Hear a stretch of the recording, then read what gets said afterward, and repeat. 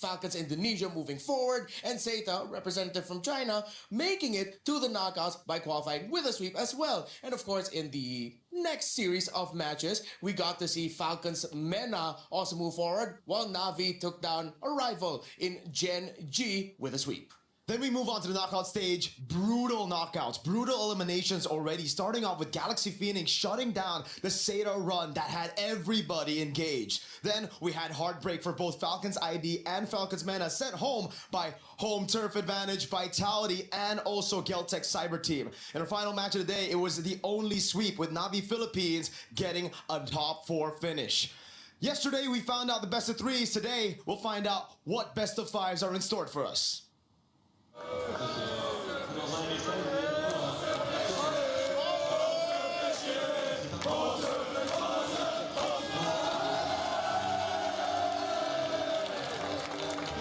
So first I got into esports with Vitality. I started supporting Vitality on Counter-Strike back in 2020. So I get into MWI when Vitality just got their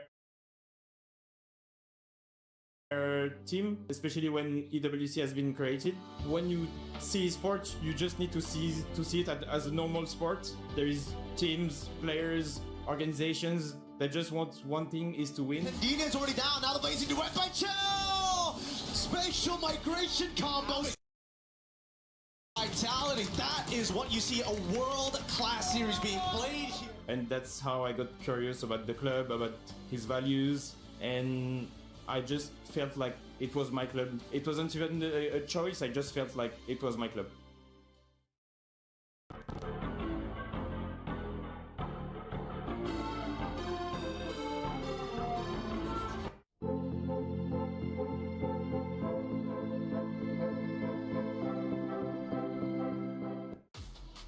Oh, today is serious here in the Allianz Vault. More teams will have potentially their dreams crushed. They don't want to play for 3rd or 4th. No, they want to play for gold, 1st and 2nd, but they've got to win one more series just to get to that point. Welcome into the studio. I'm Taylor, Reflections Nova, joined by the wonderful Rinmar and Miracle. Good to have you boys. How you feeling?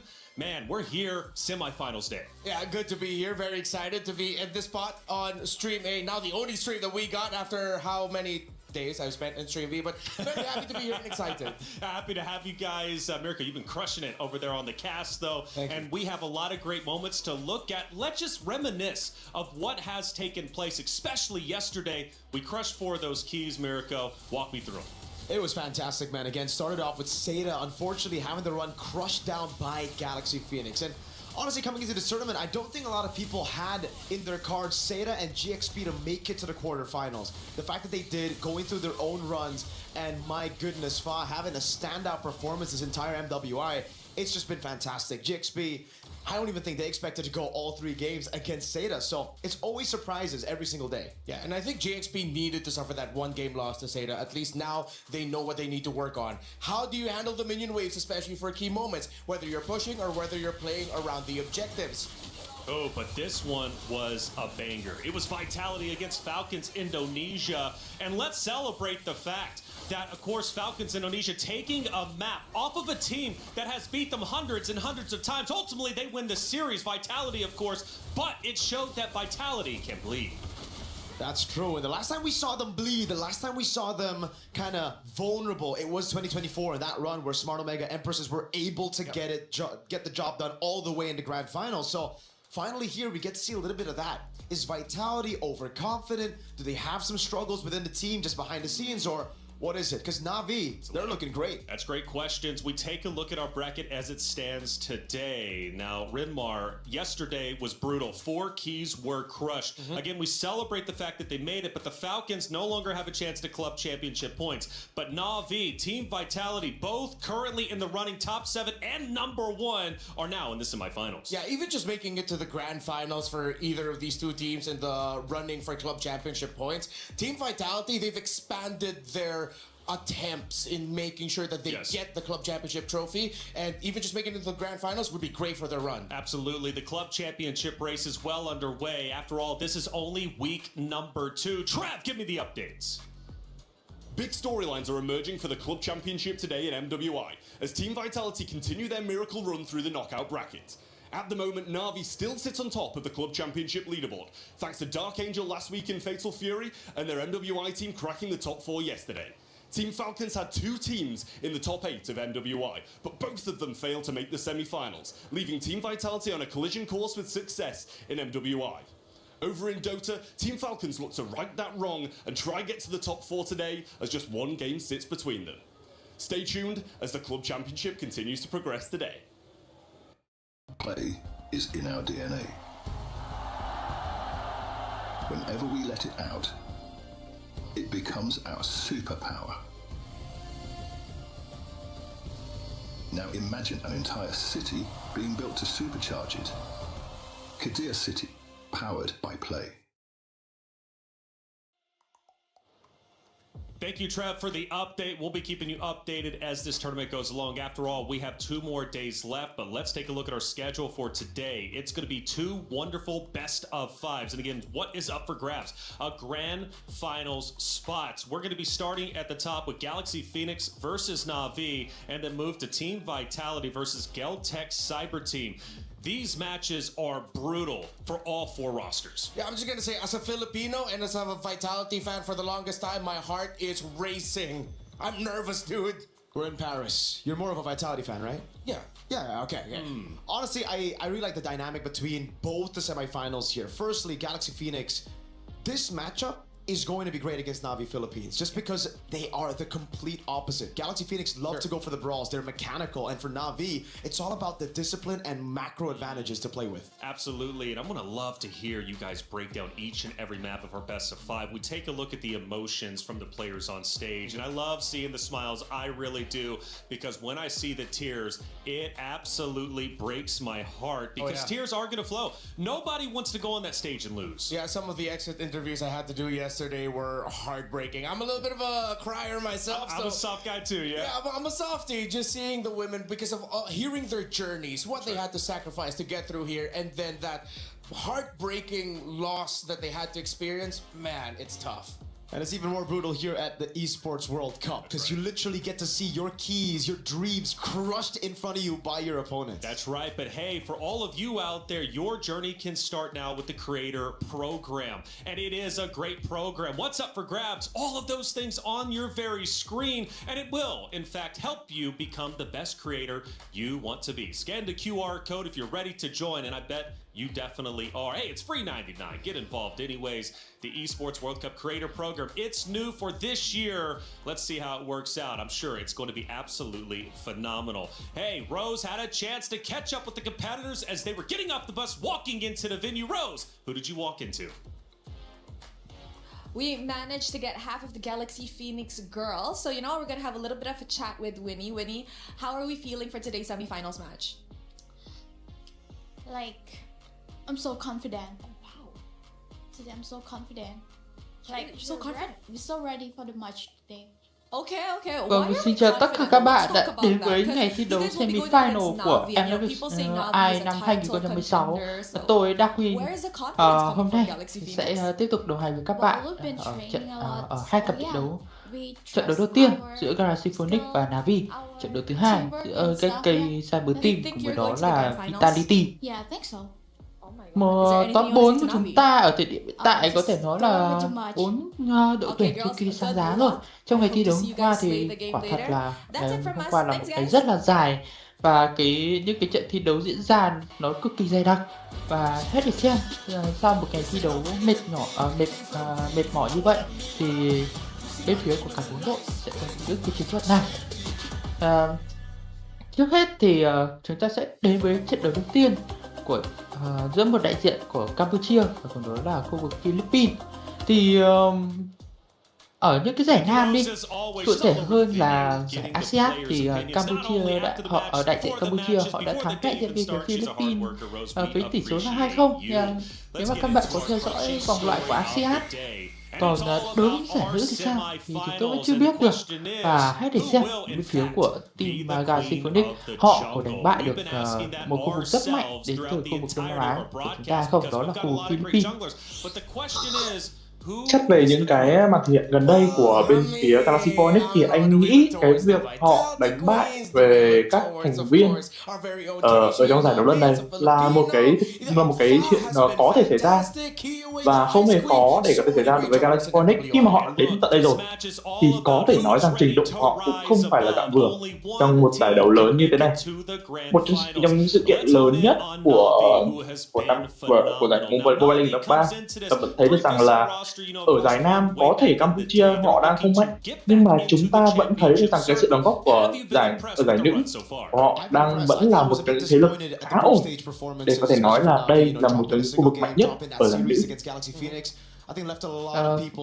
Chúng ta sẽ đảo lại về những cái trận cúm cặp trận ở cái vòng knock-out stage trước đi, khi mà chỉ có một cái trận duy nhất Team Ray với đó là NAVI, thì NAVI họ áp đảo với tỷ số 2-0, còn 3 trận còn lại thì đều phải đến ván thứ 3 quyết định xem ai là đi tiếp. Thực sự đã nói như cái đại diện của chúng ta khi lọt vào đến vòng semi-final này nó là cực kỳ mạnh, và như anh Trường đã nói rồi, mặc dù giải nam thì chưa có thành tích nào quá nổi bật, nhưng mà với giải nữ thì họ hiện tại họ đã đặt chân đến top 4, đó là điều rất là tuyệt vời với họ rồi. Hãy để xem cô nàng đến được Campuchia có thể đả bại những đóa hồng đến từ bên phía của Philippines không nhé. Anh hy vọng này sẽ là một trận đấu mà những hai cặp đấu này sẽ đánh dài một chút để anh em có thể có khả năng xem giải đấu một cách trọn vẹn nhất. Tuy nhiên rồi sẽ vẫn luôn là những cái mà các chị vẫn sẽ là các chị sẽ thi đấu hết mình trong ngày hôm nay. Đặc biệt hơn là khi đến được vòng bán kết rồi thì chắc chắn là không ai muốn về nhà trong thời gian này, đúng không? Không ai lại muốn lại bị loại trong lúc này và bị dập kỳ cả. Việc dập kỳ khá đau buồn rồi. Việc là hôm qua khi mà một đội mà tôi DBT ủng hộ khá tích cực là đội Team Ray Young đã bị loại vào ngày hôm qua, thì tôi khá buồn khi kỳ cũng bị dập. Không chỉ riêng anh Trường buồn đâu, và cả cô nàng Keyboy cũng khá là buồn khi mà được người anh của mình, người anh làm trong nghề của mình được Keyboy. Trong một cái đợt phỏng vấn của EWC thì Keyboy có gửi đến một cái video động viên để cô nàng Keyboy này, và phải thực sự mà nói thì đặt tên chung với một tuyển thủ nổi tiếng làm cho chúng ta cũng hưởng tiếng thơm theo, đúng không? Và cái video ấy thì nó thực sự là khiến cho tôi cảm thấy rất là thương cô nàng Keyboy, bởi vì là cô ấy không thể đi tiếp, nhưng mà dù sao thì được thần tượng của mình cổ vũ thì nó thực sự nó là một điều rất là tuyệt vời rồi.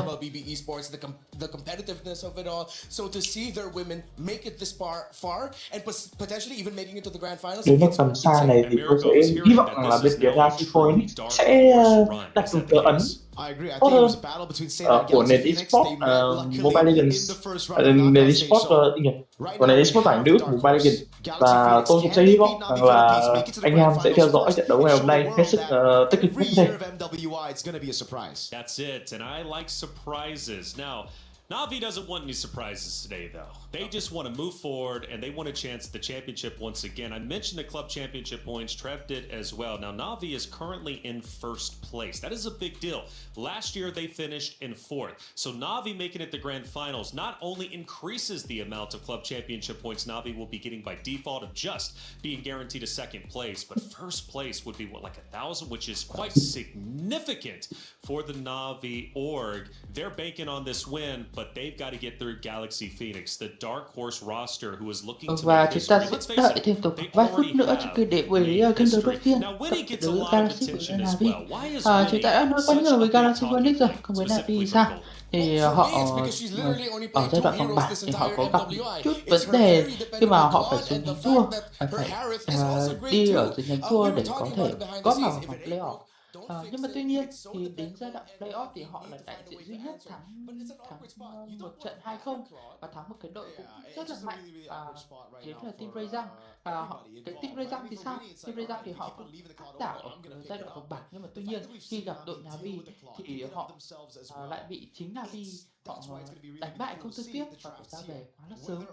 it's gonna be và full-on đến Winnie với weak side, play around the jungle trận again, or will we semi-final see ngày hôm nay finally a Winnie thì on không biết strong rằng side bên pick? phía NAVI họ có thể phải làm điều gì trước Just Galaxy Phoenix không? ladies Và on the Galaxy stage, Phoenix get thì ready to go, and then họ head cũng là into một đại round diện one. mới Again, thôi. it's going to be a best of five. Và We've so spoken với a lot CFU năm ngoái about thì the đúng king of the là jungle Galaxy and Phoenix how họ đi good xa hơn she's rất been. nhiều. We've been Nhưng mà praising hãy để her xem name since khi day đến one. với một cái Oh, trận it's siêu been cân não screaming ở out here. BO5 này Hey, thì but bên is phía she của truly going to be the queen of the jungle? các Let's khu vực find phía out. Hey, Philippines the stage họ is có set. áp We're đảo được ready to đại go. diện từ Let's phía bring khu the vực Campuchia hay competitors không, up there. hay sẽ là bị Galaxy Phoenix họ đánh bại.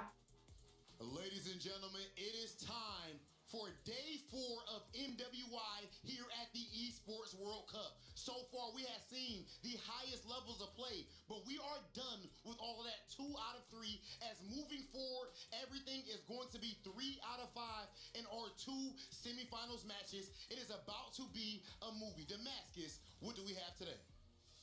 Rob, it's an exciting day today. The semi-finals are about to be played and we're about to kick off the first semi-final of the day. Listen, it's time to welcome our first team qualifying out of Cambodia, Team Galaxy Phoenix. Vâng, và chúng ta đến với màn chào sân đầu tiên của Galaxy Phoenix với những gương mặt rất quen thuộc thôi. Linh, Sophia, Pha, những người khác thì tôi quên cái tên không? International appearance. Imagine making a splash like this and letting it be known that even going up against the best, they refuse to be shaken. Now we'll see just how far they'll take it. Let's send things over to our interview. Now, girls, Lick, this is Pha, the best Sophia, showing for Winnie Cambodia cũng là cô nàng yet. Neymar. You have already done your country proud. Vẫn là cái lăng Anything you cũ would đấy like thôi. to say to your Đây opponents? là màn phỏng vấn của các cô nàng ở Galaxy Phoenix. តាមមានអ្វីដែលចង់និយាយទៅកាន់ប្រកួតប្រជែងរបស់យើងគូប្រកួតប្រជែង សម្រាប់គូប្រកួតប្រជែងចង់ប្រាប់ថាថ្ងៃហ្នឹងពួកខ្ញុំសុំទៅ Grand Final មុនទេ I want to say that to our opponent that we're going to make it to the grand final today. And we wish you luck. Please head on over to your battle station. Oh man, they try to punch that ticket in the grand finals, ladies and gentlemen. The pressure does not get higher than this, but our next team is accustomed to it. Please welcome to the stage, NAVI! Đây là màn chào sân của những con nàng của Philippines, NAVI Philippines. Để xem hành trình của họ có đi được tiếp đến vòng cuối cùng ta là được kết được không, hay sẽ bị làm của Galaxy Phoenix họ đánh bại. The Filipino team comes to the stage looking for a title that has eluded them since 2024. Look at Asmarai in this exact same position yesterday as I interviewed you as a winner. Now, anything you would like to say to your rising stars, the opponents, Galaxy Phoenix? Có lời nào muốn truyền đạt đến Galaxy Phoenix không? Win this game. In this game, you shall. Please take your seats at your battle station. Chúng tôi chỉ muốn thắng thôi, vì tôi không muốn gì cả. Yesterday, we have seen some really interesting things unfold. Right now, stakes are high and hunger shows. We've opened up the knockout stages, seeing our top seeds with an unblemished run go the full distance. And with a surprise flip in the script, NAVI PH actually took down their opponents to be here today. But as Marai mentioned yesterday, deja vu?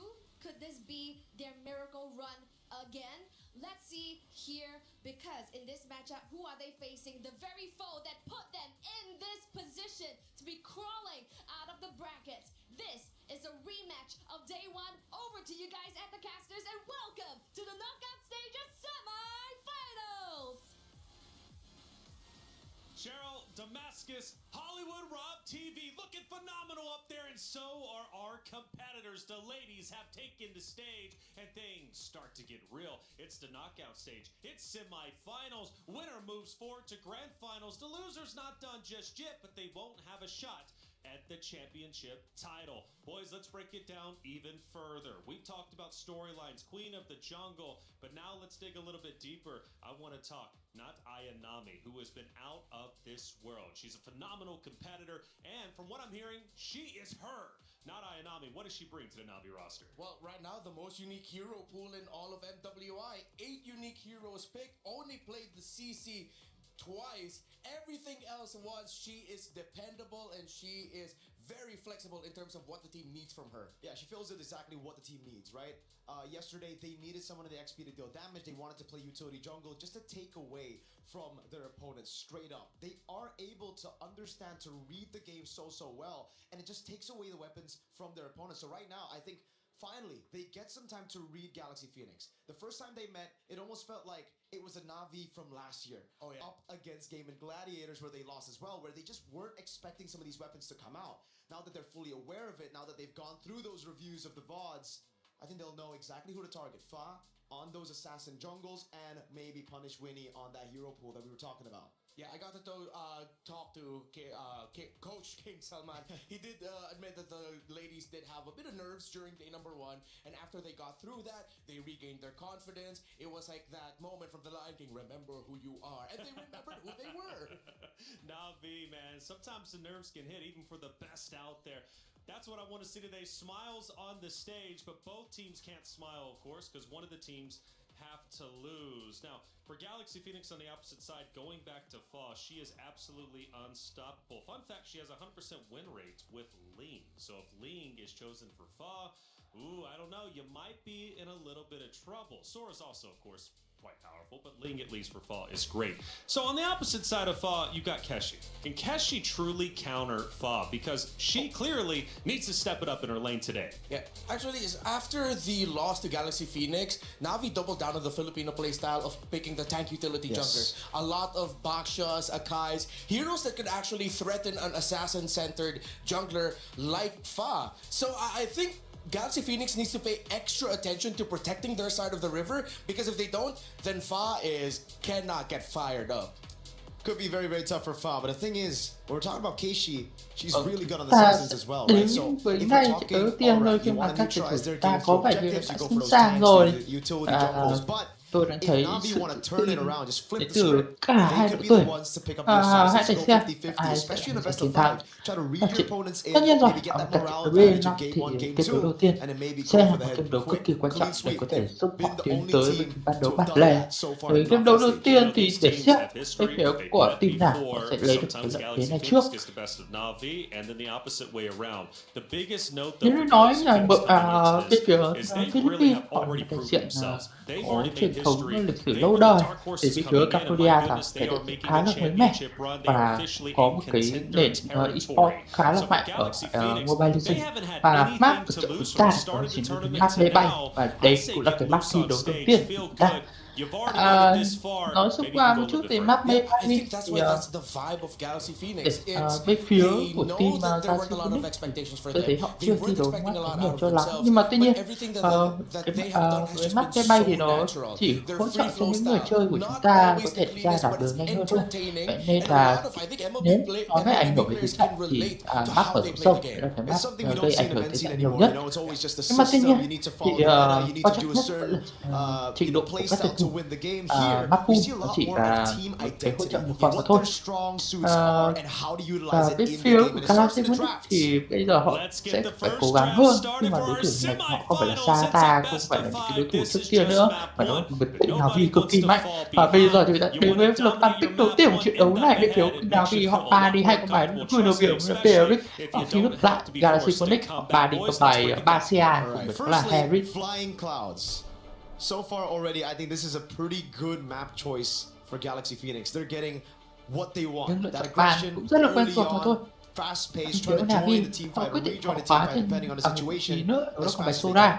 I don't know how to feel about these first two. Ở trong giải đấu này thì bên phía Galaxy Phoenix cũng phải hơn, đó chính là cô nàng Nguyệt sử dụng con bài Sora cũng khá là nhiều và mang lại rất là hiệu quả cho vị yếu của đại diện bên phía khu vực Campuchia. Còn bên phía của team Galaxy Phoenix thì sao?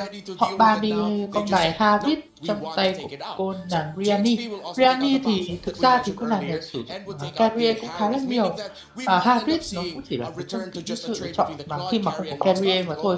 Và vậy nên cái phía Galaxy Phoenix có 3 con carry đấy không. Tuy nhiên thì để hạn chế đi cái việc mà quá trống vắng khu vực phía đường giữa hoặc là khu vực phía đường kinh nghiệm thì sẽ phải ba đi con bài Maquito mà thôi. Và phần 3 thì từ cả hai bên tôi đặt là sẽ là hợp lý. mounting in popularity. The Paquito is just too oppressive still. And it's a difficult choice for Navi. You have Marcel open, Freya open, Esmeralda that you mentioned. So there's 3 picks now that most likely Cái pick Galaxy đầu Phoenix tiên will be đến able từ to bên get 2 phía of them của with team this win. Navi. So let's just see. What will Navi Bắt đầu thì prioritize thu here? Beneric I first pick rồi. don't want to see a juicy Và phía priority. phía Navi There họ we go, còn for một the con Marcel. first pick I nữa. think that's like the most Marcel. stable out of the two Trên because đỉnh at đường least cũng now đang khá there's a hay little bit để more choices bắt. for Galaxy Phoenix. That Marcel I think on the thì swing bình back, thường Navi theo will như các have team some thì họ open picks for có them thể that lên are bảng cấm power trước. meta picks. Nếu nó không cấm thì có thể được chọn thôi. Marcel thì cũng là một con bài chiến thuật khá là mạnh trong tay của những tuyển thủ bên phía Philippines, bởi con bài Marcel này nó không chỉ có khả năng khống chế rất là mạnh. Qua đó cái con bài Marcel này nó còn có khả năng nữa, khả năng macro, cái khả năng chiếm map của bài Marcel này cũng rất là mạnh mẽ. Có một đặc điểm ví dụ bài Marcel này là gì? Nó có khả năng chụp ảnh, tức là để cho các bạn đứng im một khoảng cách, và nó rất khó để có thể chạm vào những vị trí chủ lực của bên mình. Bên phía của Galaxy Phoenix họ lựa chọn hai con bài cũng đã được sử dụng rất nhiều giải đấu này. Atlas đó là con bài Cloud, hai chất tướng, một chất tướng đảm đường có khả năng mở ra tranh mạnh, và đó là cái khả năng đảm đường cũng cực kỳ tốt. Con Cloud thì giữ sát thương đến giai đoạn giữa đến cuối game để có thể bám thôi. Cloud thì như các bạn cũng đã biết rồi, các bài cũng rất là quen thuộc. Bên phía của Navi họ đưa ra một lựa chọn chính là Lilia, cùng với đó là Esmeralda. Chúng ta thấy được rằng là hai con bài được đề ra, thấy bên Navi đang hiện tại đang có quá nhiều đám phép đi. Thực ra là hai lựa chọn tiếp theo thì tôi đang muốn là bên phía của Navi sẽ hướng tới một cái chất tướng đấy có khả năng tổn thương vật lý, tránh việc bị thừa phép quá nhiều trong đường. Nhưng mà tuy nhiên thì lấy con Esmeralda nó sẽ ok hơn để tránh đi việc bên phía Galaxy Phoenix họ có thể lấy con bài này, bởi vì Marcel nó cũng sẽ có một lượng chất ảo khá để có thể bên phía team Galaxy Phoenix nếu mà họ cầm con bài Esmeralda này họ có thể cầm được. Nhưng mà tự nhiên thì Navi họ chủ động họ lấy Esme luôn, thế nên là cái bài toán này đã được giải quyết luôn rồi. Bên phía Galaxy Phoenix họ còn một lựa chọn nữa và họ sẽ chọn con bài Akai. Thực ra thì cũng đúng, về bên phía của Galaxy Phoenix thì hiện tại đang có theo như không nhầm thì bên phía của Navi đang hiện tại có 3 vị tướng, Galaxy Phoenix hiện tại đều có 3 vị tướng khả năng tạo ra ảo, đó là Flop, Alat và Akai. Thì việc lựa chọn con bài Esmeralda để lợi dụng cái lượng rất ảo đấy thì cũng khá hợp lý. Và thì xem bên phía team Galaxy Phoenix họ sẽ sử dụng con bài Esmeralda này như đây, bởi vì ở trong giải đấu của chúng ta đã không ít lần thấy con bài Esmeralda này hầu như là bất tử trong giao tranh. Bây giờ được bên phía của team Galaxy Phoenix họ chủ động đi ba lên một chiếc tướng đảo, một chiếc tướng tanh đi rừng giống như bài Barat. Ở phía ngược lại, bên phía Navi họ đang khá kiêng dè con bài CC, bởi vì CC có khả năng counter Esmeralda rất mạnh ở giai đoạn đầu game, khi mà Esmeralda chưa có khả năng hỗ trợ quá nhiều. Bên phía team Navi họ có thể như là tính toán trước ban này, bởi vì rằng họ bị Esme rồi thì không dạy gì để họ nhảy ra con bài CC. Đó là một lựa chọn khó cho lựa chọn tiếp theo về việc top 3 của bên phía Galaxy Phoenix đây. Nhưng mà hiện tại Navi vẫn chưa để lộ ra quá nhiều chiến thuật. Họ đang có những cái trận big meta khá là bền bỉ, đặc biệt hơn là với con bài Lilia thì trong những trận đấu vừa rồi cũng hoàn toàn áp đảo. Và chúng ta sẽ trông chờ vào việc là slot ban cuối cùng của Navi sẽ là ban vào vị tướng gì. Thực ra là bên phía của Navi chưa hề lộ ra chất tướng đi rừng, chất tướng đi đường vàng, là việc cấm đi bài Barret và Hescop là một lựa chọn khá. Nhưng mà thực ra là nó cấm Barret trong meta hiện thì nó không phải là một lựa chọn ok cho lắm, bởi vì là Barret nó rất là tù. Thì việc nếu mà cấm Barret thì không biết là có khi Galaxy Phoenix đang muốn hướng tới một con Matilda chăng? Có thể như thế là nhưng mà tuy nhiên thì hai chiếc tướng đó là rồi đích rồi. Something Chính xác. that can still be good. Hai bên phía Yeah, của an team hour, but NAVI họ quyết định họ I ban đi personally con bài would take that Valentina. risk going up against a Valentina. Just give it a Một carry lời a thì bit more range cũng có thể nói là hợp lý if ở bên phía taken của by team Galaxy NAVI. Phoenix, Valentina thì chúng ta thấy rồi, cái khả năng đánh cắp chiêu cuối của mình thì nó đang gây ra một sự khó chịu nhất định. Nhưng mà tuy nhiên thì tùy thuộc vào trình độ của tuyển thủ thì cái chiêu cuối đấy nó có hữu dụng hay không chưa biết. Nhưng mà tuy nhiên thì cứ phải bàn đã tính sau. Thì với Galaxy Phoenix họ chọn một con bài pháp sư chủ lực, đó chính là con bài pha xa, một chất tướng của lợi sát thương rất là dồi dào cả ở giai đoạn đầu, giữa và cuối game. Cùng với đó cái khả năng clear lính của con bài này rất là tốt. Nhưng mà tuy nhiên thì các bạn biết rồi, khi mà ở trong một cái giao tranh, nếu mà cái vũ hỏa tiện kích đứng ở một vị trí không quá đẹp thì có thể bên phía NAVI họ sẽ đặt bớ vào. Vậy thì xem bên phía NAVI họ lộ cho mình cái lab của mình trước và họ sẽ pick cái vị tướng nào đây. Pasa là một con chất tướng sắt pháp sư tầm khá xa và anh đánh giá khá cao nhé. Nếu mà giữa lựa chọn một con bài YV và một lựa chọn về Pasa, lựa chọn một giữa NAVI và Pasa, YV và Pasa thì sẽ ưu tiên Pasa hơn. Pasa đánh khá là an toàn và có khả năng, nhưng mà thực ra sẽ dễ bị sút từ sau. Nhưng mà tổng quan thì Pasa vẫn là một lựa chọn an toàn trong những trận này. Và lựa chọn cho mình đó con bài Alice để đi rừng và Bruno để đi đường vàng về phía con NAVI Philippines. Lại là một con bài Bruno nữa và chắc chắn rồi để hơi lên thôi và Alice sẽ được đẩy lên khu vực đường rừng. Alice thì trong mùa giải này thì đã được sử dụng đi rừng tầm khoảng 2 lần gì đấy rồi. Nhưng mà tuy nhiên phải để xem bên phía NAVI họ sử dụng con bài Alice này như thế nào, bởi vì chúng ta đã dừng quá quen với cái việc Alice đi đường kinh nghiệm và kèm với cái tốc biến của mình thì nữ vương hủy diệt của con hàng này là thực sự nó mang lại một cái lượng khống chế khá lớn khi mà trò chân ở tầm diện rộng. Và bên phía Galaxy Phoenix họ chỉ còn một lập pick cuối cùng mà thôi và họ sẽ chọn cho mình đó là con bài Alot để đi đường lại với Esmeralda. I like the early here with the Akai, with the Atlas, with even the Farsa. Everybody can really proc that vengeance. Nhưng thì đây không, con Alot này khi mà đi với Esmeralda sẽ gặp khá nhiều khó khăn nha, bởi vì Esmeralda vốn dĩ nó khả năng boost ám khá mạnh và cái lượng sát thương của Alot giai đoạn đầu game nếu mà không mang theo kèm hóa đá thì nó sẽ khá khó để có thể sốc chết con Esme này. Nhưng mà tuy nhiên trong ngày đấu thì không ai cầm con Alot full down và cầm hóa đá cả, họ sẽ cầm tốc biến để tối ưu hóa cái chiêu cuối là cái trung tương trận phá đấy thì con Alot mới thôi. Thực ra thì anh thấy con Alice đi rừng nó sẽ mất đi khả năng đột biến của nó khá đấy, bởi vì là Alice dạo này nó đang có một combo mà các chị đang rất hay dùng, đó là lao vào với ulti, bật ulti sẵn lao vào và ngay khi mà ulti nó vừa thả xuống thì lại dập ngay lập tức, thì cái tốc biến ngay lập tức khiến cho đối thủ không thể chuẩn bị kịp trước pha giao tranh bất ngờ của Alice. Chúng ta sẽ đến với trận đấu đầu tiên của ngày hôm nay, Galaxy Philippines và NAVI Philippines và Galaxy Phoenix. Vâng, anh Trường thấy gì không? 4 cái thanh tẩy được lắp trên người của cái phía NAVI. Họ khá sợ con Alat của Lema thì phải, vâng, vừa ra đầu kia thì Mirai của Lema va chạm nhẹ thôi, nhưng mà Lema có vẻ như thất máu khá nhiều khi mà con này mất đi cho mình nó nửa cây máu rồi. Cái phương hướng của Galaxy Phoenix ở giai đoạn đầu kia thì đang gặp khó khi mà bộ đôi đường sữa của khu vực phía NAVI là Brain của nó là con là Mirai đang clear lính khá là tốt, trong khi đó thì Lema đang hơi chập vật một chút, Lema đang bị rối sát thương, Lema vẫn có thể lùi về được, vẫn còn cho mình cái tốc biến ở khu vực phía đường dưới này thì cũng không khả quan cho lắm khi mà Riani thì có vẻ như đang vượt trội hơn so với con bạch long này là khá nhiều.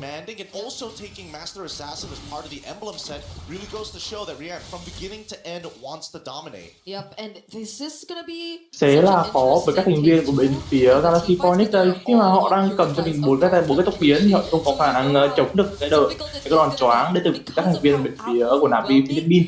Khi mà bên phía NAVI Philippines có lượng choáng khá nhé, và con bài của Marcel, con bài Marcel của Mirai cũng khá là khó chịu trong meta hiện tại. Đặc biệt hơn đây là một trong những người chơi đi Rammer mà tôi có thể đánh giá là rất bài bản. trong giải đấu gần đây, giải đấu của giải đấu MLBB. Chúng ta có thể thấy được rằng là bên phía của NAVI họ đang có những cái lợi thế khá tốt ở đầu game. Họ đã kiểm soát được, họ đang setup sẵn được rằng những cái để có thể những thành viên để có thể đảm bảo được luồng tài nguyên và có thể ăn sớm con rùa này thôi. Trong khi chị Pha đang bị dồn sát thương 12 thành viên bên phía của NAVI rồi thì sẽ là khá khó bên phía các thành viên của California để có thể lấy được con rùa này mà thôi. Và đẹp choáng là đẹp, ăn con rùa là đẹp với cái gì bật cho mình cái phương thành tiền vũ của chị Sophia, và có vẻ là thành nổ ra rồi rất hỗn loạn, và first blood từ chị Sophia.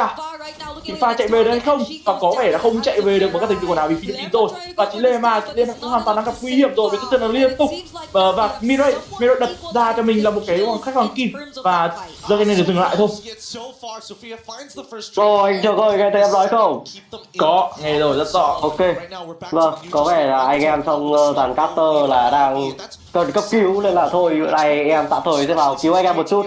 Anh em tạm thời đi xử lý đi. Hôm nay em tạm thời sẽ bình luận cho tất cả mọi người ở game đấu đầu tiên. Em nghĩ là đủ data. Ở đây chúng tôi sẽ phá được một lên từ vị trí của nó, chị Linh. Chị Linh trận này không cầm Linh à? Hơi thôi. Em biết là hơi dốc nhưng mà thôi không sao cả. Đây là một tình huống mà Lema muốn làm choáng vị trí của Mary nhưng không được rồi. Ray đang bị cấu rỉa là khá khó. Ray đang cấu rỉa rất nhiều vị trí của Lema, khá đau nha. Bây giờ thì sao đây? Rianne vẫn đang thủ được dưới này. Còn Bruno thì chưa hiểu như nào nhưng đó trước cuối được sử dụng vị trí của Rianne và lấy được cho mình con cua tiền. Rất hay, rất khéo từ vị trí của người chơi giàn thủ bên phía của Navi Philippines. Anh sẽ thấy được rằng là bên phía của Navi sẽ đánh thuần về đoạn đầu game hơn và có hy vọng về cuối game của con Bruno của chị Rianne. Chính xác. Anh thấy tổng với việc rằng là bên phía của Navi đánh khá chắc với đoạn đầu game như thế này thì anh nghĩ là sẽ là một cách khá rõ về phía chị Rianne để có thể có những con đồ đầu tiên. Và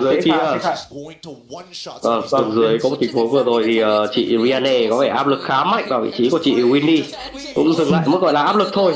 Còn khu vực đường con rùa chuẩn bị sắp điện rồi. Trận này Alice Season có một bài mà em thấy khá là hay nha, khi mà những chất tướng xô vào cực kỳ mạnh và thậm chí nó biết cái tách tẩy. Wow, chắc cú thật sự.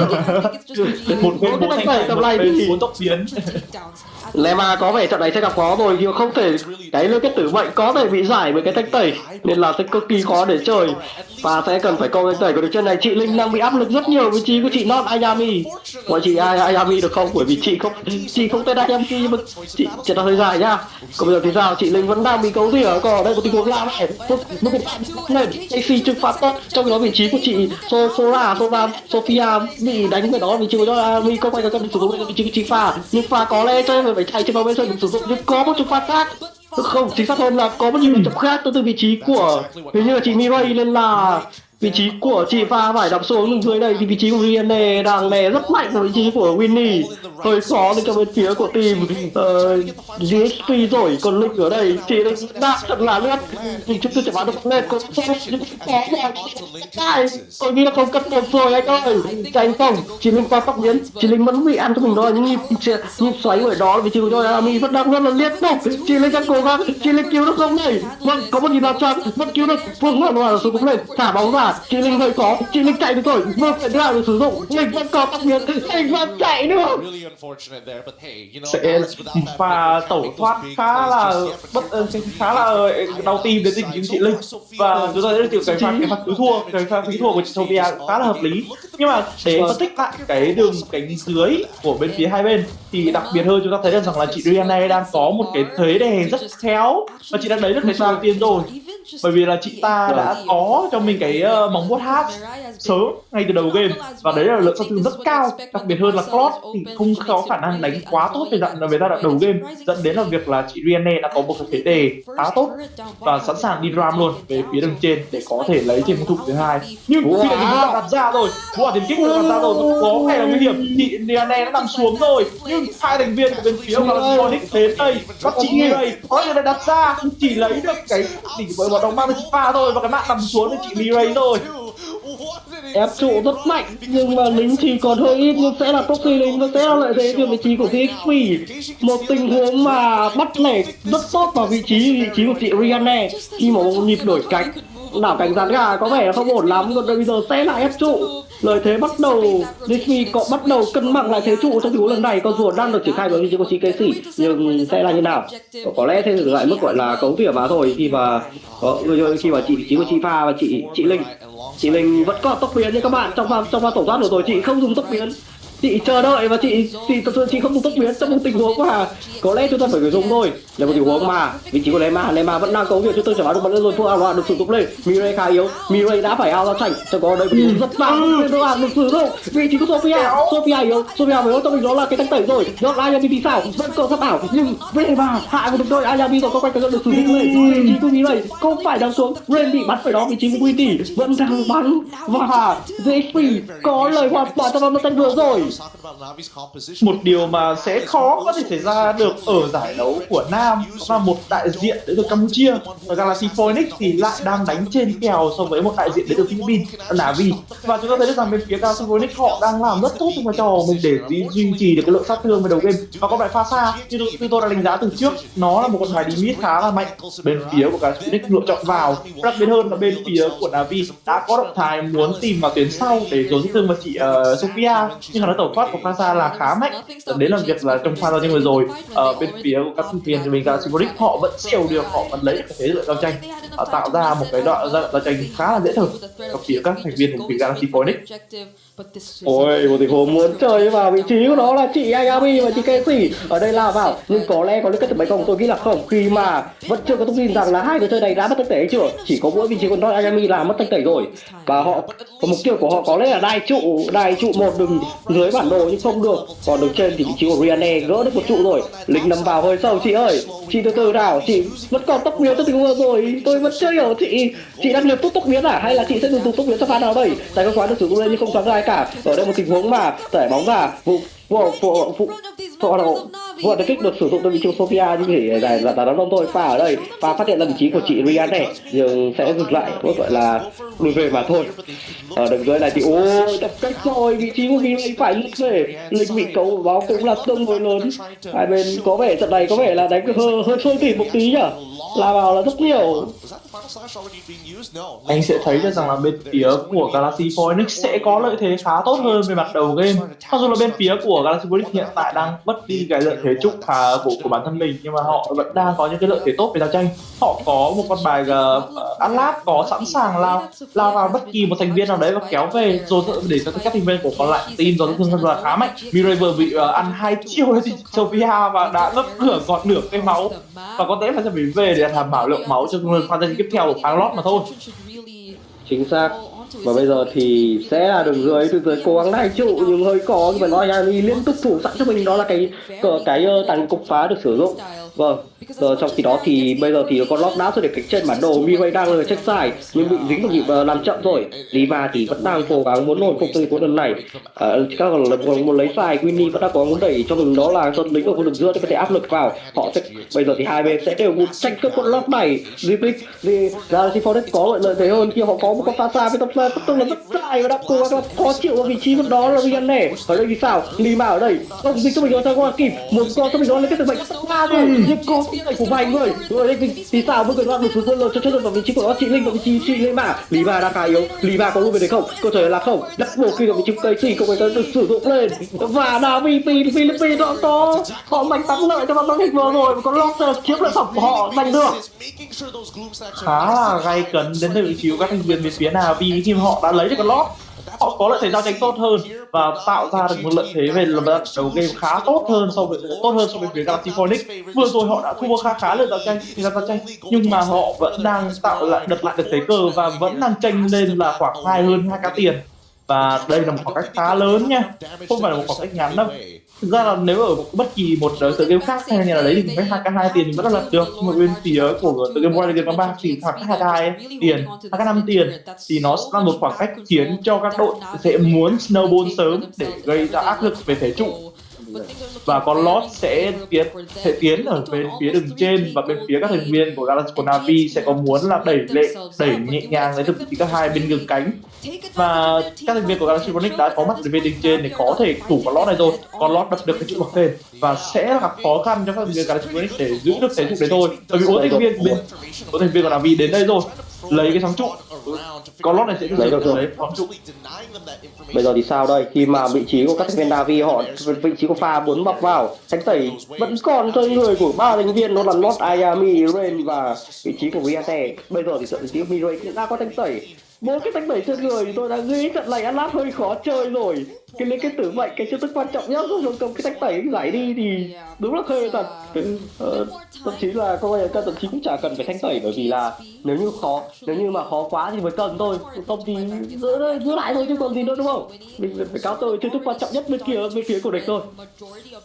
Đúng là kiểu nếu như anh em tôi gặp Atlas trong danh anh em ạ, kiểu cầm sẵn thanh tẩy rồi Atlas mà gắn lên cái tử mệnh là mình thanh tẩy luôn, đúng không? Đúng rồi, em chơi là em rất thích đối với kia nó cầm tốc biến trong khi không có thanh tẩy. Đấy, em cứ làm vào xong tôi còn đây một có vẻ được sử dụng nữa rồi, vương quyền đoạn được sử dụng vì con Casey không cho được ai cả. Sophia đã khá yếu, một tình huống lao vào tới vị trí của Rain hơi liều một chút, còn đây thì sao? Pha đã yếu, còn đồng thì có phá vào lắc lần sau tới vị trí của Winnie rất về được với con đội của mình, sút khá đau vị trí của Rianne. Và lần này một tình huống có phải là một đối không, khi mà vị trí pha đang bị truy đuổi có sao bắt bảo nhưng có được không? Có trở nên là không. Khi lịch quỷ vào vị trí của Casey thì Lema ở đây, Lema có liên kết tử mệnh con được 2 người rồi, thì thôi có chúng ta chặt phá nhau vào trụ. Và vị trí của hai phải đọc số không, do Ayami đã khá yếu nhưng không phải đọc số cả hai con bạn này quá trâu đi. Ôi, liệu rằng còn có cửa không? Đây là có mình đó là cánh vô quyền được hoàng được sử dụng với quyền hủy diệt được sử dụng không cái tốc biến nên là nó hơi khó một chút. Được trụ được giữa đã được mở từ vị trí của đó NAVI. Họ đã có trụ mega được giữa, còn bây giờ thì họ sẽ có rất nhiều tầm nhìn được có một hàng bùa xanh này, hàng bùa tím này để có thể kiểm soát đường ra của kiểu của Galaxy Phoenix. Hơi khó rồi anh em ơi. Có vẻ nhà Navi đang không muốn đùa với Galaxy Phoenix trong ngay trận đấu đầu tiên. Họ áp đảo ngay luôn rồi. Và bên phía Galaxy Phoenix sẽ cần một cái sự đánh cẩn thận hơn. Nhưng mà các thành viên bên phía Navi họ điều động trận đấu khá là khéo so với những gì mà các chị bên phía Galaxy Phoenix đang làm được. Thì con lót này sẽ cái động lực công phá đấy, Not Enemy đã đặt ra và không trúng ai cả thì để dọa lên ma thôi. Tàn người công phá. Tàn người công phá. Tàn nguyên quăng phá thôi không sao. Không sao, em nhớ được chiêu cuối. Còn bây giờ thì sao? Bây giờ thì vị trí của đó là Casey di chuyển vào. Ôi thì bây giờ Casey đang có một tốc triệu vương quảng dây kích được sử dụng lên, nhưng vương quyền hữu hạn được sử dụng cho là hai người, cho được vị trí của cả Linh nữa. Bây giờ bắt đầu bắn tới vị trí của đó Winnie được phá lên bắn rất nhiều vị trí của Mirai đã phải đập xuống rồi. Trong khi đó bên phía của ta Linh chưa bỏ lại ai cả. Winnie ở đây, Winnie giật bóng về, có vị trí của Amy đứng đợi nhưng không ai hướng cả. Lema đang yếu, Lema bị đó là Rianne hạ ngược. Là một tình huống 1 đổi 2 nhưng Amy vẫn đang muốn lội lên nhưng lên được không đây? Lên được. Winnie có bài Ray đang có một tới vào bắt đầu vị trí của Linh nhưng có vẻ bắt hơi sai rồi, bắt đầu là đi một đi thật là rất vững lên. Có trong đôi giày ảo thuật được sử dụng nhưng Rianne thì sao? Rianne có con số không đá rất đau nhưng vị trí của Lên cũng đau không kém. Một tình huống đó là 1-4 nhưng lính ở nhà của Zephyr là nhiều quá. Chỉ chắc còn là 3-4 anh em ơi. 3-4, một tình huống mà bên phía Galaxy Phoenix họ đang muốn kiếm cái thế lợi để ăn được con lót nhưng mà sẽ là khó khăn thôi. Bởi vì Navi họ đánh quá khéo đi. Họ có một con bài Bruno đang đá khá đau trên giai đoạn tầm giờ này rồi. Và như chúng ta thấy là một phát đá thôi, chúng ta thấy là một bay đi được cây máu của chị người chơi đi đường và chị Winnie bên phía Galaxy Phoenix. Và sẽ là khó trong giai sinh này khi mà hai bên đang hoàn toàn đang đủ lực lượng để sẵn sàng tránh cướp con lót này thôi. Bây giờ thì sao đây? Pha vẫn có cho bên pha quáng chất bụi trong tình huống lần này.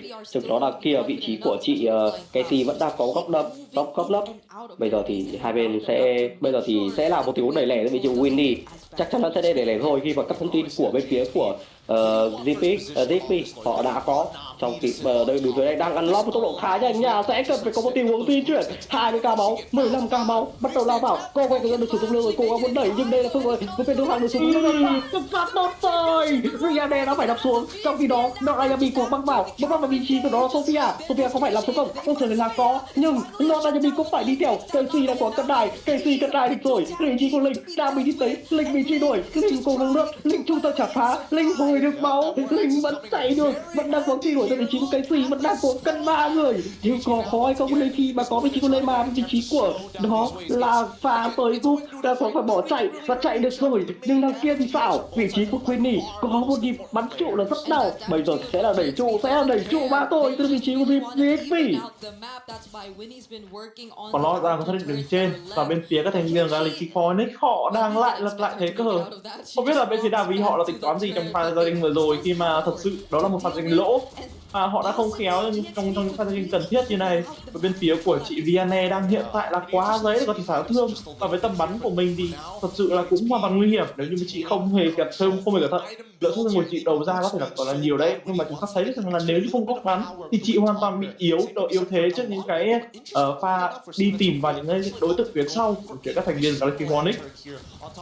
Bây giờ Sophia có một sải tay rất dài nha các bạn. Sophia hoàn toàn có thể sử dụng góc vũ hỏa để có thể ép ra, để có thể ép góc, và đặc biệt là tìm vào vị trí của Rihanna. Bây giờ thì ăn một cú hỏa cũng là nguy hiểm rồi. Bắt đầu Sophia phân tích có thể được sử dụng cái vị trí của Lema dọa một tí thôi, nhưng chỉ vị trí của Rihanna ở đây không có thanh tẩy. Vừa ở đâu vũ hỏa kích được sử dụng lên, nhưng chỉ mang tính chất gọi là dọa thôi. Lema ở đây thấy có kim được sử dụng lên rồi, đóng bằng vào vị trí đó là vị trí của Lema, nhưng cũng chỉ dừng lại ở mức là mất chiêu mà thôi. Hơi phí nhá, cái chiêu lúc đó là hơi phí, nhưng mà có lẽ dừng lại ở mức ổn thôi.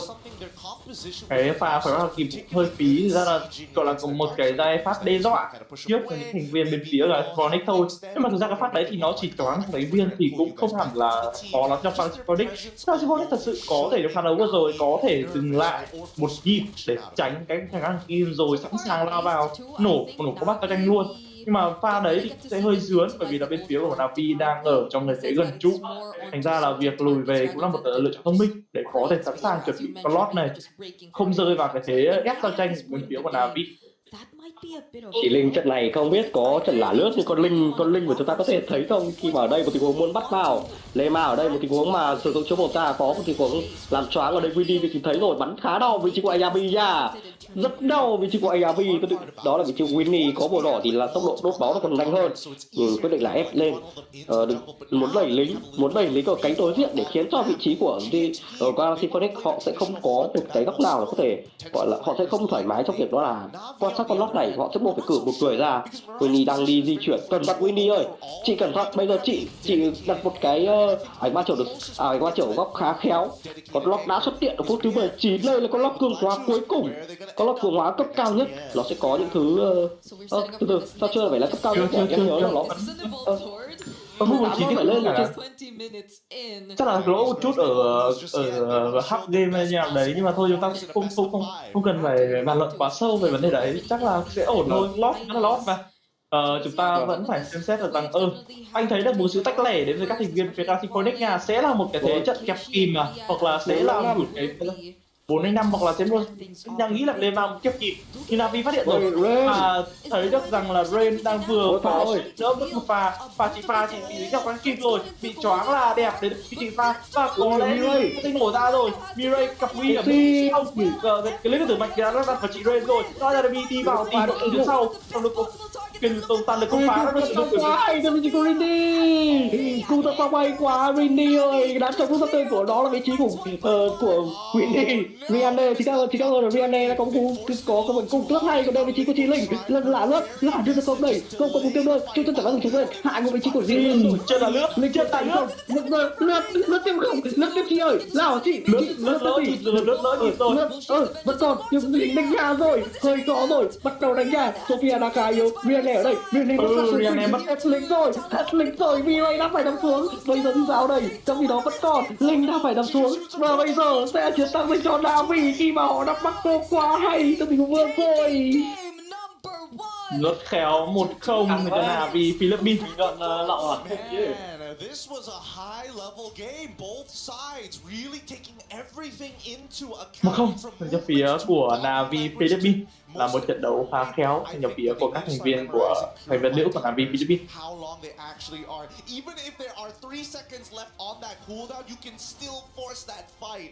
It's moments like these where the lines get thinner and the level of execution must be high. NAVI, after a very unexpected run, Now the momentum really seems to be on their side. It really looks good. And personally for me, I don't know if any one of these teams are going to need that extra motivation, that extra push. But this is only our very first game, and it's this intense. It's only going to heat up from this point onwards. We're going to be throwing it back soon over to our studio as our ladies are going to have to go back to the drawing board and figure it out for game number 2 right after these messages. Trận đấu khá căng thẳng từ chỉ các thành viên của NAVI Vitamin và Galaxy Phoenix. Chúng ta thấy được rằng là hai bên họ lật đi lật lại qua thế cơ và khiến cho trận đấu này trở nên căng thẳng hơn bao giờ hết. Và anh em sẽ có thể nghỉ ngơi trong một ít phút trước khi ta đến với phần xem highlight trận đấu vừa rồi bên phía của hai đội.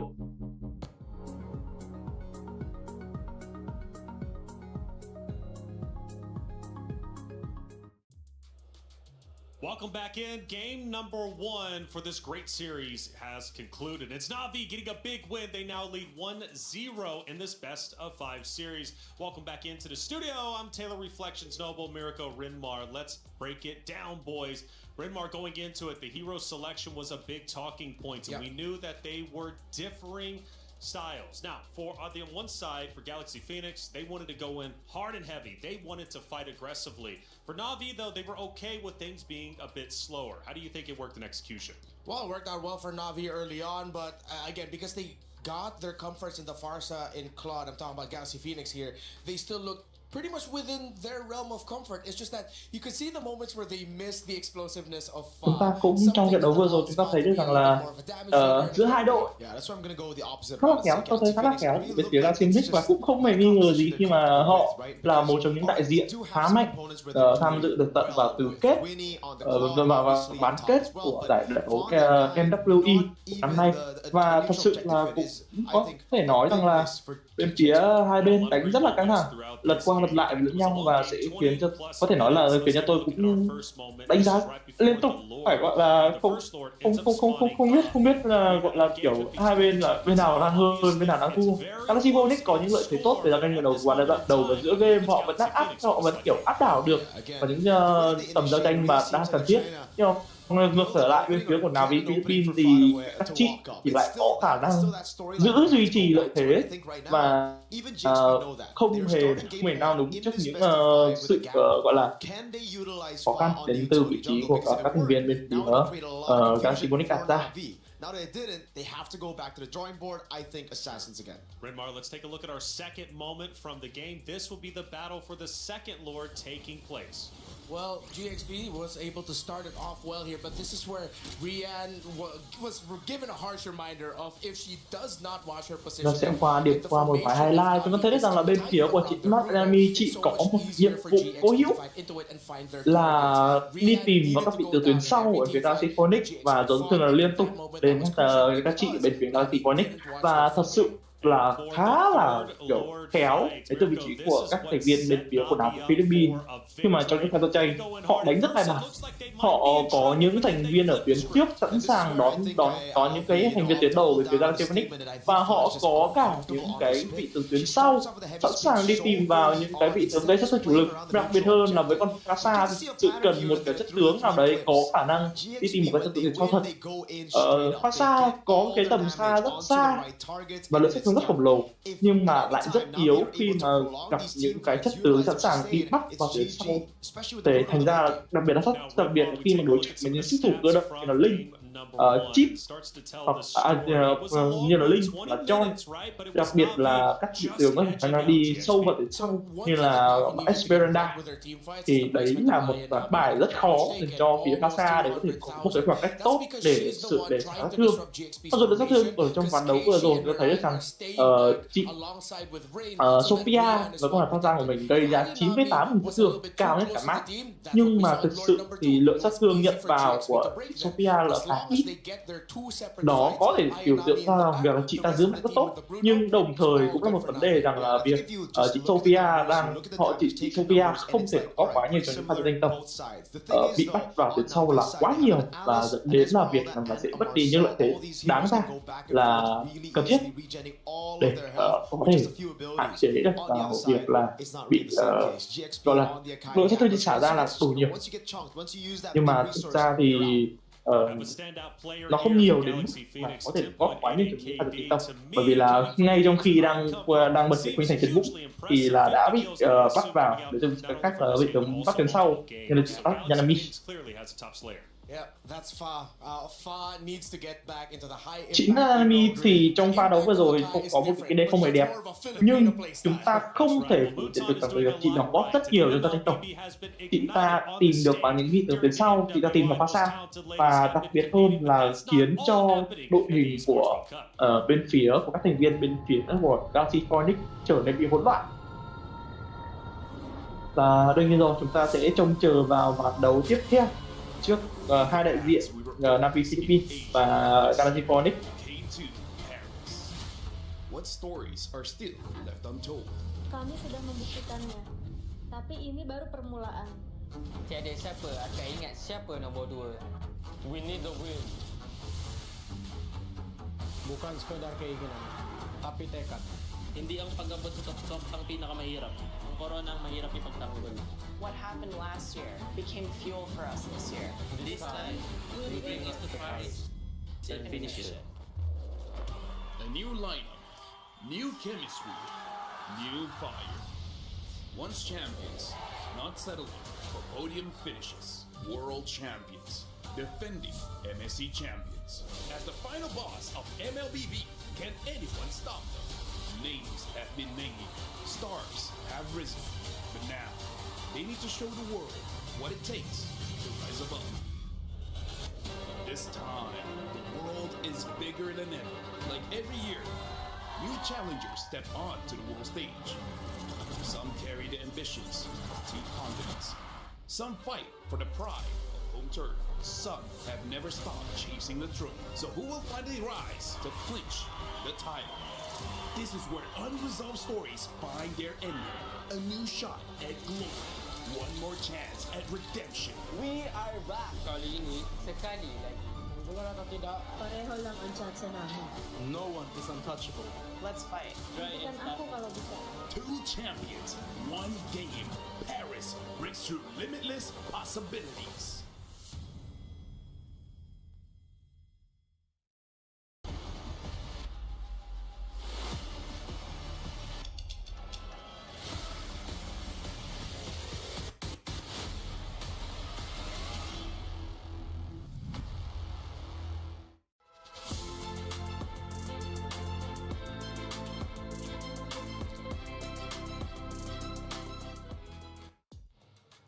Like I said, the Esports World Cup, we have a lot happening. This is just the first for MLBB. The MWI has been electric, and we are nearing the end. Tomorrow will be grand finals time, but you've got to get through your matchup respectively if you want to make it to the grand finals. Who's it going to be? Right now, NAVI currently has a 1-0 lead in this best-of-5 series, forcing Galaxy Phoenix to answer back.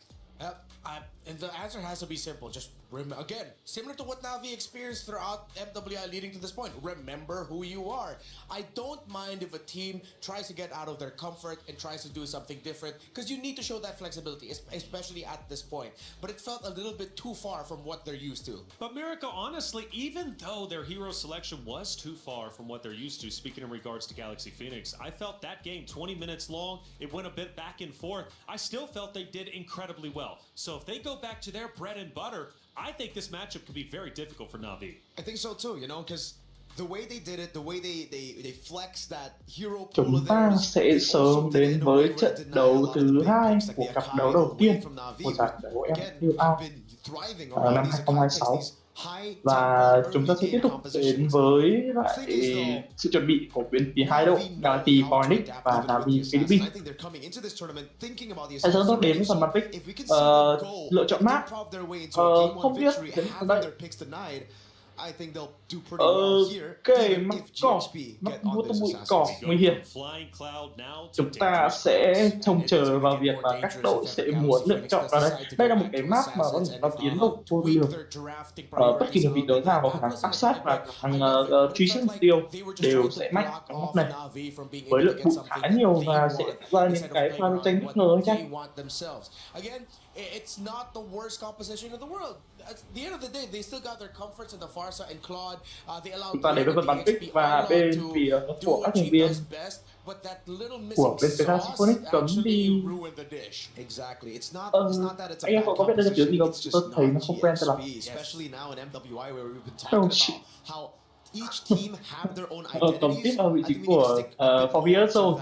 Còn chúng ta thấy được bên phía của NAVI Philippines lựa chọn đóng vào đi là vị tướng Marcel và vị tướng huấn viên. So it's more on the same kind of page. They still want to take away these early game dominant heroes from neutral objectives away from NAVI. Seems like we're going to be getting a potential rush for either a Paquito if the Esmeralda's gone or a Freya for JXP, which would be a little bit more towards the JXP playstyle for Ling, although no Freya game just yet for her, but if I'm not mistaken, it does constantly get banned out by their opponents.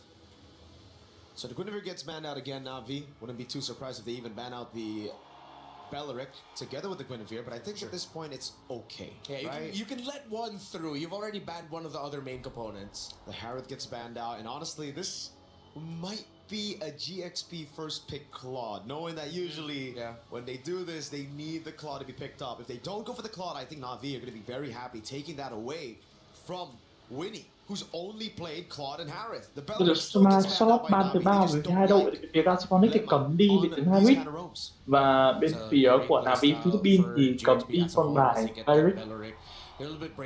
Xiao á. Trông lạ đấy, kiểu chị gì. Hoặc là tôi dạo này tôi không xem những cái game cho lắm, nên là hoặc là kiểu có thêm hoặc là tôi thêm cái filter màu đỏ tôi nhìn không quen đấy. Ở đấy thôi anh em thông cảm nhé. Bên phía của Galaxy Phonics lựa chọn cấm một trận đi máy Sora mà đến chắc được đi được kinh nghiệm khá mạnh ở bên này tại. But Ling on Sora could be pretty deadly. Could be, but I think Navi they can have. I mean, có được thêm các play như là sự đánh giá master tiếng Anh. Và thế là đây là một tướng khá nguy hiểm. Mình có phía thành viên là bịt và lựa chọn cầm vào pick vào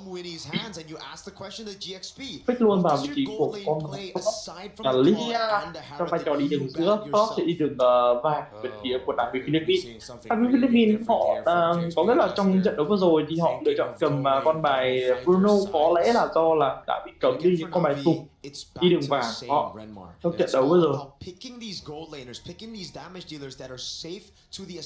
Tôi nghĩ phải là những cái lập tích của bên phía NAVI thì bên phía của Symphonic nên lựa chọn vào một con bài đi đường vàng nào đấy khá là khó, bởi vì đây sẽ là một trong những chất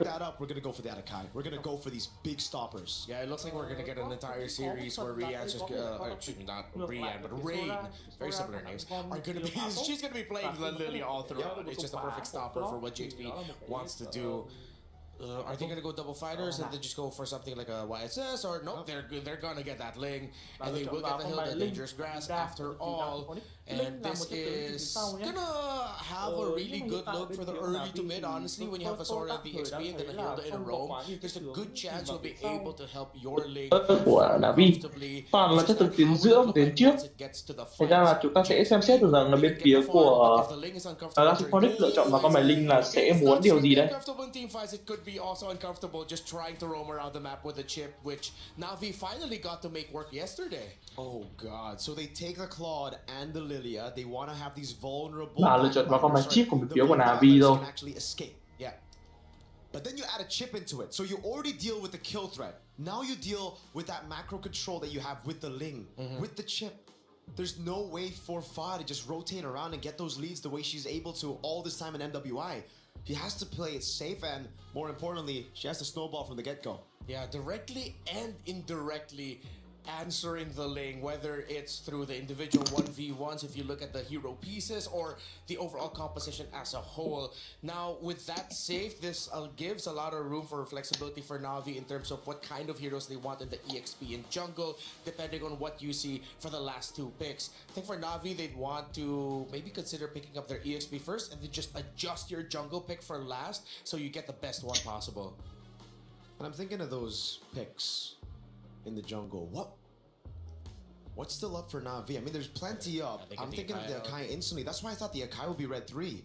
Flex it, roam jungle. The chip hasn't really seen too much screen time here at MWI, but They certainly have a plan. Usually when you go for this kind of composition, it's like a Masha in XP. Yeah. With a Fredrin in jungle. Now the Fredrin has lost a lot of prio after the nerfs onto him, but I wouldn't actually count it out just yet. Yeah, but I think the clear sign is there. If they ban out the carry, then they're most likely setting up for the Fredrin and the potential Masha pick, which Ayanami has already shown. So that route is open. Let's see if Galaxy Phoenix senses it and take out the Fredrin, meaning that the pool gets even smaller here for Navi in the jungle. It could also be Barats. Oh, right. Yeah, With the Barats is still Masha. here. Yeah. There's no more option of you potentially going up against something like an X-Borg jungle. You already see the Ling. Yeah, I think Barats would be perfect here, honestly, for Navi. And with Galaxy Phoenix already showing their cards in the jungle, then there's not going to be a lot of counters left for it unless you pick up, like, what, a Lunox in the mid? But then you're up against a Lilia. That's why it really just seems like Navi have it all covered. The Fredrin gets banned out again. I think Navi shouldn't be in any rush to pick up the Barats, but they shouldn't be in any rush to pick up a crazy pick for not Ayanami and XP as well. So just comes down to what they want to reveal first. Do they want to reveal the Barats or the Masha first? Yeah, it's preference at this point. Because of the wide pool of not Ayanami, they have so much options to go for. And I think that's the main discussion right now. I forgot. Yeah, Freya is still open. That's why we thought earlier Freya would be picked up in the very first pick for Galaxy Phoenix. Well, okay then. Yeah. I wouldn't even be too surprised if they just go and pull a crazy Leomord Freya. It's been a while since we've seen Leomord, but you know, those nerfs has hit him, but with this kind of composition, it fits. Yeah. Just go all in.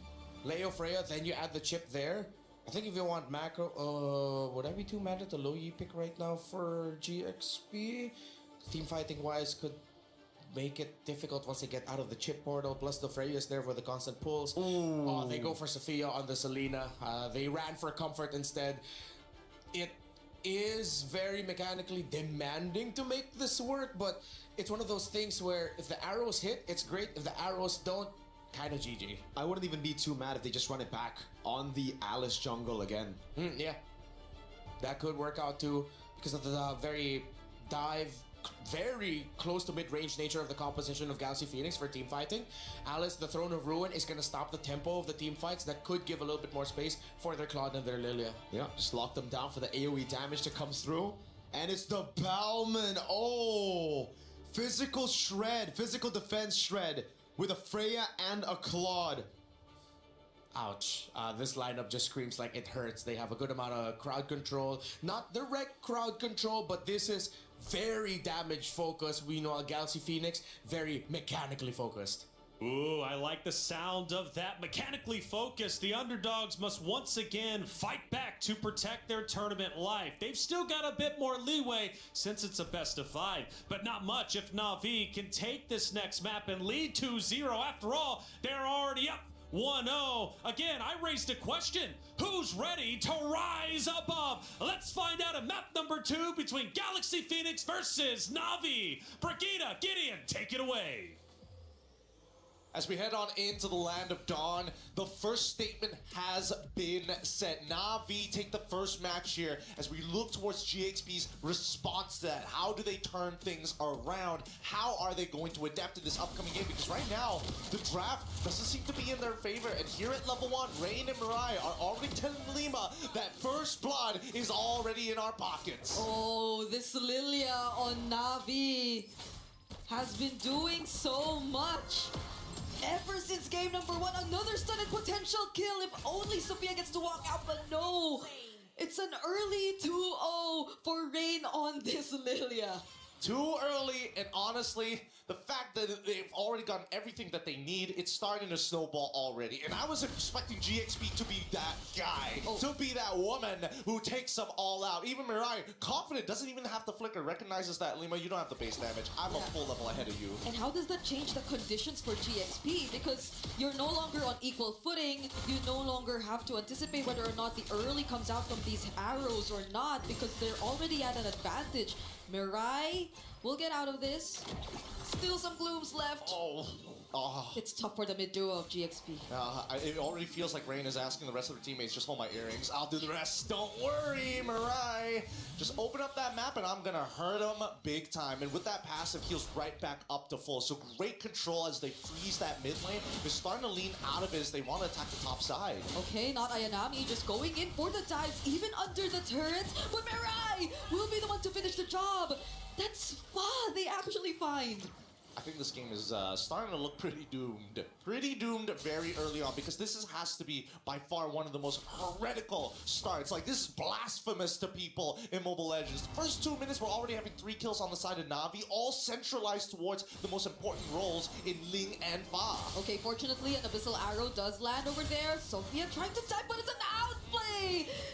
Everything has just not been going their way, every single attempt. And now Navi might just take away this purple buff even from Fa, who's not even level 4 yet. I'm getting the vibes back. This is why everybody was so excited for Assassin. Oh! And Ling able to find the solo kill despite everything that has happened already. The extra assist from Ayanami just wasn't enough. Okay, that's a bit of a glimpse of hope for GXP right there. At least they get some trades one way or another through the EXP lane, but how else? Because even here in this jungle camp, you just could not farm as peacefully. Fa could barely get the EXP that's necessary. It's a 2-level gap. This is so dirty. This is particularly dirty. KG knows how to play this Balmond, or has at least gotten all the tips and tricks. You're using a lethal counter. You're also trying to contest with Retribution. It's just an easy way to steal camps at a high rate against your opponent and just ever telling them, yo, fear this. Shortcut connects. Oh. How could they do this? They're just everywhere. Mirai, fortunately for GXP, they don't actually lose Winnie out there, but does it actually become an opening? Now they get to find a kill. Fa finds Mirai. Tempest Blades already committed. But they don't want to fight this. They don't want to fight around a spinning Balmond. No, they don't have the items. They don't have the damage. Ring, does he cancel it? No, they're just gonna set up this dive. Oh, it's Sophia left all alone, trying to escape. Abyssal Arrow does land, but he's just gonna buy some time. Yeah, just again, really, really elusive here. Unless Rain or Keishi can actually apply some kind of movement speed slow, it's just going to be an ever taxed jungle. It's just Navi's walking in and they're like, hey, you owe me money. Interest. Pay up, pay up. This is so tough. It's always Mirai plus another one. Oh, but a second solo kill from Link towards not Ayanami. Navi fail, or they actually do take... No, they don't. They don't take away the purple buff for the second time, and at least for Fa, they're slowly able to keep up bit by bit. Yeah, but it just means that Retribution is going to be down. Not like Balmond really cares whether Ling has Retribution or not, but generally speaking, this has been a pretty tough game. I'm looking towards Ling's side of the map. How can they get Ling involved? Because unluckily, the turtle is spawning down on the bottom side. They're forced to get Ling back in, and not Ayanami. No flicker. Has already gotten solo kill twice. Wants to shove that top side, and Navi understand this. Let's slow it down. Okay. Wait for the shortcut. Understandably so, you see Ling here, but Mirai has an idea as well. Ooh. I thought that was gonna land too. Mirai didn't necessarily try to catch it, but they lose out big on energy shields up top. GXP are the ones actually leashing this turtle towards their side, and without not Ayanami, they probably would have very little ways to contest. A setup once again from Ling to get him in the Tempest of Blades, but the response, the teleportation's coming in from Mirai. Do they want to fight this? Rain does show up. Rian goes in with a blazing to it, landing it on 3, forcing out the flicker from Winnie, and actually finding one. Lemma goes down, but Sophia escapes. Oh, wait, hold on. Ling might be in some trouble, and now they can set up for a potential dive. Sophia's nearby and will peel, but Ling can only do so much. How many seconds until the ult comes back up? They really want this turret. Not Ayanami still going for it. 1v2! Both had to flicker out. God bless. God bless. Flicker saves lives, people. Flicker saves lives. These flickers happen essential for their escapes. 5 to 6, however, structural damage has already been applied. Navi making sure that the bottom side has been cut. Now they're going to send Rian towards the top side to break that other tier 1. But I would have imagined at some point Navi might want to start double waving with this Claude. Mm-hmm. So far, it's good either way. They're 3-0 on this Claude. The participation has been massive for them every single time we get to see a team fight. But someone who hasn't been really participating as much is Keishi. But right now we might actually see that happen as they lay down another portal. Winnie's the target. And it's not looking great. Yep, it's not safe. The river is not a safe space to walk in, and I think definitely GXP needs to start opening up this map, or Sophia needs to start. Oh god. Oh. You thought you were safe.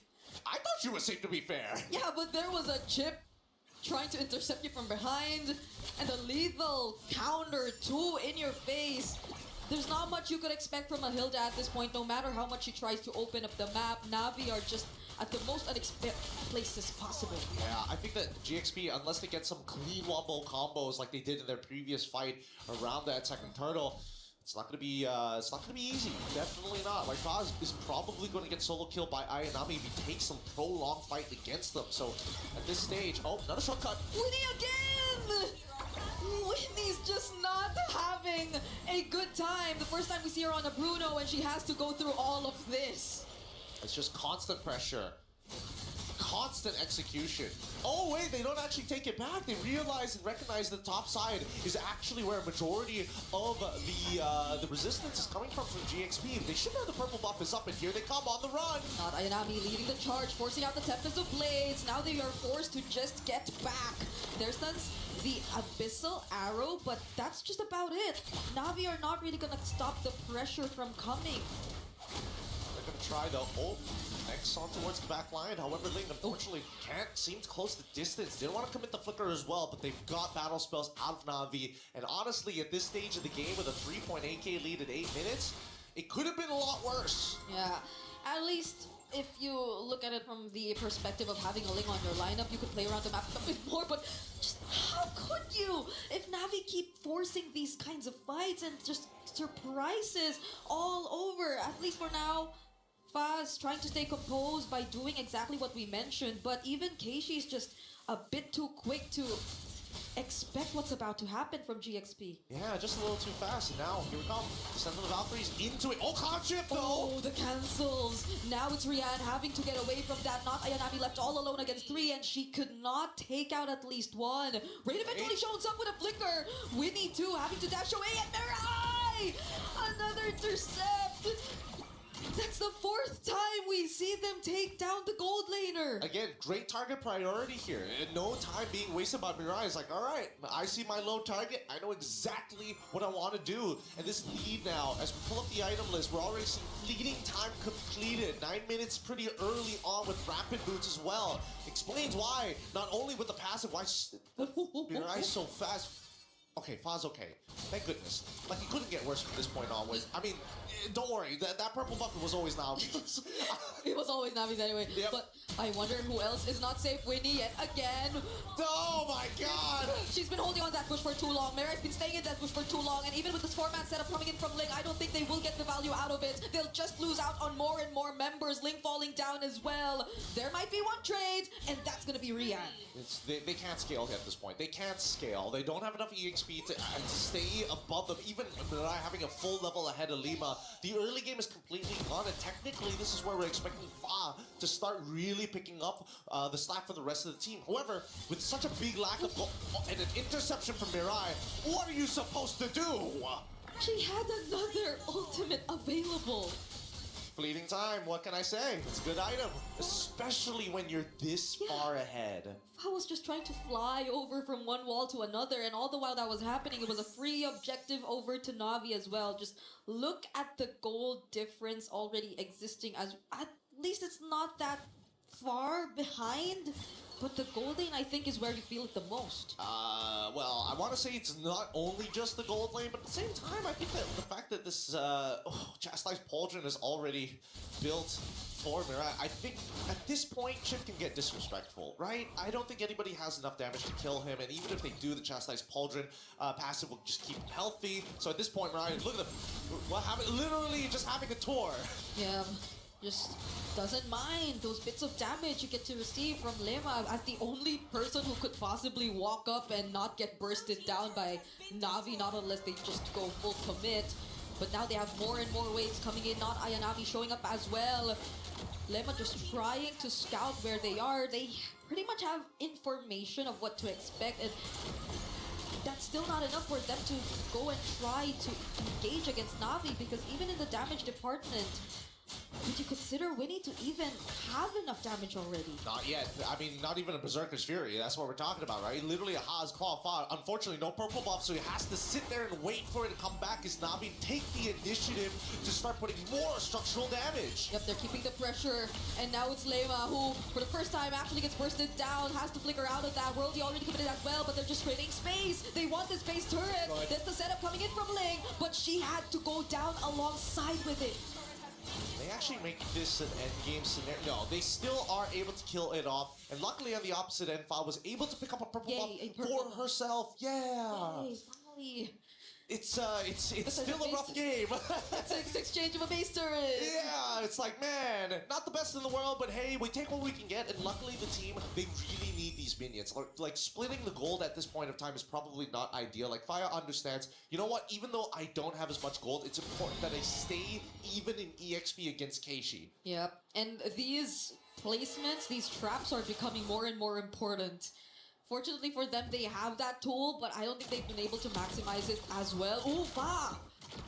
She tried to take that away, but it was still Keishi who got it. Yeah, they're still gonna be dancing around for a little bit, and I don't know if they've checked. No. Fifth time. They didn't check, Winnie! Fortunately, they had the flicker, and Ling was there too, ready to protect. But that's the thing, they forced out the flicker. We only have about 12 seconds before the next Lord. I mean, they're conditioning them, right? They're conditioning them every single time, and I think that GXP need to start setting some real protocols here. This has happened way too many times. You cannot expect Winnie to always have her flicker available. And now Navi is in such a powerful position. They're going to have only 2 members actually deal with this Lord while everybody else is on guard duty. Not Ayanami holding the bottom side, Mirai just standing there. Look at this. Oh, she has the immortality too. I think Fa will be okay though, yeah. Especially when you have iframes, you're just so unimportant as a priority target for a chip. I could not figure out a better way of saying that. You just don't want to deal with that, right? You want Winnie, you want people who can get punished by this. Arguably even Lima as well, but that's only if that flicker is down. And knowing that Winnie has been losing her flicker consistently every single minute it comes back on, I think that so far Mirai is ready to start trading. Maybe even not even hiding, just flickering into the middle though. And just putting up the portal right then and there, but that forces out the Tempest of Blades from Fa. Won't even be confident enough to deal with the cut as well, but Lima, together with Sophia, are decently dealing a bit of damage already towards Mirai. I think that's a bit of a win. It is a win, and I don't think Navi is getting as much value as they wanted to, right? They now desync the ways that they were trying to prepare. Mirai finally loses immortality. Oh, but every single member of Navi just jumps in to make sure that Fa goes down and doesn't get a hold of her purple buff yet again. The chain CC was a little too good, or maybe the pitch points came up a little too late. Either way, Navi is going to be starting to crash down on every single one of these inhibitors. Was that a bit too expensive of a kill for GXP, but Navi are not gonna risk it just yet. They're not gonna try to go for the end, and they will fully respect GXP right under their base, but there is another wave coming in mid. It's going to crash really, really soon, and that's a lot of space created. Ling only finding one, but Rian only has her eyes on the turret, and the lethal counter! Finding Ling! It's a shutdown towards Keishi, but will that be enough? A missile arrow landing onto Rian! And that could have been the game-changing play right here for GXP. Tempest of Blades from Fa. Mirai already starting to get really, really low, and another free hit from Winnie, potentially turning things around. Not Ayanami trying to sustain, but she cannot. Oh my goodness, I can't believe it. As Renmar mentioned, the arrow, it just needs to hit. Once that arrow connects, there's so much more you can do with it. And this time, despite GXP showing just a sliver of hope here, Navi have already taken out 3 of their inhibitor turrets. The macro is going to be a little difficult to play once the next Lord spawns. And Navi, they don't mind it. You got that first shutdown, fine. That's on us. But look at this replay, right? The conceal, Mirai making sure getting pushed out of the way. But this engagement coming in from Ling initially was looking good until they got executed. However, you see the mistake come right about... Oh no! They timed it out before the arrow was about to be thrown, but even so you can tell the frustration on Navi's face. Yeah, but it was just a pixel away until we weren't able to see it. But you know what happened at that moment. It was an unfortunate sequence for Navi, even as they just tried to really attempt for an end angle. And now let's see how they play around with their positionings once again, because they have been placing these traps around the areas where Mirai is really expected to just show up, even throwing them out just to ensure that they will have enough information. So that's GXP really playing it safe, but is Fa gonna be safe on top? She's having to deal with not Ayanami. I mean, Fa unfortunately just literally cannot 1v1 this Freya. Not without that Bruno. Not like how we saw it earlier. And worse yet, Navi, this is what we call the chokehold. Like, how do you even win this scenario? No matter what you do, Mirai can catch you with the shortcut, and which they're about to see right now. Tempest of Blades used right before the portal gets laid down, and Mirai will no longer try to go for the chase. But that was really smart from Navi as well. Okay, wait. Fa, not gonna fight that. They can still technically chase this for a little bit, but the more attention Fa is able to bring to them, the better. Okay, that's BMI and Rain alongside Mirai trying to go for Fa. They're not letting him return or her to return to the base. As not Ayanami, Mirai, and Keishi too are just dealing with the waves. Fa is down! And the portal gets laid down. Now the rest of the members can catch up and just go for the siege. The Lord is still up. Sophia trying to jump in. It's Mirai who she's actually targeting, but the Blade, they do it! And now it's Winnie using the Wind of Nature, but they do not care. They're after the base. Lethal counter, and that's the end. Oh, tough one. Really, really tough one. Well played here by Navi. They played one solid game overall. They made sure not only from the drafting section they've had answers, but more importantly, their macro was on point. That's how you set up for a rear naked chokehold, man. No getting out of those ones. Could barely farm. And I'm not even talking about a single player. I'm talking about both of their carries, both Fa and even Winnie on the Bruno, who again was forced to play a different hero, and Navi have dealt with it so well. It's so well, but at the same time, we need to see more. Right now, Navi is looking like they're setting a very high standard here, and GXP, it's either they need it or they're going to drop that game. We're already at match point, but now we're going to be throwing it back to the studio right after these messages.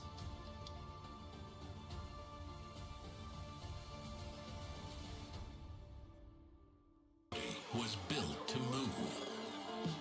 Not trapped at a desk in one singular posture for 12 hours a day. It's time your chair evolved. This is Secret Lab Titan Evo. Ergonomically engineered for you. Gamers, hybrid workers, artists. Backing your every move.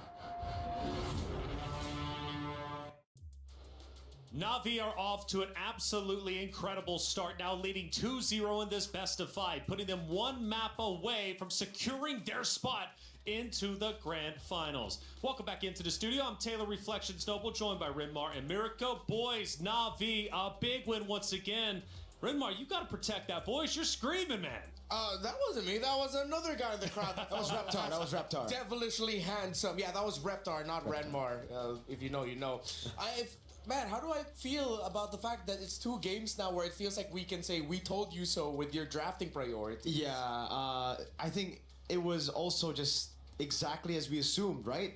Game 1, GXP tried to subvert our expectations, try to subvert Navi's expectations with crazy picks, denying a lot of the win conditions from Navi. The gamble didn't pay off. Game 2, they went back to their assassins, and Navi had prepared for those assassins. The Claude and the Lilia picks were so good. So how does Galaxy Phoenix find themselves now? Because it's 2 back-to-back hero selections that they didn't do well. Obviously, the coach on the back lines is doing everything he can. Yep. But Galaxy Phoenix, they are knocking on the door of dropping down to only play for 3rd place. I feel like there's a bit of an overthink on the side of Galaxy Phoenix. There was one ban in the first phase, that Harith rush ban, which we thought meant that they were setting up for either the Freya because the Phovis was gone, or they would pick up the Claw themselves. They subverted expectations, but then it felt like it was a different writer, so the middle of the new trilogy doesn't make sense in the big picture of it all. I'm not throwing pot shots at anything. We know exactly what you're talking about. Yeah, we do. Miracle, let's take a look at the stats, though. Ooh, we get a bit of a different graph this time. Yeah, we get a total gold. It's a gold chart all around. It's just Navi taking control of the early game through the Bauman. I think it's just classic. Then we see a bit of a, a slight movement over there on the right towards GXP. But as even the casters mentioned, there's not much that GXP could do even with that team fight win, right? Even with that almost wipeout. Yeah, we did get to see the role that Sophia needed to play here and what could have been the bad part for Navi, which is if those arrows landed over and over again. But in MLBB for so many years now, it's always about simplicity. How much simpler is your lineup to pull off compared to the opponents? If you have good crowd control, good damage, and it's simple, that's great. If it's a bit too overcomplicated, it's not good for you. Well, it looks like Rain is in the building, and I don't mean Rain physically, but hey, Rain, the co-streamer, how you doing, man? Let's bring him in, because Rain has been covering the action. He's been hugely passionate about MWI naturally and giving all the coverage not only to his fans, but also to even us at times joining us on the desk. And Rain is an integral part to the MLBB scene, and I know he's been supporting a couple of different rosters, but when we get a chance to speak to him, I want to know what he's thinking about this matchup here. Navi versus Galaxy Phoenix. Rain, hello, how guys. you doing, man? What's going on? I'm doing good. I actually quite enjoying the match just now. For me, Navi PH playing better as a whole. They have better draft, have better early game, better targeting. Yeah, I'm quite enjoy the show right now. Hey, and that's actually what they've been talking about. Miracle, you mentioned this. When it comes to Galaxy Phoenix, they're just falling behind on the hero draft. Yeah, it really just feels like that's the case. King Salman has really gotten the read on Galaxy Phoenix. So I want to ask you, Ray. Yeah. What do you think GXP should do for game number 3 to turn things around? I think they need to think properly their draft, especially there's like certain heroes that might quite questionable against Navi composition. For example, that Hilda against utility jungler. And also, because in terms of when we're saying about mechanical skills, right? I think GXP have that quality that can fight Navi PH, you know. But overall, as a team, because right now, overall, Navi have better targeting, also better wave management, and also good early game. So these three things, GXP need to fight them. All right, well, let's see if the words of wisdom from you, Rain, will end up paying off for the team of Galaxy Phoenix. Thank you as always, Rain. We really appreciate Most everything welcome, guys. that you're I'm doing enjoying for the show MWI. with you guys. Absolutely, and I hope to shake his hand eventually. I haven't actually had a chance to see him in person just yet. It's always been virtual, even though he's quite literally just right up there. So we're gonna have to connect. Let's take a look at some of the players' emotions from that game number 2. And in the meeting room, this was a big moment for Navi. They understand they're getting so very close to securing a grand final spot. Makes sense. Get everybody in a little powwow, discuss some strategies, get out there and fight. They have to keep up the discipline, though. We've seen them in the similar position in the Southeast Asian Games gold medal match against Team Malaysia when they were representing Team Philippines. They fumbled that. That hurt them. But they did admit that they learned a lot from that, and they have to show it here. They have to end this series and make it to the grand finals now. That's it. Americo, let's take a look at one of our great actions from that second map that we just witnessed. We're going to go towards the mid-game, and I believe close towards a mid-fight for the Lord, at least eventually coming up. What are we noticing in this engagement? I think right now, it's just the fact that Navi are just so calm and composed, right? They don't need to go for the neutral objective. They don't need to send the Freya over because they have the shortcut. A couple of times, though, it did happen where GXP were just quicker and they were able to just pull the trigger. But at the end of the day, it's kind of the same story we saw from game number 1 as well. It was Navi just baiting all these resources with their front line so that their backline could come in late with the shortcut and clean up. But Renmar, Galaxy Phoenix did show some life. It was a bit later on in the game, but they successfully defended their base. It didn't amount to much in the overall scheme of things, but they were still fighting till the very end. Yeah, it was a preview. That Selena of Sophia, which did already get to have a great showing in MWI, arrow after arrow, and this is a rare moment in this series of Navi slipping on the discipline, not respecting the gap closing capabilities of Ling on the Sora. It was able to get taken down by Navi, but once that arrow hit, bang, and it landed on Rian as well. So you know that the Selena comfort is there. It's just that, again, overall, this happened way too late. I think it's just the early fundamentals built up again. Something that Ray mentioned too, right? It's the drafts. Now, what specifically in the drafts should they fix. It's not just the Freya picking up these prio picks, but it's also setting up for the Selena. If you're already planning for it, you need someone with mid prio, someone that can clear fast in the roam like a Cho instead of a Hilda. Well, as we head back to the stage, the ladies once again get set back up to go toe-to-toe with each other for what could possibly be the final round. Navi wants to close it out now 3-0. Galaxy Phoenix, however, need to reverse sweep. Not an easy task across any esport that you're playing, especially here in the MWI. It can sometimes be an impossible task. Galaxy Phoenix has already achieved the impossible, being the underdog pick, making it to this stage. But is that enough? Are they satisfied with their performance so far? Or do they want a little bit more? As far as the fundamentals go, I understand Galaxy Phoenix is losing the hero picks. But do their fundamentals look good enough to where if they can, in fact, battle Navi in the hero selection, do you think they can actually take down this Navi roster at least for one more map? Oh, definitely can. We've seen moments, especially in game number 1, where it was more prevalent, wherein it looked like Navi looked uncomfortable fighting GXP. There were certain angles that they didn't take into account for, didn't realize GXP could even go for. There were moments of discipline that makes me wonder, how come GXP can't do that consistently? If they can find that consistency, then the fundamentals will show. You did question Sora for the side of Galaxy Phoenix. Do you still question it now? Yeah, as a first pick, I don't really like it. Especially with the Freya up, with the Claude up as well. Something that's just integral for Winnie. You know, something that's just so important. I'm going to play devil's advocate, though, for Renmar and say I don't think GXP have the fundamentals against Navi. No, That's fundamentally, they are worse than GXP. What they thrive in is chaotic skirmishes where they can rely on their mechanics. Yeah. I'd say mechanically, they can go toe-to-toe. Maybe they're even better than Navi PH. That's a tough call. Sometimes you got to keep it real on the desk, and you absolutely did. I'm still rooting for the underdogs. Galaxy Phoenix, at least get us one more map against Navi. You made it this far. Make the most of it. After all, top 4 is a massive accomplishment, but making it to grand finals, lifting that trophy, is even bigger than you could possibly imagine. Map number 3, a fresh opportunity. Will Galaxy Phoenix take advantage? Are they still a little bit too reactive with the bans? Exactly. I don't know about this. You're rushing bans on Chip and Bama. This screams Navi is in the heads of GXP right now. I mean, desperate times call for desperate measures. GXP certainly in that desperate time right now. It's match point in a best of 5. They thought they could slowly get into the series. Yeah. So far, it's just been a wipe. Yeah, Navi have been fast and they have been ruthless. If it gets to the point where you are just fielding some of the best meta picks all out there in the open, trying to overload one another of choices, and maybe that's where Galaxy Phoenix is just leaning onto now. Let's have a lot of choices open so that we could miraculously find a way. They're even banning Xborg first. Are they gonna try to take a page out of the book of other teams where they're trying to go for the Mathilda Barretts right away? That's too much. Even so, if it's not the Barretts, Mathilda straight up, I think it's gonna be the Baksha, an Akai maybe. It's gonna be a utility battle. And again, we've just spoken about this. Me personally, I don't like it. I don't like it when GXP play the slow, fundamental game, building on neutral objectives. I like it when they fight. I like it when they have a composition that relies on their strength, which is team fighting, which is brawling it out. They go for the Baksha. Okay. They're going to try to go for speed, tempo, early game. But Navi, we've seen this plenty of times. Atlas Akai into the Baksha. Yep. Shut the Baksha down with pure CC.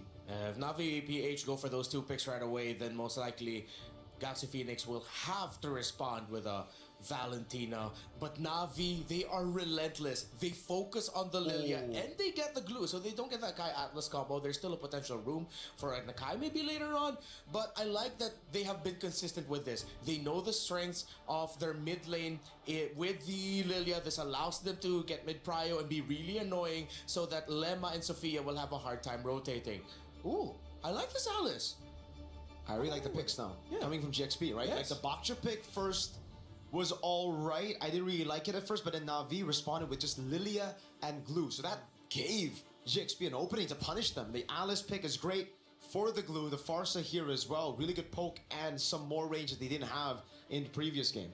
If Navi PH want to play around a solid formation around their mid laner, then they rather gold laner, excuse me, maybe a Moskov at red 3 would be warranted, or you pick it up at red 4, you just take away the Claude if you feel like the Claude won't have enough firepower to deal with what could be a very fast scaling Baksha Alice Farsa together. I'm okay with that. At the same time, you take away a pick.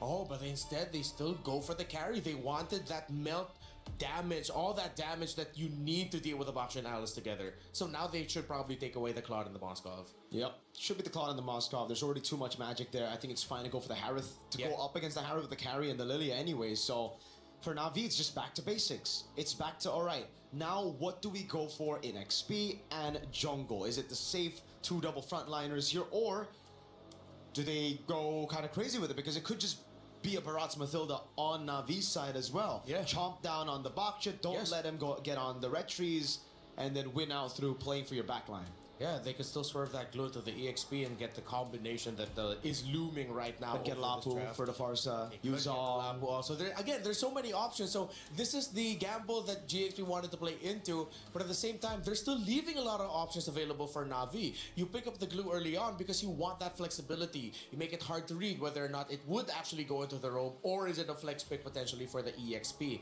Lots of picks. So Galaxy, they're respecting power right now. Ooh. They take out the Freya.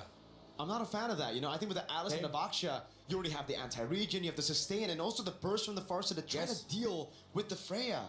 You're leaving so many heroes open for not Ayanami. There's already a Yuzon that we mentioned. This could possibly, if they really want to go for the lock, the Terizla too could work, right? There's just so many picks.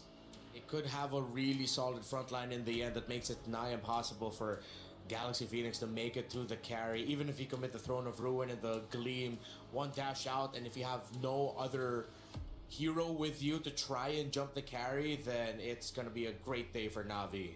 If it's an assassin in the jungle, we'll see the Terizla. If it's a fighter / tank, then we're gonna see more of that Lapu Lapu and dive heroes. Yuzong, even. Yuzong, Atlas gets banned out, so there you go. At least a bit of respect given to GXP, knowing that the glue is still very vulnerable to lockdown. Even though naturally Alice did come back into our visions when Yu Zhang started wreaking havoc maybe a season or 2 ago for our MPL leagues. They still respect the Yu Zhang. Okay, but again, we've mentioned all the EXP laners that not Ayanami could pick for. She is back into the position of I can pick whatever I want. It's pretty much okay. It's kind of awkward though if you want to consider something like the CC with the Farsa there.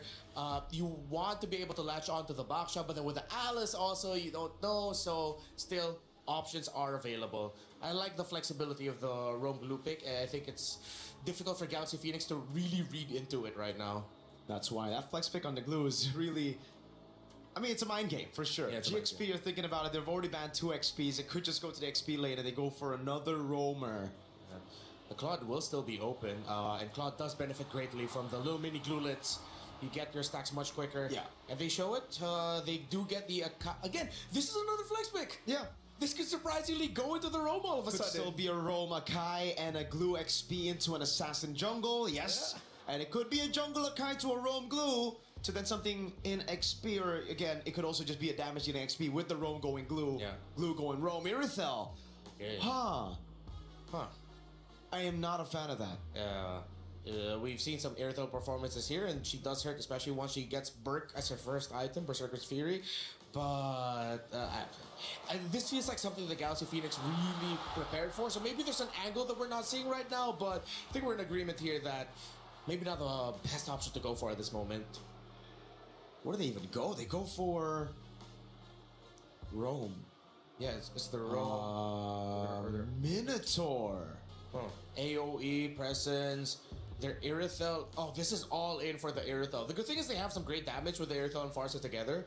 But once that Irithel goes out, you're just going to have really tanky dudes wondering why they can't kill anyone. I think it really should just be the Lapu Lapu, someone that can dive in the back line through the Irithel and the Farsa, break that formation as the carry and Lilia shreds through this tanky composition up front. Yeah, if not Ayanami is feeling amazing today, then if you want to really shred through the formation with damage, crowd control, then you pick up a Benedetta. But that's more of like an ego pick. That's more of like I'm really feeling myself today and I want to show off pick. You know what?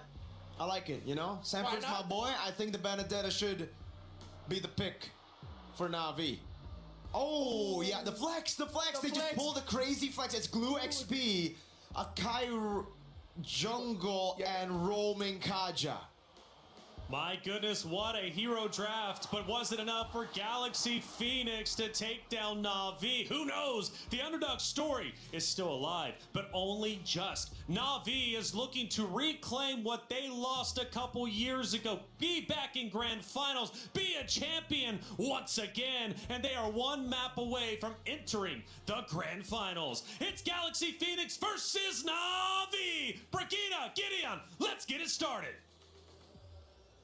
History has told us that maybe NAVI just didn't have what it takes, but this year it's different. With competitors from all over the world, this competition has only gotten better, and NAVI are one game away from qualifying to the grand finals, unless Galaxy Phoenix can extend this series. Let's jump into this right here, right now in the Land of Dawn, as we hope that level 1 doesn't go as badly as game number 2. They're so close to making it back, and that's knowing that all these new regions, all these competitors have been stepping up in their own ways too. But even in their most desperate moments, NAVI right now, that they're back on track, they're just not letting go of these more unique types of roamers and compositions, and they're making it work every single time. That sudden flex now to reveal the Kaja, but a great start for GXP, forcing out the flicker from Rian. Okay, a little unfortunate that Winnie did not get the gold crab, but Mirai was able to steal it away. But at this stage, you can see what exactly they want to do. Sophia is a little under-leveled here. Oh, Lema had to flicker to...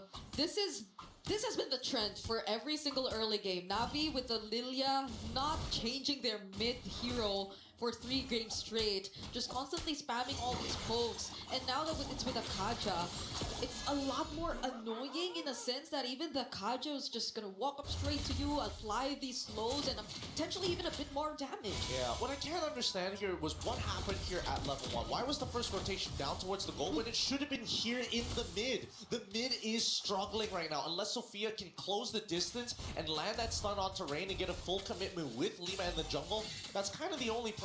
But Winnie here might just get solo killed, no problem as well. Oh, so close! And she does! First blood over to Rian. No flicker though. Can Lima actually take her out? There's a dash and the concussive blast will actually be enough. God bless, God bless. At least they were able to get it back, and now it actually is slightly in Winnie's favor because they're going to be able to make it to that wave first. However, the gold is still in favor of Rian as now the turtle spawns out. Let's see how it plays. Link shows up, Throner Ruin already casted, but the heavy spin 2 pins down their jungler. Ba could not live long, but actually gets to land the retribution. Also will go down, but that's going to be an exchange of Keishi. Both junglers traded by these two teams. Oh, Keishi, or not Ayanami rather, being chased. That's going to be another kill over to GXP. And not Ayanami, unfortunately, not finding the perfect angle to actually get the split down. For the time being, though, winning on the opposite side. And this is what I was talking about. Now, getting control over that wave. After this solo kill, initially, most people are going to be thinking, yeah, no, this is going to be great. Rian equalizes the lane. It actually doesn't, assuming that Rian was able to survive right up till the dive. Now you can see the level lead as well as the gold lead becoming more clear as Winnie is trying to just lock out this lane. I feel like GXP 2, after what happened in game number 2, are just like, yeah, we cannot just let Winnie experience the same thing all over again. No more. This isn't a chip lineup anyway, but the fact that they are on a very hard lockdown type of composition who could just pretty much combo it with either the carry and the Lilia are still going to be a massive threat for Winnie as the main damage dealer later on. So now they are somehow showing us more and more rotations towards the bottom lane. I think that's also why you got to see that in the first minute of the game. Yeah, I think Winnie at this point is probably just praying, like, please do not let me get hit by Divine Judgment, like, anything but that. I don't mind a heavy spin, I got Purified, but now the next fight begins. Okay, it's gonna be Mirai as the target quickly bursted down as expected from Sophia and the rest of GXP. Even the EXP lanes being managed really well by Link right now. They managed to find an interception, which is great, but also I think Navi, unfortunately, is still having a bit of lingering thoughts from the previous game, thinking that they're really far ahead.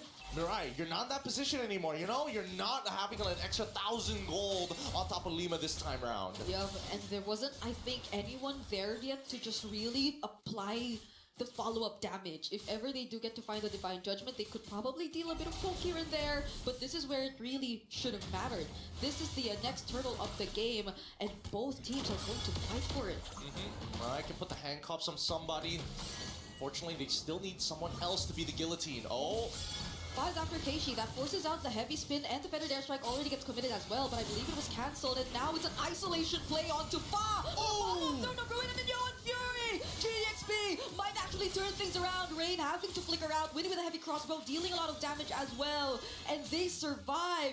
It's a 1-for-1 trade so far. Both junglers are down. That counter engage coming in from Ling to save the day right at the very end. However, Rian still 2-1 score, trying to keep back up, and despite what happened in the early stages of the game, manages to get enough of a care package, some economic aid to stay even. All these ult-reliant heroes from GXP though, they probably will get it back a few moments later, but Navi are just for sure going to be confident enough to get back in this too. It's only the heavy spin that's been taken out alongside the Divine Judgment. I don't understand why Ling is still trying to pull the wave. They know that they didn't have their ults earlier. They could have started zoning out way earlier. They knew they didn't have ults. They also knew they didn't have the battle spells. And now they're giving up the space over to Navi. Yep, because Navi are back. Heavy spin is back, and the turtle gets reset all over again. But it's going to be an attempt from Ling, which doesn't land onto anyone. And look at how not Ayanavi's just trying to go for the zone. An annoying way to just break formation. Minoan Fury forced out again, but it's Casey who gets knocked off. Fa still finding the retribution. They get to isolate Ling, but they might not have the damage for this. It's GXP finding more kills. Unfortunate indeed. Honestly, Navi played as good as they can to kind of get out of this situation, but that first initial whiff coming in from Ling, really unfortunate to say the least, but Fa still made it work. Steals away the Lord just in time, because Keishi had pretty much all the advantages. Yep, they're really working as a unit at this point. Now a quick conversion to another objective as well. GXP are just focusing so much of their resources towards the bottom lane, even in that entire sequence where it feels like they barely paid attention to the other parts of the map, just as long as they could win it out in that turtle fight. Yeah, and now they just want to keep on progressing it, right? Whoa! Divine Judgment, that's gonna be one. It's a shutdown on Sophia. I think it's a great start if Navi, who slowly wants to get back in this game. But some of the bad habits are starting to show. The way that GXP is opening up the map is honestly getting them killed more often than not. Oh, good flicker and a pull! Oh, what a timing! He still gets brought back. Now it's another kill for Navi. It's both mid duos. Yeah, Lima tried to use the Minoan Fury as a means to not get displaced because of the anti-CC, but just did it a little too late, unfortunately.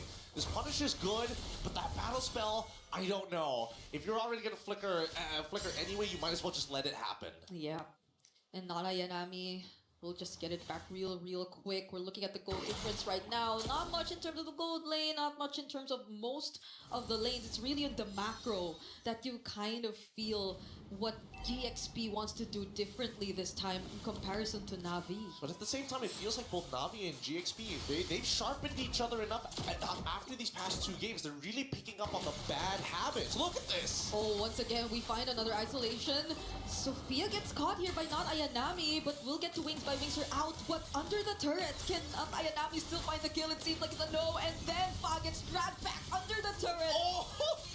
An unfortunate sequence for GXP. Really sad, but well played from Navi. They are not going to take this sitting down. They're going to make sure that they're being tall and proud when they take this game away. It's 6-6 so far, and Navi are in full position to take the Lord as well. Divine Judgment is not up, and Split is still on cooldown. This is just so interesting to me how Navi are able to deal with either the utility or assassin comp from GXP. Right? I totally agree with you, because again, we're seeing many different sides of Navi.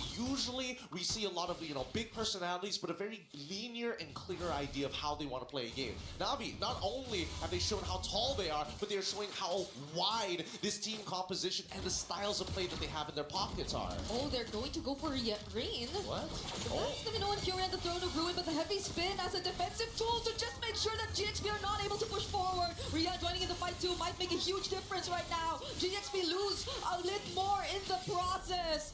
That's gonna be a 2-for-1 trade right before the Lord. That was a pretty good idea initially from Navi's side. I think there was a little bit of hesitation from Rihanna. Let's pull up the item list. I want to just get a double confirmation on whether or not the Trinity has been complete, and that's why she would have to commit to her full ult to ensure that at least they get a trade back. But without the DHS, it's going to be a lot harder to get through the Limas and the Faz if you're only hoping that your passive is going to be enough. They're gonna burst it down real quick. They do not want another instance of GXP just potentially trying to fight back, considering what you just mentioned.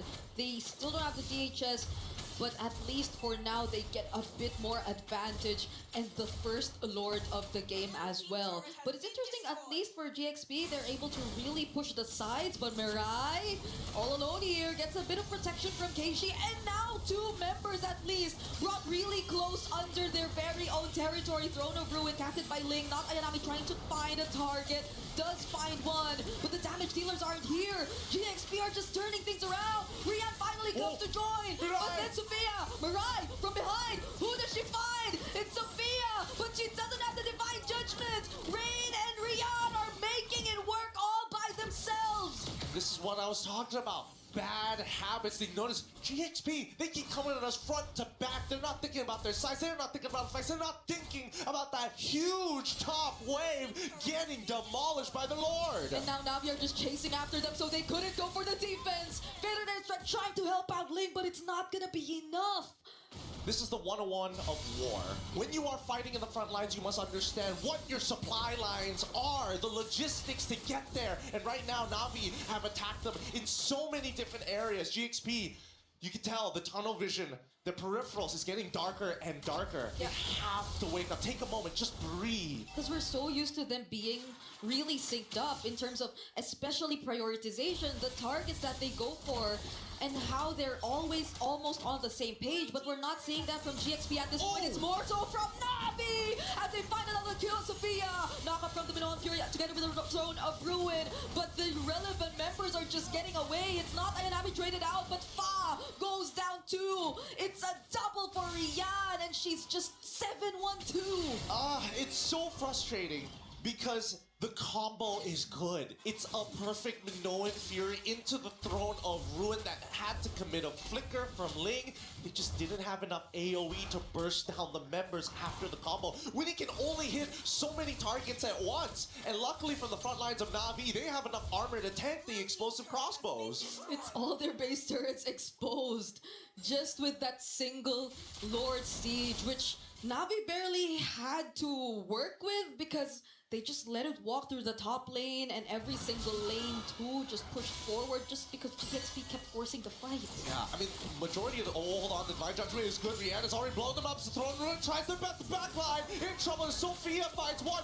She gets another, and now the chase. Ray needs to win this against Winnie. Purify being used. The heavy spin locks down Fa, and there you have it. Navi say, no, you took 2 of our members. We take 3. And GXP just wanted to repeat the exact same thing. It was probably not the exact same sequence in a sense that Lema actually got to cast the Minoan Fury, but it was follow-up from Ling that eventually, in hopes of them converting it into a successful team fight, but Navi were just a bit too prepared for that. They knew who they wanted to target, and they just kept pushing forward. Now, it's a massive loss as GXP had to let go of the Lord. Nothing much that they can really do about that. Again, there's a certain level of protocols that need to be put in place, but you can tell that GXP are not 100% sure what that roadmap actually looks like. They've got some really good ideas, but sometimes when do you actually want to find those initiations? Before they tried to initiate after Sophia was caught, they were thinking about, hey, if they get a little bit closer, we can make something happen, and all of a sudden the Flicker Divine Judgment was the real play. So I think that GXP right now, they're trying to set the priority order. Do we worry about this Divine Judgment? Can we get Sophia in a better position so that Winnie can follow up immediately after? Hopefully they figure it out not to. Because we've been questioning the priority order for the longest time in this entire game. Who does GXP really want to go for first? What is the game plan, considering that they're mostly revolving around Winnie and Sophia, but Navi, even if they decide to go for their front lines and not these damage dealers, are actually making it work. Now they have an entire Lord with no energy or holy shields left up top. They're on the verge of losing so much more. Yeah, with the suppression as well, it's just really difficult for Lima especially. Oh, that was a flicker in, but Mirai does get cancelled though. Does have the immortality, is gonna be okay. Feathered airstrike as well as Limino and Fury trying to defend as much as they can. Keishi, defensive heavy spin, but Winnie finds a double. Navi have to run away wings by wings towards not Ayanami, and they go back right in.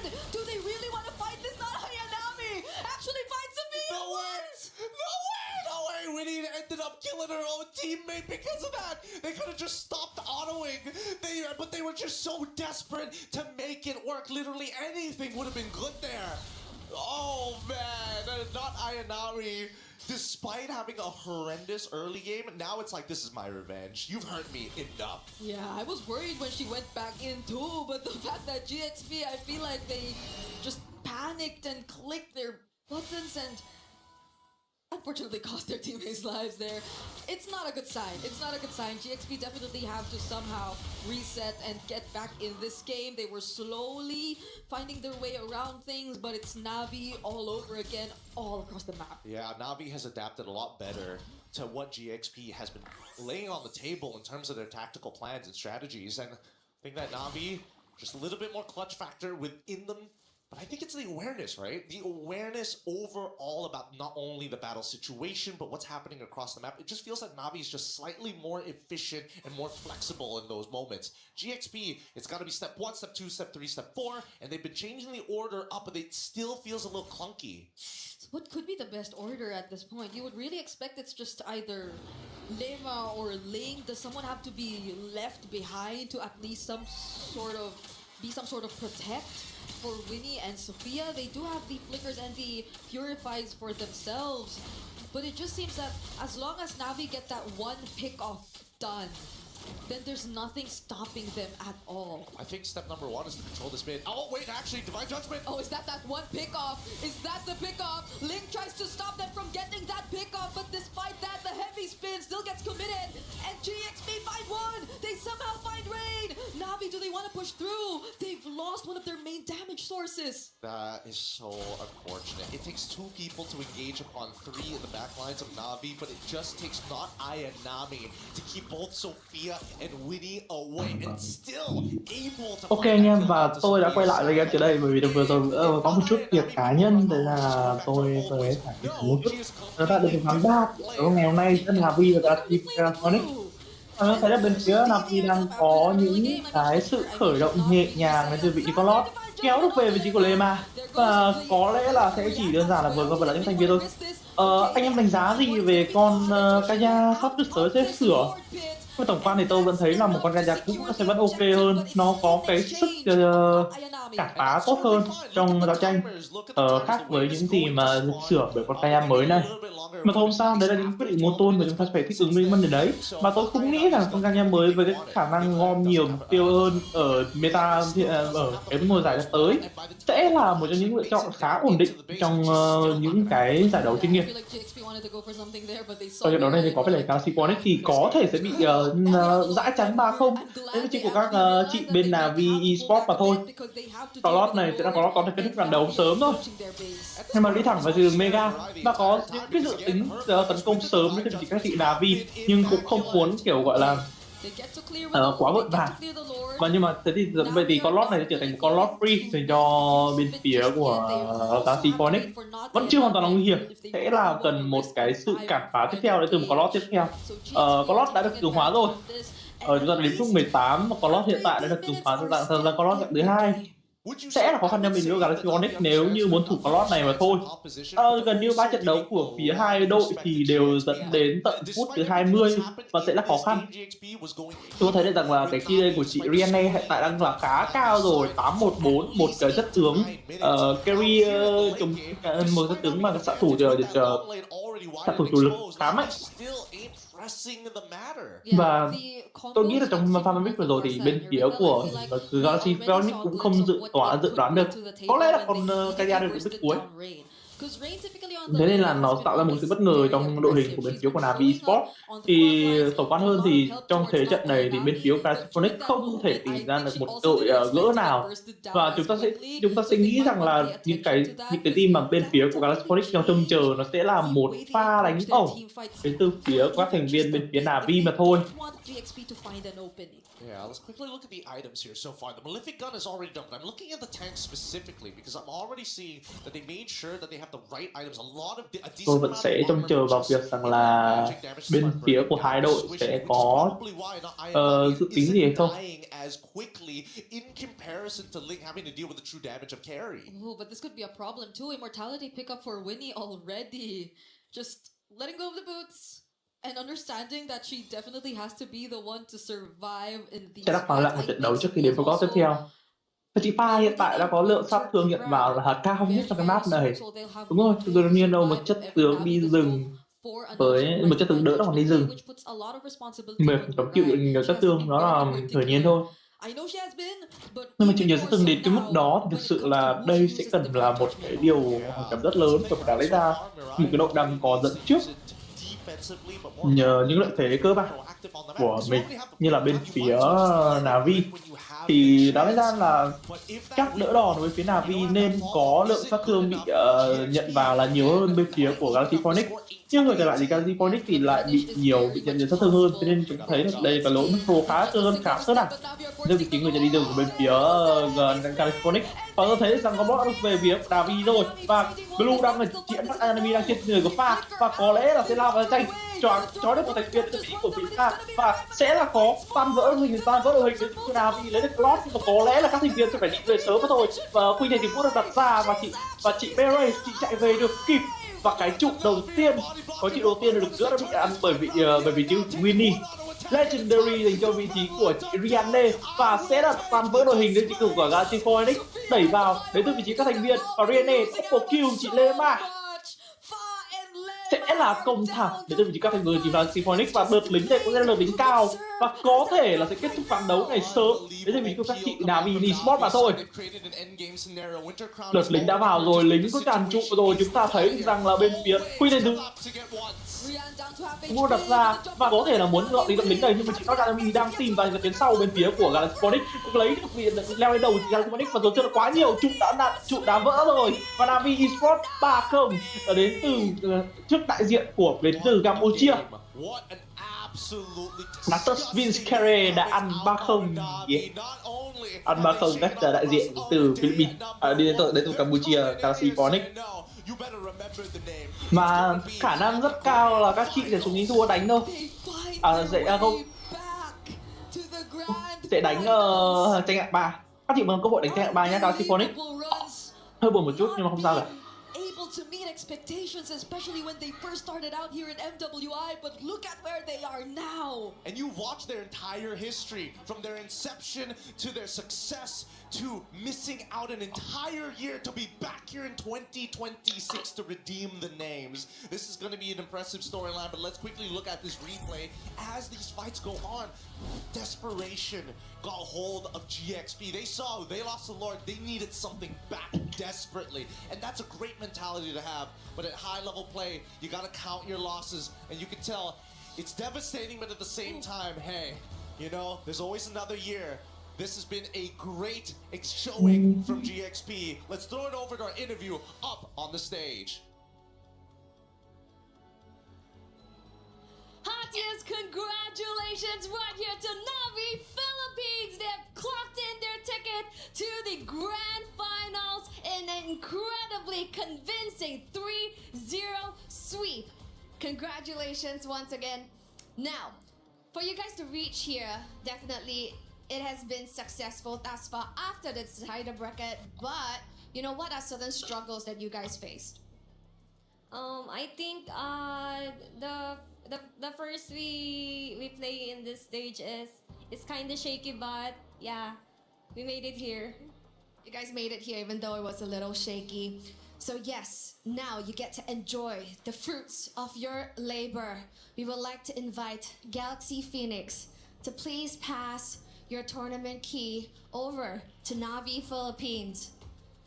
Galaxy Phoenix, you did Cambodia proud, but your journey ends here still with the best finish for Cambodia. Well done.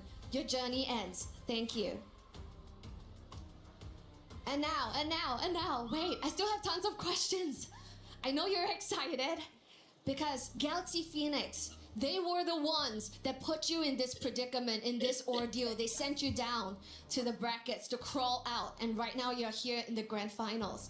You know, what were the adjustments made that you guys did to face them today, the exact same foes?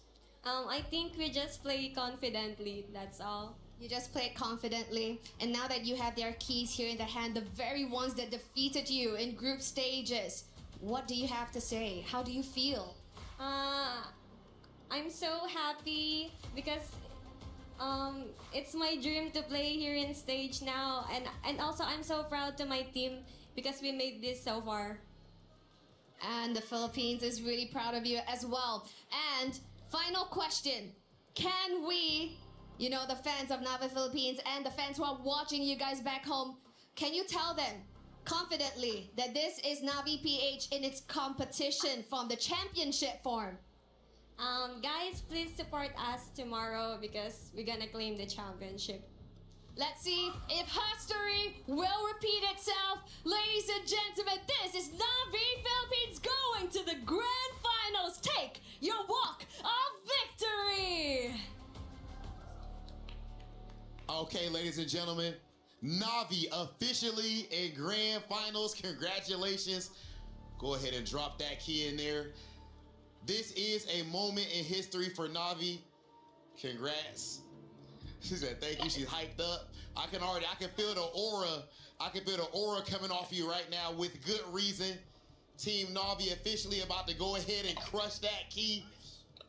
But yeah, let's make sure we get make sure that we safe. I will make sure that you protected from this huge explosion. Oh my goodness, ladies and Theo như một số thông tin tôi đã xem từ bên phía chắc là game Liên minh điện thoại hoặc là game nào đấy, thì cái máy giật key của bên tựa game đó đã bị gọi là gạt gãy cần. Tôi không biết là các chị, nhưng mà tôi nghĩ là các chị không đủ khỏe để gạt gãy cần đâu, nhưng mà tôi mong là sẽ không có bất kỳ incident nào như thế. Will they be able to punch their ticket? And more importantly, for the time being, who will end up being their opponent? Ladies and gentlemen, let's go ahead and send things over to our highlights before we get to our next match.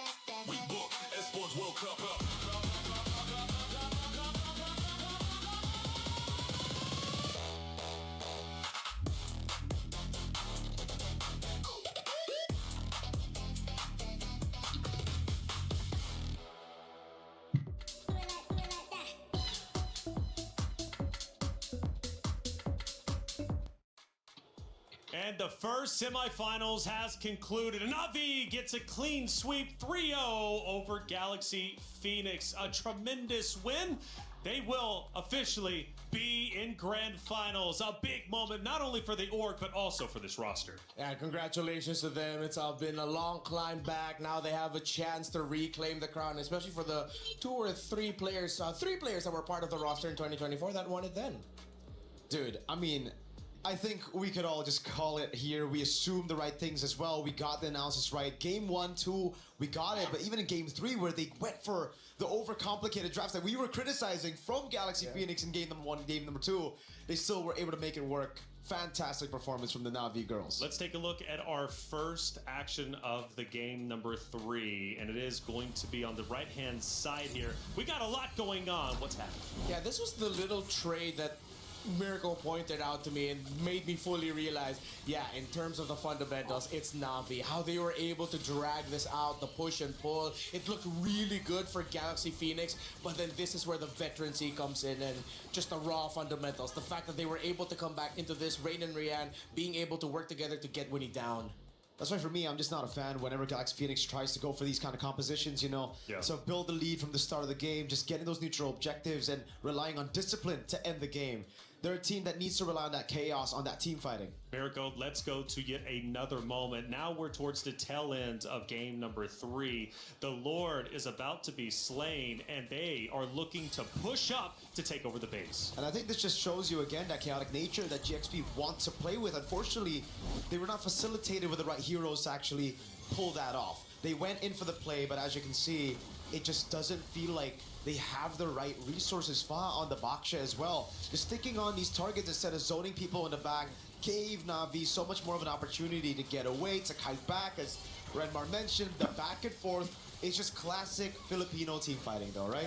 What Mirai did there was just an ankle breaker of epic proportions. The fact that she not only ankle broke, Foul was trying to chase her, but technically it ankle broke the entirety of GXP because they got tilted trying to chase her. Those are 10 ankles. It's hard not to be tilted, right? Yeah. At the end of the day. And for our commentators, hey, we were watching you. Let's see what they were getting into during those tense moments. Oh, that was a flicker in, but Mirai does get cancelled though. Does have the immortality, is gonna be okay. Feathered airstrike as well as Limino and Fury trying to defend as much as they can. Keishi, defensive heavy spin, but Winnie finds a double. Navi have to run away wings by wings towards not Ayanami, and they go back right in. Do they really want to fight this? Not Ayanami actually finds a mean No way!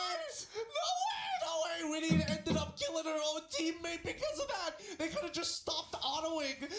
But they were just so desperate to make it work. Literally anything would have been good there. Oh man, not Ayanami. Despite having a horrendous early game, now it's like, this is my revenge. You've hurt me enough. Yeah, I was worried when she went back in too, but the fact that GXP, I feel like they just panicked and clicked their buttons and unfortunately cost their teammates' lives there. At first, I thought Gideon was a little bit too still until he exploded. It's always great to see Brigitte as well, because I'm used to having her up here for the analyst desk where she's poised, you know, nice and calm. Up there, she's exploding with energy. Yeah, and that was an explosive play. I mean, what Ayanami did there when you're up against a team that loves to team fight, Glue is the perfect tempo breaker hero, and the fact that she got away with it too, oh, that felt criminal. It was beautiful to watch. Well, two great organizations are still in the tournaments, Navi and Vitality, which means the club championship race is now starting to heat up, and we've got Trev to break it down. Behind me is 3 years worth of history. EWC 26 is looking for the best esports organizations, and with the club championships and 2 years worth of history, it seems we may have found some of the best. Here with me, let me introduce you from Gen G. This is Ashley. It's great to have you here, but I gotta ask you, this is the 3rd year of the club championships. I mean, does it change the way you're gonna be representing your organization, or is there no pressure at all?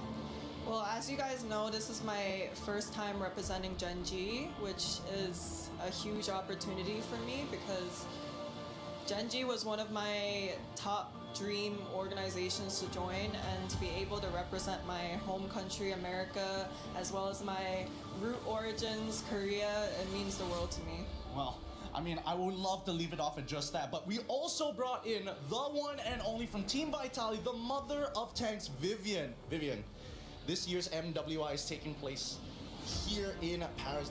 Does that make this tournament feel just a little bit more special? Sangat spesial karena kita turnamen di Paris, di mana tempat timku berada, tim Vitality. Now, this is going to go to the both of you, because both of you were here in the grand finals, but Ashley, what do you think it's going to take for your team to make a really deep run this time? It's a good thing I'm from the country where dreams come true. Vivian, do you have any final words before we end this interview? Keep dreaming, Ashley. For you, Ashley?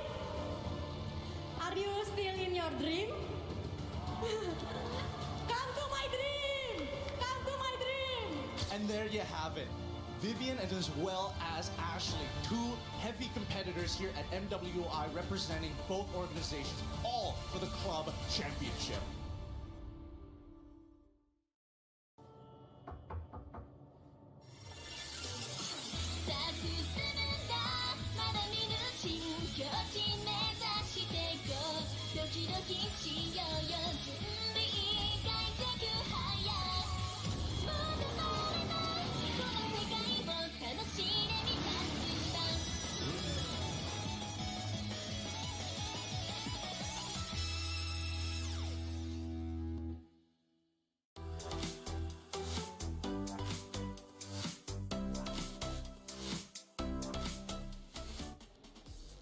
MWI is special for a number of reasons, and I can't think of a better way to break it all down than with such a special guest such as Ray Nung, the head of esports ecosystem for Moonton Games. Ray, a pleasure having you up here. How are you doing? Great. It's been a great lineup so far, so happy to be here. Well, look, this is a special event. It's my first time being here, so thank you so much for allowing my opportunity to learn about this great scene and this game. MWI continues to expand globally with Western Europe joining the ecosystem this year. How would you evaluate MWI's growth so far? And can fans expect more regions in the future? Yeah, first of all, it's the third year we're working with the Esports World Cup, and we are working on the women ecosystem in the long term with the Esports Foundations. So we're looking ahead. We are definitely looking to see how can we make like a better inclusion ecosystem. And MWI has always positioned as a very unique product as part of the Esports World Cup. And in fact, we are already scheduling how the next year's schedules looks like for MWI and also for MWC. So can't wait to see how we can further expand the product. Ooh, that's exciting. Okay, so what has made MWI 2026 so special to you? Because I've had a blast watching the best ladies MLBB has to offer join that very stage. The energy is incredible. So from your perspective, what are the biggest highlights of this year? Yeah, I would say definitely like what we are setting up right now for the storyline telling is very good for this year. We have NAVI, like the first edition of MWI Esports World Cup. They were the champion and then make it again to the finals. That's a setup for the storyline. And now we are having a lineup of Vitality having a next match. If they can make it, I think that will be a very good storyline, having the two champions to face again at the at the finals tomorrow. And on top of that, I think moving to Paris also give it a special meanings. We have Vitality, French esports club, and also have the super fans here cheering for the teams. I think that also add on like additional meanings so that in this city of love. That's so true. You mentioned the two traditional powerhouses that we have. Navi from the Philippines, Team Vitality, of course, here from France, here on the home court. But we've also seen emerging new regions challenge these powerhouses. You had teams like Galaxy Phoenix make it this far, Geltek, Saita all make it this far. How important is it for the future of women's MLBB that you see these new challengers?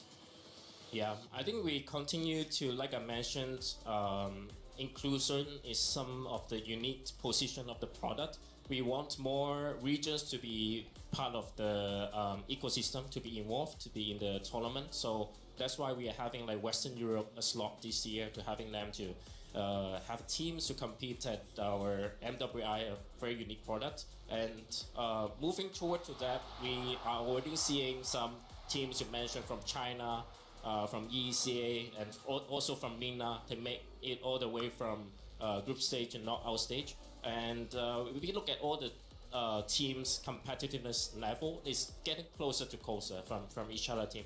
Even though it's like a 3-0 from the last match, Philippines versus Cambodia team, I think it's still very close in terms of competitiveness. So this is the scene that we see how it grows. From the beginning of the women initiative we started like 5 years ago until now, we're seeing a lot more teams coming in. I think it also ignites the dreams of our player base that they are female. They have stage for them to shine. That's amazing.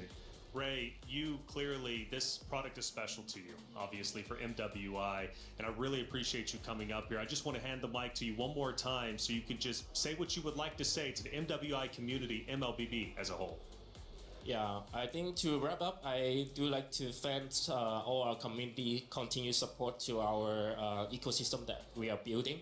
Building an ecosystem, especially a women ecosystem, is not easy. Like we have to be very dedicated, and together with the Esports Foundation, we are looking at this for long term. So we are very looking forward to the futures for MLBB women Well, so am I, Ray. It's been a pleasure having you on the desk. It's been a pleasure being here in general. And we got a monster of a matchup about to take place. And it's going to be Vitality going on that stage. And we had a chance to catch up with them before the matchup begins. Hey guys, as we enter the second semi-finals match of the day, Geltek Cyber Team and Team Vitality is now in the arena. Hello, how are you? Hello, I'm fine. Now, a lot of people are very happy to see Geltek Cyber Team in the top 4. How are you feeling about that? We feel excited, very excited, I know. How do you feel about going up against Team Vitality? Do you feel any pressure? I think, yeah, because we're champions. But are we confident? I'll see you later. Good luck on that match. And you know what? Over here, I think Team Vitality is still on the bus. So maybe we could go and see if they're coming down right about now. Let's take a look, guys. Let's take a look.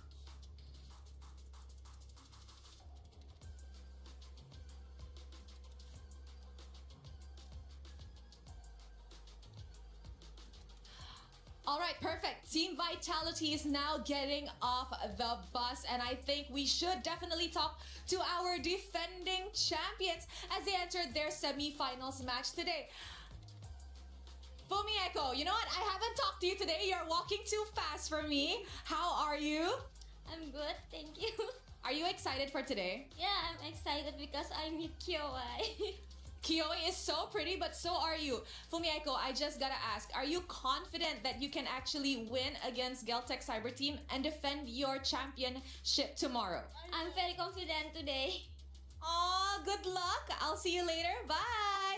Guys, she is so cute. Thank you very much. That's it from us. Turning it back to you guys.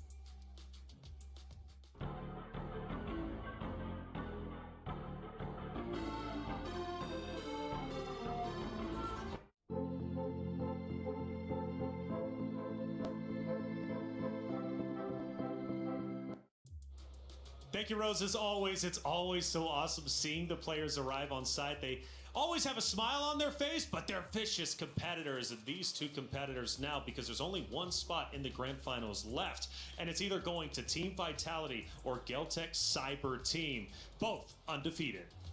Team Vitality, my goodness. I thought they'd go on a completely perfect run, but they still ended up dropping that one game to Team Falcons ID. But I never really felt like, as a Vitality fanboy myself, that there's any cause to worry. Like, I would... Yeah.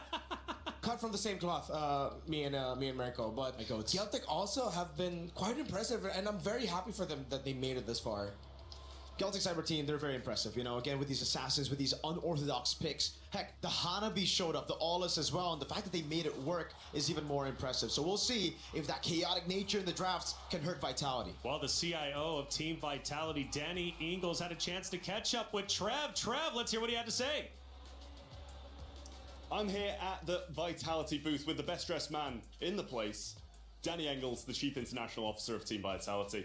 Obviously, welcome to the Esports World Cup in general. I just want to ask firstly about what your strategy was when it came to Stage 4, the Allianz Vault, with heavy investment in fighting games, and obviously you're the favourites in MWI at the moment. Yeah, correct. It was clear to us that on this stage we can turn into the Vitality stage with obviously the favorites in Mobile Legends Bang Bang Women. So I hope that we hoist at least one trophy, maybe more, because I'm excited about the fighting games, of course. We had a fantastic story with the Creek Twins last week already. Even though it didn't work out to raise a trophy, it was still amazing. And we have like TFT coming, heavy favorite in Trackmania as well, which will be super exciting. So looking forward to really own that stage. Yeah, absolutely. So obviously over the past couple of years, you haven't had the result you wanted. Not a bad result by any means, but you want to come out on top against Falcons this year. What was your game plan for the Esports World Cup as a whole to take them down? Yeah, obviously we also are fighting against the Liquids and all gamers, right? So we gotta beat them all, and for that we heavily invested into new games, new teams.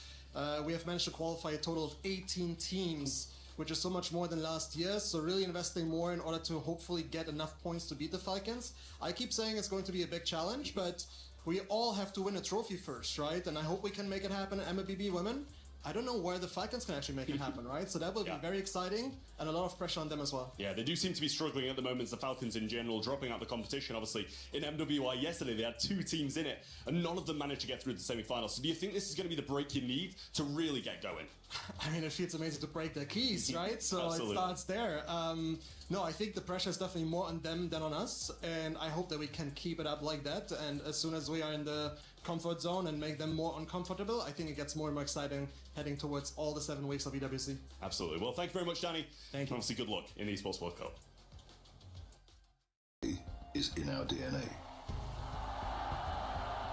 Whenever we let it out, it becomes our superpower. Now imagine an entire city being built to supercharge it. Kadir City, powered by play.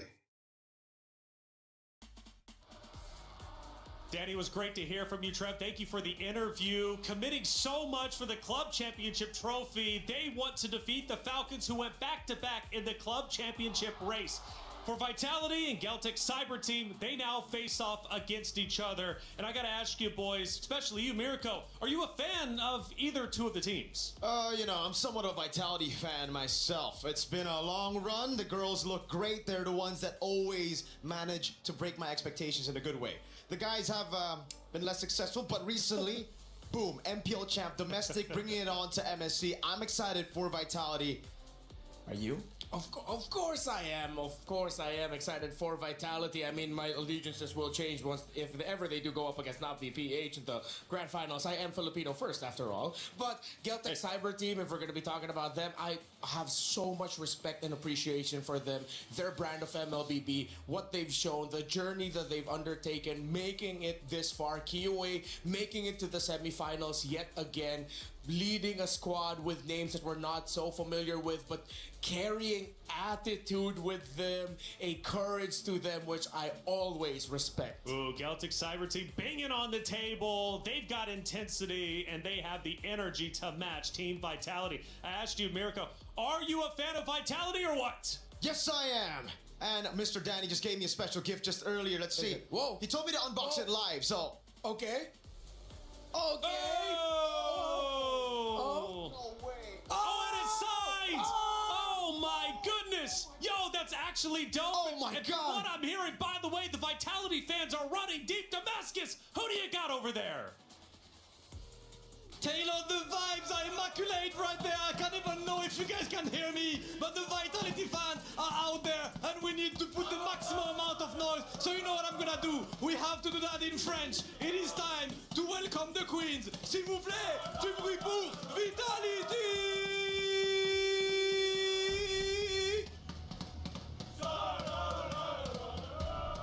Les champions en titre qui arrivent sur la scène et la foule qui est absolument en feu. 2-0 contre MLBB, 2-0 contre Genji, 2-0 contre NAVI. L'équipe qui ne peut pas perdre, l'équipe qui ne peut pas être touchée. Ce sont les reines de MLBB et elles reviennent récupérer leur trône pour l'instant absolument intouchable. Les 5 reines qui montent sur la scène et vous savez que le bruit sera maximum. Rob, Chérine sur la scène, on va kiffer aujourd'hui.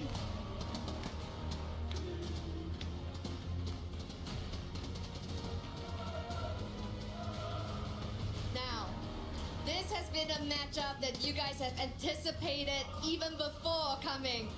Vivian has penned KOA on the board of what she wants to see in MWI, and now wish granted. Here in the semifinals, anything you would love to say to your opponents? Please don't make us sleep in the middle of the game. Oh, locked and loaded and ready to go. And with that, thank you so much. Please head on over to your banner stations. Team Vitality is clearly ready for a battle, ladies and gentlemen, but as close as they are to their dreams, there is a team that is standing in their path and hoping to achieve their own. Please, welcome to the stage, Geltek Cyber Team! Geltek Cyber Team, up to this point, entirely undefeated, unscathed, going up against everyone. And the Ice Queen has returned. You can feel a shift in the energy in this arena just with her presence. We've seen their mastermind, Coach Ospreay, has transformed this team into the Titan that we see today. And now, of course, we do have a quick interview. Right now, you're so close to achieving your dreams. But in order to finish it off, you have to go against what a lot of people look at as the favorite to win this tournament. How much pressure are you under and how confident are you? Сколько вы уверены? Ну, мы постараемся сделать максимальные наши возможности показать. Well, we will do our best to make sure that we play on our maximum capacity. Okay, and I'm sure you will. Please go ahead and have a seat, ladies and gentlemen. It is about that time. That's right. On one hand, the queen bees of the hive, and on the other, the Ice Queen herself. Two apex predators are on the prowl in the jungle, but only one can emerge victorious from the land of dawn. Ladies and gentlemen, we are about to find out who is going to take that seat in the grand finals of MWI. Let's get things started with the semifinal. Cheryl Damascus, Hollywood Rob TV, thank you for setting the stage. The competitors are out there and they're just moments away from competing toe-to-toe for the last spot in the grand finals. It's Team Vitality versus Geltek Cyber Team, and it's getting loud in the venue. Why? Well, because Vitality fans have shown up and they are banging on the drums. They're getting loud. They're going crazy. It's going to be a great matchup. Seriously. Again, I set the stage earlier. Both teams undefeated so far, but one must face defeat after this. Yeah, home court advantage for Vitality. You pointed out behind the scenes that they maybe look kind of, Geltek Cyber Team, excuse me, are looking kind of nervous. I would like to think it's their more stoic, mysterious nature that they like to show off, especially Kiyoe, the Ice Queen. She's called the Ice Queen for the jungle, not just because of her cold-blooded gameplay, but of course, what she does behind the scenes. Well, I tell you what, Miracle, if he's going to bring up the Ice Queen of Kiyoe, let's bring up the Hive Queen of Vivol. You've got two queens about to battle it out. Absolutely. The Hive Queen Vivol has been, taking all the attention from the fans as well. I've heard some chants already from the Vitality fans in the building screaming, Vivol, Vivol, Vivol. And it's through her playing a plethora of different picks. When we've seen players just stick onto the tanks, stick onto the assassins, Vivol does both equally well. Although, I'm a bit more biased to the assassins. Ooh, I like the assassins, especially after one of the matchups we had on day number, I believe it was 2 or 1. So fast-paced, absolutely brutal. And speaking of brutality, this is in fact the boss fight for Geltek Cyber Team. In fact, for all rosters, of course, every contender must meet Team Vitality to claim the trophy. And fun fact, Vitality has yet to miss a grand final appearance in MWI. They are always there.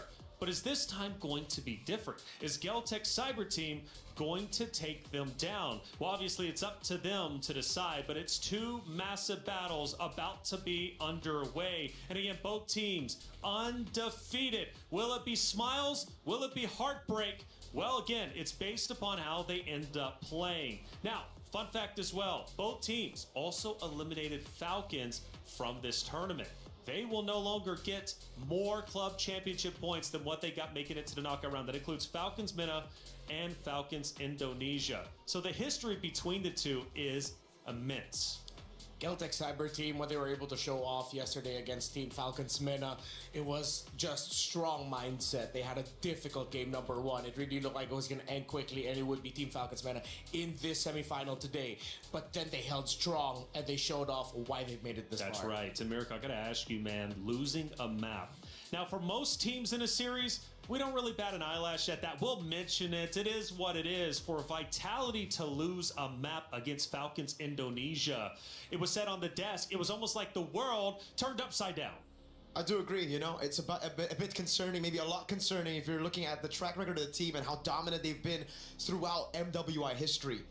But I think I'm pretty happy. I think the Vitality fans should be pretty happy as well that they got a reality check very early on in the knockout stage and they were able to recover. So I think more props to the women here because they were able to recover in such a short period of time after getting come back like that. The mentality stayed strong. They went back to the drawing board and they cooked up a fantastic early game draft to close it out. Renmar, I was hearing rumors that when Vitality went back on stage to go into that final map against Falcons Indonesia, they were shaking, physically shaking.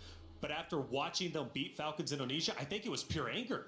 Yeah, we saw Vivian on her show. What more can you ask for in a backs against the wall team Vitality who are fighting for tournament life with all of the pride? She gets her most iconic pick, and she had an iconic performance. So if they were shaky behind the scenes, it definitely didn't show in game. Nope, it was, I think, pure anger. That's what we saw. Oh my lord.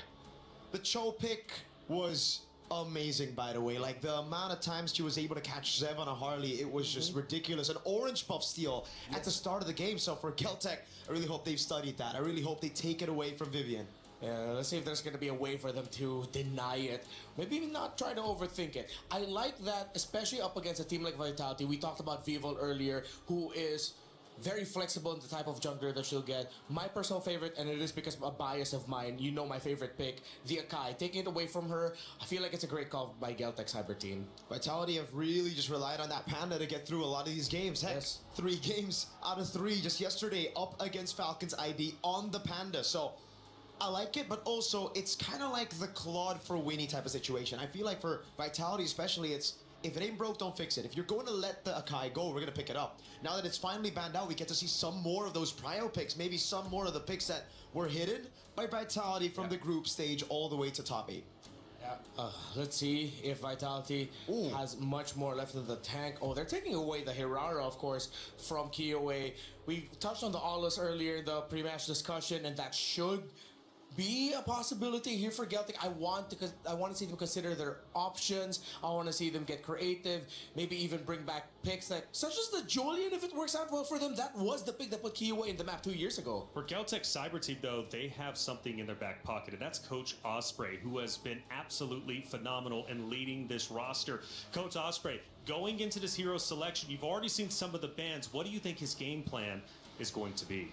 Well, it looks like right now Geltek are just taking away some of the most annoying picks to deal with. If you're an assassin, if you're a team that wants to play somewhat steady so that your side of the river and jungle is safe, and then you'll find your moment, go for that explosive play, and then snowball from there. All their 3 bans scream. They want to protect their river. They want to make sure they have a good XP matchup.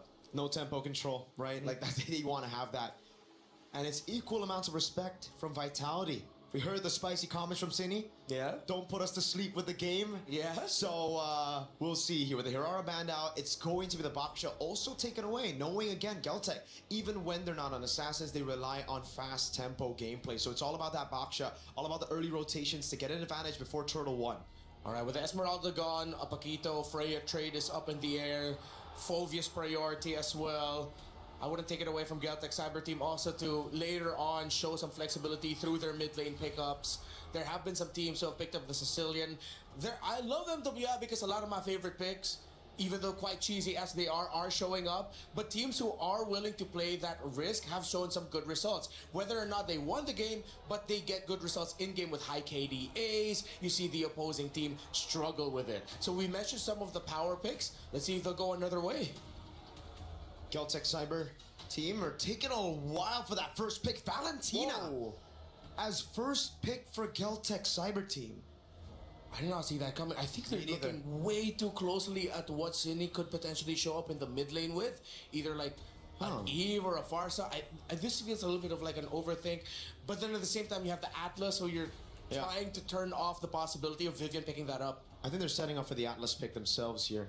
Possibly a Sora as well, trying to go for the CC combo up against Vitality. Controlling that neutral objective has been one of the main winning conditions for Vitality, so taking it away from them could be the play. Freya, though, and the Atlas, they don't care about the Valentina. They'll go straight through, brute forcing their way through a Fatal Link steal. Oh, they checked the bluff of Geltek and they said, all right, go ahead, we don't care. We're still going to go for the Atlas, even Kinda though crazy. we're giving it to you. Still, though, that means that Geltek can have an idea of what to expect, especially from the pick of Shell later on. It will be a gold laner that would want to pick up the Purify.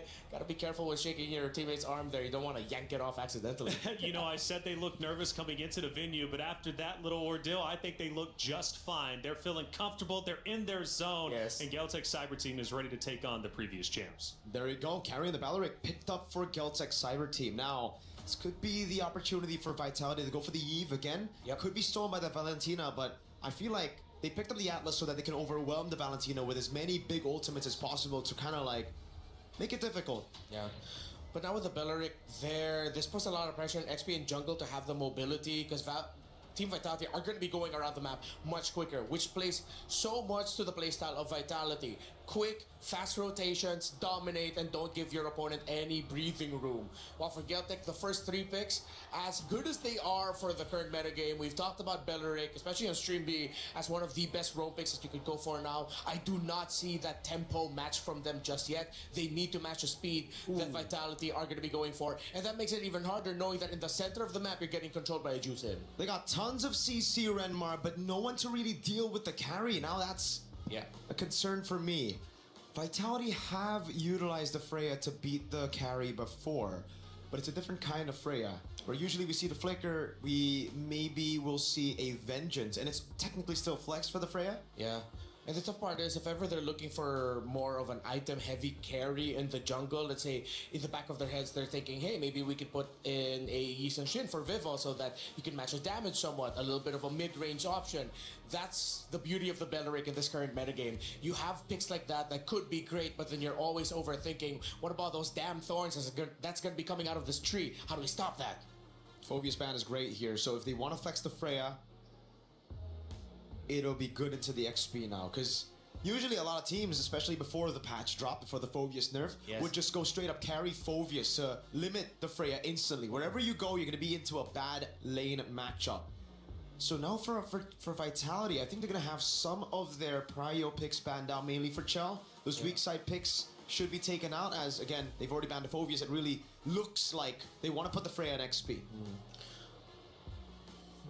Geltek. Unless it's set up for like an Arlet pick or something, Yeah, right? I'm trying to get into the mindset of Geltek right now, seeing that, they take out the Phobius, you don't have the EXP counter, but it still wouldn't be too crazy to see a world where in that Freya still somehow ekes it into the gold lane. Maybe I'm just missing a pick to fully add the evidence to that idea, so let's see. Because even if they go for something like, I don't know, Alice in the jungle, you're still lacking the damage. The biggest problem, even if you put Freya into the gold lane, you won't have the damage you need to take down that carry. You'll have a lot of dive.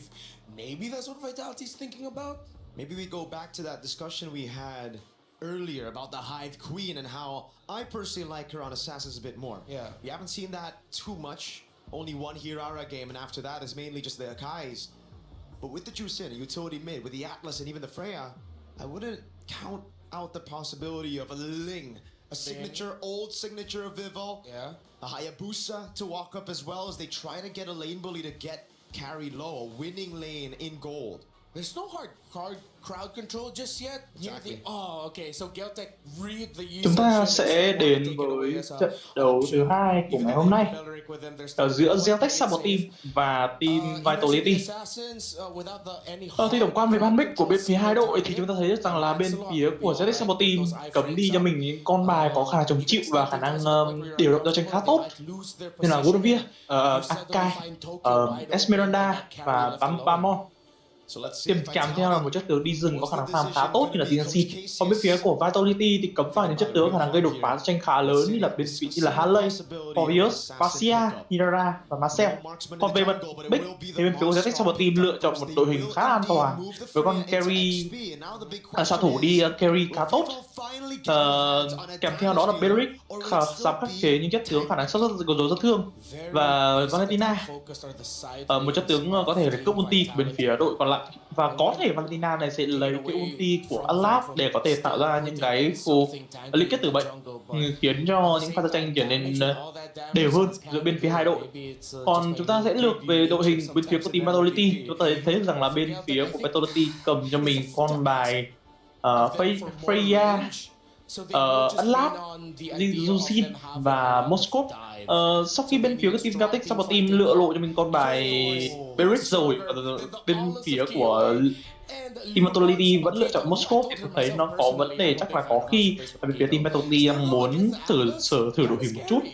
For sure. I mean, you got the CC immunity for the Aulas, but not for the Paquito. That's, I think, the reason why we've been seeing a lot more Atlases, right? With the utility jungle and the Paquito, it gives the Atlas so much more ways to just lock people down. But the Aulas for Geltek works in a different way. It's kind of like a third carry.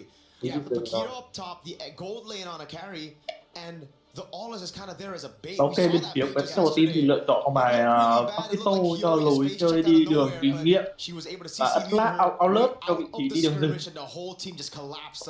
và sẽ cần một chiếc đi đường rừng bên phía team Vitality. Hoặc là nếu như muốn điều động Freya đi đường kinh nghiệm thì sẽ là cần một chiếc đi rồi. Và bên phía của team Vitality lựa chọn Petri cho vai trò đi rừng. Lần đầu tiên ở giải NAVI có một người chơi, có một team sử dụng con bài Petri cho vai trò đi rừng. Trận đấu lần này Mặc dù if so, they've got to get through Geltek Cyber Team to be the boss. You have to beat the boss. Đâu rồi Nghe không một versus Geltek Cyber Team for our last spot into grand finals. Rất này rất cho nó có thể chật chờn lắm. Hay em Thank you so much, Reflections. We are looking for our Chuyển sang điện thoại cho nào nó ổn nữa. Ok, chúng ta sẽ đến với trận đấu thứ hai trong ngày hôm nay giữa Geltek Support Team và team Vitality. Cặp trận BO5 vòng bán kết giải FWE vào ngày 17 tháng 7 ngày hôm nay. Còn chúng ta đến với những bước đi đầu tiên từ phía hai đội, và có vẻ những 4 thành viên phía Geltek Team đã tập hợp sẵn ở bên phía cánh đường giữa và có động thái muốn ra tranh sớm rồi. Tini kéo về một của Kueyo và có động thái là va chạm nhẹ từ vị trí của hai bên hai đội. Phi viên bị rốn thương khá nhiều và sẽ là khá là nguy hiểm cho đầu game đây. Killway có một vòng rừng khá lạ đi ăn sớm trước con quái đá trước khi mà sẽ đi tới con mùa đầu tiên. Đã lấy ra là nếu sẽ theo một cái cánh rừng là đi cánh ngược để từ vị trí của cái hai đội, nhưng mà thực ra là không ra cả một cái lối đi, một cái vòng đi rừng khác so với bình thường thì không có vấn đề gì đến từ vị trí của bên phía của team Geltek Support Team. There's just so many like quote unquote micro CCs chắc to một deal with. ông lớp em muốn đi dẫn lên vài cái tôi hay thì dẫn đầu tiên luôn. Thì cái chỉ cú được thôi để ngăn chặn được một số của thể sân thì của đủ. Và đến giữa còn đi đâu là chơi thì mất quá nhiều máu, mất khoảng 75% máu. Chắc chúng ta sẽ phải nghĩ về một lượng máu tích trong tranh thôi. Make em vẫn không ổn đâu rồi, nó đỡ hơn tí nhưng mà nó cũng bị dày á.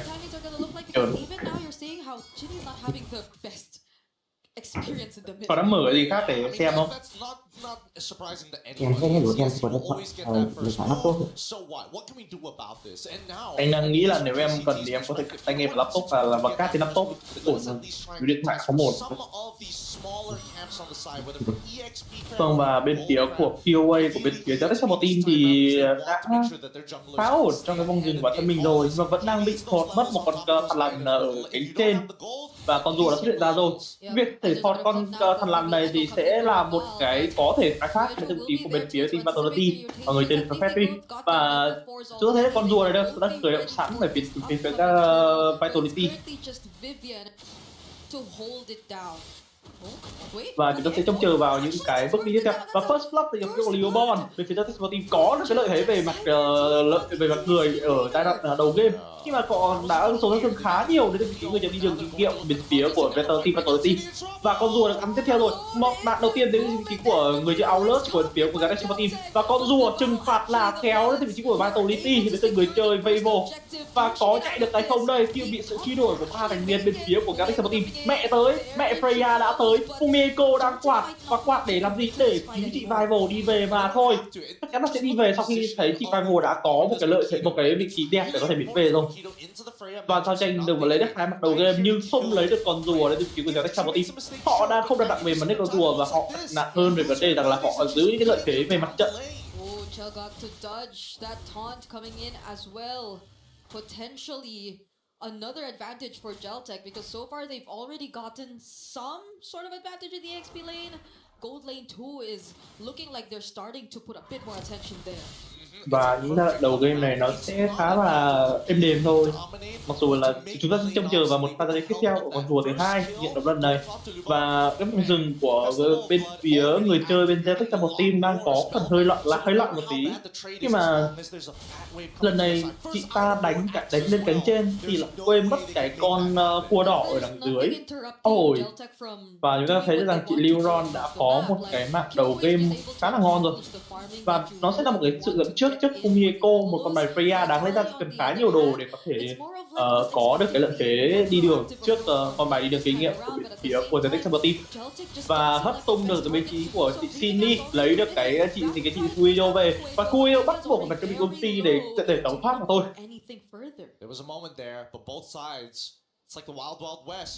Rival tìm thấy được vị trí của người chơi Kill ấy bên phía Geltek trong một team. Không biết là bên trận đấu này thì ngay trong những trận đầu game thì đã thấy được rằng là bên phía Vitality đang có mất quá nhiều lợi thế về mạng và không biết là bên phía của Vitality sẽ có những chiến thuật gì để duy trì cái lợi thế tốt hơn trong trận lần này đây. Con rùa thứ hai đã xuất hiện rồi. Kyoe has a lot of things to worry about, so they need other people. Ideally, maybe the Merrick. I would say maybe the bait will move on this Keto to try and get the first motion of Vitality. Hiện tại rùa đang có rất đông thành viên của cả hai team đều xuất hiện trên đây và Vitality sẽ quyết định khởi động con rùa trước. Ubedo bật ẩn thân lên để quẩy Bibo đi. Dù vậy liên kết tử mệnh đã kéo được về chữ Kyoe rồi và có vẻ là nó rất cái rồi là chữ Vivian và Tokyo lấy có Vivian. Con rùa thứ hai trừng phạt trượt đến từ vị trí của người chơi Vivo của bên phía của team Vitality và Geltek trong team có được cái con rùa thứ hai này. Fumieko đã có cho mình double kill bằng việc giết được Tokyo và Kyoe. Một pha giao tranh nó khá là hỗn loạn và sau đó rùa vẫn thuộc về cho bên phía Geltek sau pha trừng phạt khá là lỗi đến từ vị trí của Vivo. Thấy được rằng cái trụ đường trên còn một tất ít thôi và thực ra là nếu như chỉ cần một đợt lấy tiếp theo đẩy vào mà có sự đẩy láo đến Leoborn thì có thể cái trụ đường trên này sẽ được lấy đầu tiên từ bên phía của bên phía Geltek sau team mà thôi. Mic em vẫn đầy bé đâu không? Có gì cải thiện hoặc là kiểu anh nghĩ là chỉ cái mic của cái laptop thì thường sẽ phải ghế gần mà mình đọc mình nói được chứ. Mũi thấp thẳng được đặt ra và có vẻ như là sẽ tiến lên từ treo tuổi bắt tới từ những chị Kuyo và sẽ là khá là khó khăn cho chị Kuyo đi về nhưng mà với lượng máu như thế thì vẫn có thể chạy về được. Vẫn rất truy đuổi về từ chị Vivian và Fumieko thì có một đợt đi đường mà phải 3 cân 1 khá là khó khăn. Đợt ấy rồi ôi khá là khó với chị Fumieko. Cái trụ này cũng đồng thời dễ mất thôi. Lẽ thì Fumieko có thể lựa chọn lùi về và bỏ cái trụ đấy nhưng mà chị vẫn quyết định lao ra và chết luôn. Một pha xử lý gọi là khá là buồn cười từ chị Fumieko. Khá là buồn cười. Được công nhận với em Đông là khá là buồn cười đến từ chị Fumieko nhưng mà đáng lẽ ra trong pha đấy có thể bỏ chứ. Hoàn để bỏ chỗ để giữ mạng nhé, bởi vì chị đang có 2 mạng gục rồi có thể là gỡ ngạc vàng rồi nhưng mà lại mất đi những cái lợi thế đấy bằng việc lao lên một cách thiếu quyết toán như vậy dẫn đến là việc bị hủy 2 mạng sau khi bị hạ gục. Hiện tại thì khoảng cách chênh lệch giữa hai team đang là 1.900 tiền. Moscow thì vẫn ở đường trên với Papito ở đấy. Và Papito đã bắt đầu có động thái di chuyển xuống thang rồi. Thế nên là bên phía tranh cướp Bên phía Geltek Support Team đang bắt đầu có động thái là khởi động rùa sớm và Vival có ở đây có vẻ như là kiểu khống chế nhẹ và chịu Wayo, nhưng mà thấy được rằng là 4 thành viên của bên phía Geltek Support Team đang ở đây cho nên là không hề rời liều được. Tiếp tục là khống chế đang có động thái muốn ve vãn con rùa này nhưng mà sẽ là khó bởi vì viên dính lao vào để làm cái đức của bệnh sang viên đức của bệnh vào hai gậy chưa và kéo gọi ra con rùa thuộc về phía của Vitality rồi và Sydney đang yếu máu chạy khỏi Leobon nhưng đấm khá đau cái vị trí của chị Leobon rồi treo đi xuống với cái lượng thời gian sát thương của mình và bắn là liên tục và chỉ đơn giản hơn là giữ mạng của mình mà thôi. Tính ra là pha lao vai vừa rồi là cũng có vẻ là muốn cứu và chị chiêu Sydney nhưng mà là khó khăn đến từ vị trí của người chơi đi đường vàng của phía của team Vitality. Pha giao tranh thể nó là khá là tốt đến từ vị trí của kỳ thủ khi mà đang có được mạng của Freya của người đó là một con, nhưng mà đổi lại thì họ cũng nắm mất con rùa,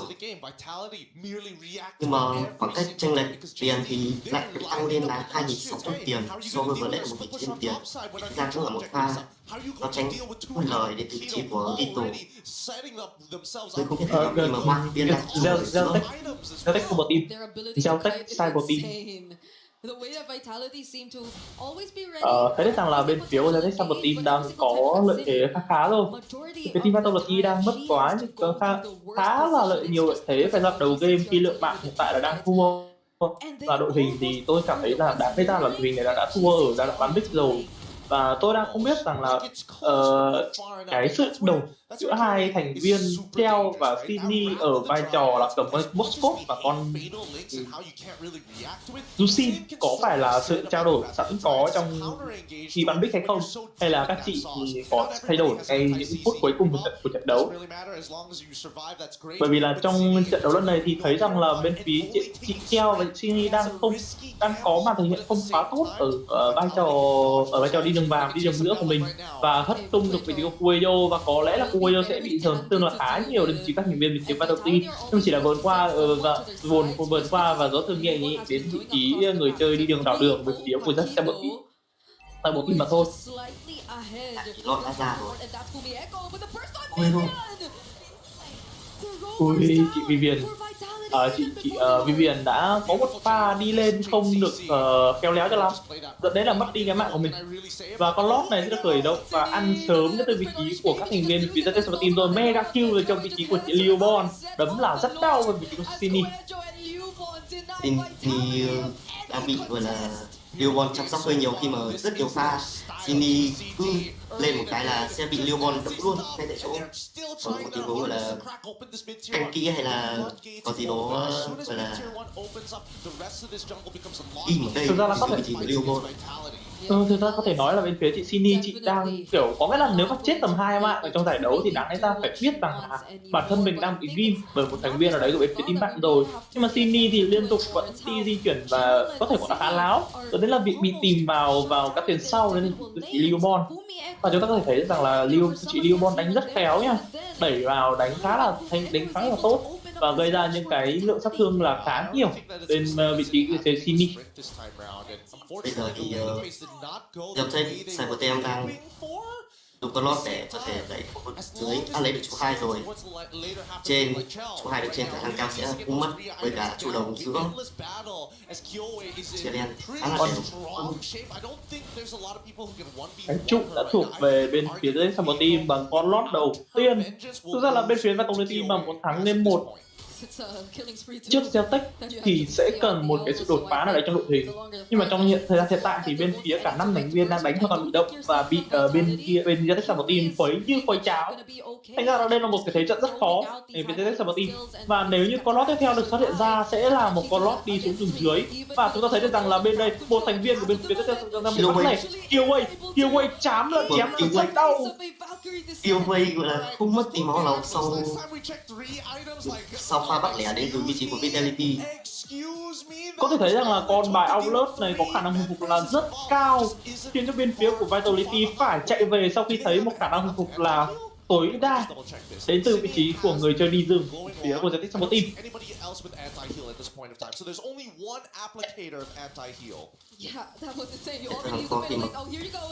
Áp tốc biến và liên kết tử mệnh đến từ vị trí của không liên tiếp từ mệnh là của liên tiếp từ mệnh trúng nhưng mà bị bật thanh tân từ vị trí của QA. Và ta thấy là cái trụ này sẽ được đánh sớm, không cần lót luôn, và lấy được luôn một cái trụ mega, mở hẳn đường ra cho lót có khả năng để đi thẳng vào nhà chính đối thủ.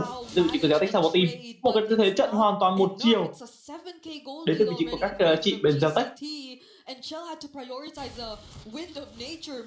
Geltek đang thể hiện hoàn toàn vượt trội so với đường kim vô địch NAVI năm 2025. Hiện tại thì lót chỉ còn 10 giây nữa thôi sẽ xuất hiện rồi. Ở đây các thành viên bên phía của Geltek đang quyết định của team ở People. Và bật cho mình cái ẩn thân lên chỉ Cuyo và muốn bắt vào với Rival, bật cho mình công ulti và Vivian có làm gì để cứu Rival hay không? Cứu là thành công với vị trí các thành viên của bên phía của Rival, nhưng không chạy được trước đòn những đòn bắn, và đặc biệt là bật cái khóa kép cái vị trí của Tokyo. Bắn phải gọi là quá xa đến từ vị trí của Tokyo. Em nghĩ chắc Tokyo đã lên được cho mình cái súng ma năng rồi mới có được tầm bắn như thế. Khả năng là vậy rồi, nhưng mà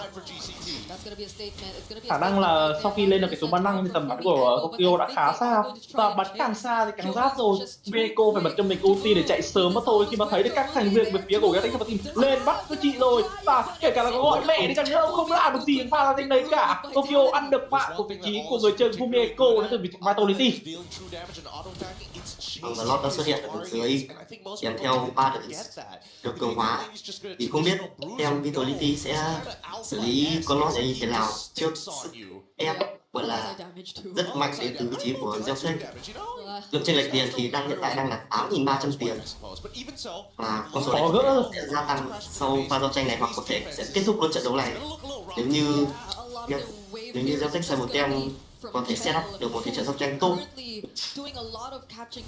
Ta thấy từ bên Vitality mặc dù họ là đương kim vô địch của mùa trước, nhưng họ lại đang yếu thế hoàn toàn trước một đối thủ mà có thể nói là khá mới trong giải đấu lần này. Nhiều quay la vào khuấy đội hình như khuấy cháo, và team Vitality hoàn toàn tan vỡ trong giải đấu lần này. Bật là rất nhiều thứ đến cái tử mệnh là không hề thành công. Tokyo chip của kill Maria và Sabe thành công, nhưng họ chị nói không và xác định luôn ăn trụ và chiến thắng trận đấu lần này 1-0 từ phía Geltek team.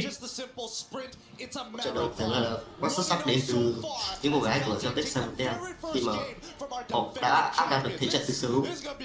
Họ giao tranh thắng liên tục trước đối thủ là Vitality, để rồi cầu quả có tiếc nó cứ lăn dần cho đến kết thúc trận đấu. Một màn trình diễn có thể nói là trên cả xuất sắc đến từ vị trí của Geltek team trước nhà đương kim vô địch MLBB năm 2025, đó là Geltek. Một trận đấu mà có thể nói là khá là một chiều đến vị trí của Geltek team, đánh khá tốt nha trong trận đấu vừa rồi. Đây chúng ta thấy chúc mừng các chị. Tokyo được bắn thoải mái luôn, không ai bắt Tokyo, và cứ thế thôi Tokyo lần lượt có được cho mình triple kill lẫn mini X, và sau đó là kết thúc trận đấu này. Theo như thông tin mà tôi nắm được từ bên phía Geltek team thì đây là một tổ chức đến từ Nga, và việc xảy ra một tổ chức ngoài Đông Nam Á đánh bại được một tổ chức đến từ Indonesia là một điều khá mới trong giải đấu lần này nha. Và qua màn trình diễn vừa rồi chúng ta thấy rằng là trình độ của các chị bên Nga có vẻ là không hề tệ hơn, không hề tệ nếu mà so với các đối thủ ở các khu vực Đông Nam Á. Hoặc là đây là chiến thuật bên phía Vitality để hạ thấp cái khả năng chuẩn bị đến từ đối thủ của mình hay chăng, chúng ta không biết được, và sẽ phải xem xét về trận đấu tiếp theo giữa Geltek team và team Vitality Indonesia.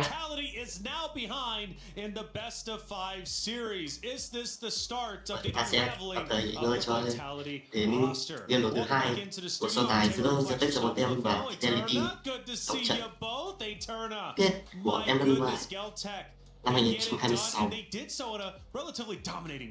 And I'm really happy that we get to see that, right? Finally, we see someone can break that formation, I would say, from the defending champions, and it's none other than QA herself. Kiowa has been a big talking point, of course, and, well, she seems to be leading the charge for Geltek Cyber Team, and Vitality has to find a way to deal with her. And honestly, I kind of feel like this game, not gonna lie, is kind of over for the first 20 seconds. Because honestly, looking at the draft just now, there's just not enough damage coming in from Vitality, and there's so much heal coming in from GCT, but hey, Osprey, man, he sure knows how to draft. He does, and he definitely has done his homework coming into this. Obviously, there was a big talking point about Coach Osprey and how well he would be doing, and he's already done well, right, for this Geltek Cyber Team roster. After all, they are undefeated. That was the moniker going into this. Both rosters undefeated throughout groups and obviously here in the knockouts. I think they both only dropped one game. That's correct, right? And so it really just shows, you know, the very best against the very best. And I really do agree with what LaFell said earlier on. It all came back down to the drafts. It's an interesting position to see for Team Vitality that they get drafted in such a corner, because obviously after the first few minutes of the game that you mentioned earlier on, you'd expect Fumi Echo on the side lanes on a hero that is so OP like the Freya to actually be able to carry it through, but unfortunately I think they were just really falling behind on rotations. So could you imagine a roamer like Kuejo dealing more damage than Freya or Fumi Echo? No. Fumi Echo only did 29,000 damage. Kuejo did 35,000 damage in that game. And part of the reason is because of her passive, where you attack me, I hit you back. But the problem is, you attack me so many times and I just don't die, so you take all the damage.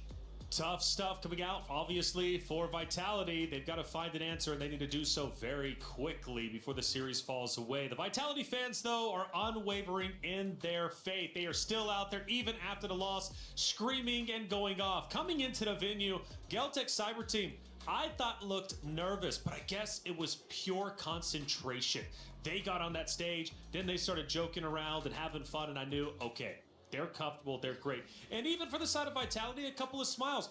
One of the highlights, LaFell, yesterday was the fact that Vitality, even though they dropped the map to Falcons Indonesia, during the interviews with Rose, asked, like, what went wrong? They recognized what their faults were, and they came in to fix them. But did they truly fix them? I don't know. Map 1 was tough. Because personally for me, I think this is a very easy thing to fix, because they noticed that the jungler was hit. So I feel like just pick up your jungler earlier, don't get to all the way to the red 5, and then you have no other choice than the Fredrin, and it should be fine. Because Indonesians, they like to fight. So when they have a draft that don't have enough damage, I feel like game number 2, not going to happen again. Eternal, let's look at one of our in-game actions, and this will start to tell the story of what ended up unfolding throughout that game number 1. Truly a phenomenal game indeed from the side of Geltek. And Eternal, I can't even imagine what we're going to see in this moment. Okay, we're 14 minutes in, so it's already a little later in the stage of the game. You can see the Lord marching down on the bottom side of the map as well. And unfortunately, at 14 minutes, it feels like Shell just really didn't have the damage yet. Either she was lacking behind on the farm, or she just really didn't have her items down. But you could see her being the only person to clear on her side. There's not really much that she could have done in this moment. But what I found really surprising was this SOD hitting and her actually going into that. And that's huge, because in the interview that Chúng ta sẽ điểm qua một chút highlight trận đấu vừa rồi của Campania khá thuyết phục tại tên vị trí của người chơi bên Geltek một team. Bắn là khá khéo nhé. Và anh cũng cảm thấy, tôi cũng cảm thấy rằng là bên phía của Geltek một team họ mà là một tổ chức bên Nga, nhưng mà trình độ của họ trước đương kim vô địch Vitality là không hề thua kém nhé. Và tôi trông chờ vào những trận đấu tiếp theo bên phía của Geltek một team, họ vẫn sẽ giữ được những cái phong độ như thế này để được những phong độ như này trước bên phía team Vitality. Có một chút để nói về Geltek Cyber Team mà tôi đã không hiểu tại sao mà bên phía Vitality họ không thể đè được Geltek ở đầu game. Trong cái đó thì Team Mai lại có thể làm được cái việc đấy cơ. Đấy mới là cái điều mà chúng ta thấy tôi thấy bất ngờ ở ngày thi đấu ngày hôm nay. Để xem đến với trận đấu ngày thứ hai, trận đấu thứ hai này, Geltek Cyber Team họ có giữ gì được những cái lợi thế mà họ đã tạo được ở trước đó hay không? I agree. I think for the moments that we find Vitality in a position of success, even though we've been talking about Vivian so much, even though we've been talking about Vival so much, nhắc đến quá nhiều về Fabian, mà chúng ta quên mất rằng ở bên phía Geltek Cyber Team còn một nhân tố chủ lực mà có thể gắn tin được, đó chính là Kill Quay, một người chơi đi rừng, cũng rất nổi ở giải NAVI, không kém cạnh gì với chị Fabian cả. Chúng ta xem vừa rồi đó là bảng chỉ số của Fabian trong mùa giải năm nay. Không biết rằng ở phiên đấu thứ hai này bên phía của team Vitality họ sẽ làm được những điều gì nữa khi mà bên phía Geltek Cyber Team họ đang có một cái phong độ cực kỳ tốt ở thời điểm hiện tại. Really does make it or break it from your roster. No matter how good you are, you fall behind in the hero selection, you're pretty much done and dusted by the very beginning. Where did Vitality fall behind? Because you're convinced it was over before it even began. Honestly, Eterna, I think this is showing the growth of the female scene here in MWI, because before this, Vitality was so strong, even with bad drafts, they can get away with it. Now everyone is at the same level. You make that mistake, you're not getting away with it. And I thought that they learned from that. I thought they learned from that from last year, because not last year, 2 years ago rather, 2024, because that was the run where they lost against Smart Omega Empress with a different set of coaches. They had Coach Susugaja at the time, and in that best of 7 or best of 5, I completely forgot, but in that series it looked like they were falling behind on in terms of drafting, and that's how they really lost against Smart Omega Empress. So with the change of Cassius, him stepping up, they've been undefeated, and then we see a draft like this. So we can say that from the beginning of the entire competition that Vitality had a target on their backs. That much is definitely true, because in that first phase, we saw so many of the important heroes from Team Vitality being taken away from them. Well, they are the boss after all, and everybody has to eventually beat them in order to get the grand finals. This could very well be a historic moment. Now, I know I'm counting my chickens before they hatch, but if Vitality does not make it the grand finals, this is the first time in MWI history that Vitality has not made it, and that is a big deal. They already dropped the map earlier just yesterday to Team Falcons Amnesia. Lần đầu tiên trong trận đấu EWI, Vitality đã thua một cách áp đảo như thế trước một đối thủ mà có thể coi là cũng không hề có quá nhiều số má trong roadmap, trong cái map eSports của MLBB. Thật sự là khá bất ngờ đấy. And usually what happens to bosses is they're not invited into the group chat, right? Because I really feel like, because honestly, if you go to the player lounge, you see all these players, they hang out together, right? So of course they'll be talking, and everyone has theory crafted. Ra là team Vitality đã có sự chệch choạc từ trận đấu ngày hôm qua rồi, khi mà họ lại thua một trận trước team Falcons. You know why we lost? Because of A, Không B, biết and C. trận này liệu Vitality có thể lật lại ván cờ này không, hay là tiếp tục để Geltek Cyber Team gieo rắc thêm một trận thua nữa và sẽ đến với when you go out there, một any team you match play, point. it doesn't matter if they're one of the top dogs or the underdogs, they are going to give a Thực ra thì anh đang nghĩ là có khi là team Vitality đang muốn nhả ván đầu để hạ thấp cái sự đề phòng của của đội bên phía Geltek Cyber Team đấy. Anh hy vọng ở trận 2 thì bên họ sẽ có một sự bao bách lại trước khi việc bị hạ gục đi quá nhanh trước đại diện đến từ Nga. Đương nhiên rồi, họ là một đương kim vô địch mà. Nếu như trong trận này phía Geltek Cyber Team chiến thắng Vitality thì khi mà đối đầu với NAVI PH cũng sẽ là không quá nhiều khó khăn đâu. Và có thể nhé, chúng ta sẽ có lần đầu tiên có một đại diện Nga vô địch giải đấu của MLBB vì một thế giới. Anh hy vọng đấy sẽ xảy ra. Do they want to still stick Như with the vậy, tank jungler system? thế lực bên Indonesia lẫn Philippines gọi là gần như là thống trị gọi là bờ, thì em hy vọng sẽ có một đại diện đến từ một đất nước khác có thể lên ngôi vô địch một giải đấu kể cả nước nào cũng được. Vâng, và chúng ta cùng đến với phần ban pick của game đấu thứ hai giữa Geltek Cyber Team và Vitality.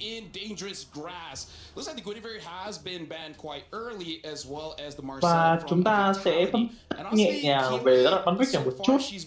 Bên phía Geltek Cyber Team cấm đi con bài Guinevere, một con chất tướng đi rừng, đi ram, đi là kinh nghiệm khá mạnh cho giai đoạn hiện tại. Và bên phía của Vitality cấm đi con bài Marcel, một chất tướng đi ram cũng rất mạnh. Và hai bên cấm rất nhanh ở slot thứ hai con bài Akai và Hidara. I mean, this has been the pick for KOA. I don't think that Cassius has not thought about it. Hidara hiện tại thì có nếu như nhé, trong các meta trước sẽ có một con không cấm tỷ ban, không ban đến pick. Thì mùa này thì chúng ta lại có gương mặt là con bài Hidara đang rất mạnh cho meta hiện tại. my hopes and dreams for an chúng ta assassin nên matchup xem xét between these rằng two. là việc bên phía của Geltek Support Team sẽ có một trận tướng đi rừng nào phổ áp hơn về trận đấu lần này và cấm đi con bài Esmeralda đến từ phía Geltek Support Team rồi. Với tướng đấu sĩ chống chịu khá là trâu bò và khả năng đi tìm vào các vị tướng phía sau tốt, và là con bài đánh khá quen tay đến từ vị trí của Fumieko, nên là cũng sẽ là một lựa chọn khá ổn định từ vị trí của các người chơi đến một tí rất thích một team.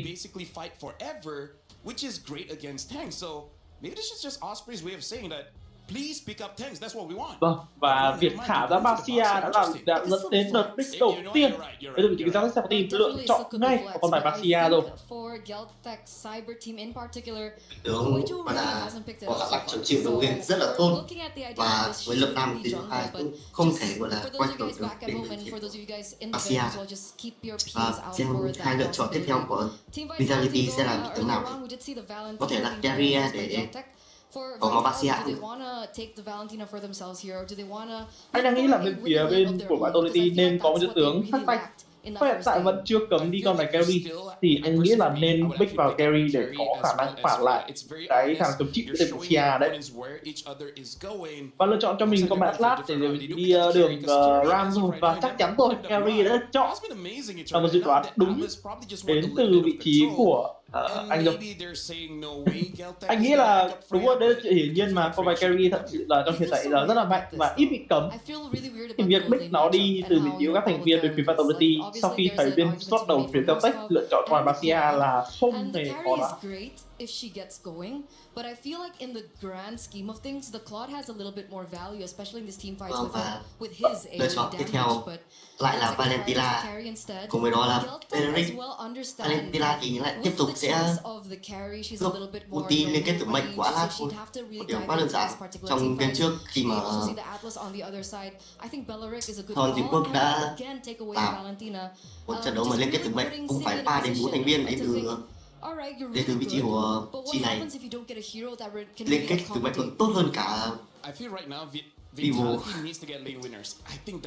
Bên phía liên kết tử mệnh tốt hơn là chị Vivian. Thì tổng quan hơn thì chúng ta thấy được rằng là bên phía của Geltek Support Team là lựa chọn những con bài là khá là khéo nha.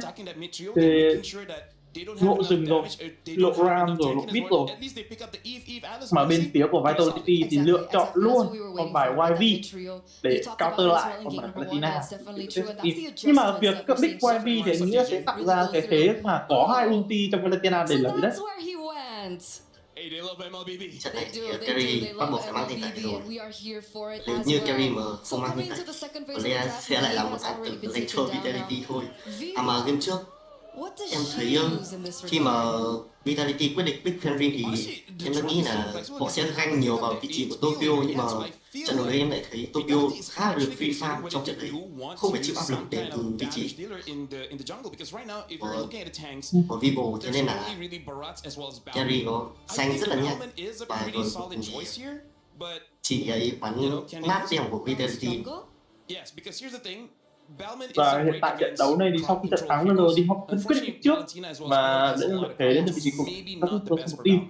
Và bên phía Vitality thì có chọn việc tập pick, nhưng mà anh thấy trong đội hình hiện tại để bên phía ngoài có carry ra thì đội hình không hoàn toàn là counter ngược trở lại các thành viên bên phía của Geltek Support Team.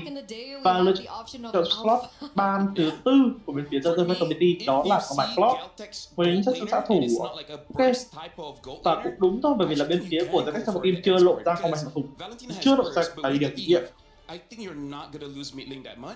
Vâng, và bên phía của Geltek Support Team họ ban gì đây? Họ ban đi cho mình đó là con bài 3 món. Và chất tướng đấu sĩ đi rừng cũng đang khá mạnh ở thời điểm hiện tại. Chất tướng có thể trị những vị tướng tanh cờ đi rừng như kiểu là Basia, như là Fatrin, như là Baras. Nhưng mà tuy nhiên thì bên phía Geltek Support Team họ hơi họ gọi là hơi sợ hãi bài này. Thế nên lót ban cho 3 món đó là hoàn toàn hợp lý. Từ lúc ban mực chuyển từ giáp từ chương 1 sang chương 2 thì anh chàng này khá là được pick nhiều do chiêu 2 nó gây sát thương khá là nhiều và khá là đau, nên là kết hợp cùng với việc giảm giáp liên tục như thế thì sẽ gây ra một lượng sát thương rất lớn từ đầu game lên các vị tướng, kể cả anh của bên phía Geltek sang một bên. Lựa chọn Anh thấy còn Diamond anh thấy còn Diamond mới sửa xong thì anh thấy được rằng là cái việc cập team khá thông minh đấy, thì mình hiện tại đang là một thế lực rất mạnh sống xanh lẫn giải. Anh đang nghĩ rằng là việc là anh không nghĩ là con Diamond nó sẽ có xuất hiện giải đâu, và trong những thời gian gần đây khi mà được tính đích bằng các trận đấu thì có vẻ như là bên phía có vẻ như là Diamond đã quay trở lại thành một lực ở trong giải rồi. Trước đó thì là một chất tướng không có bất kỳ một cái dấu hiệu gì có khả năng là thậm chí ngay cả kinh doanh cơ.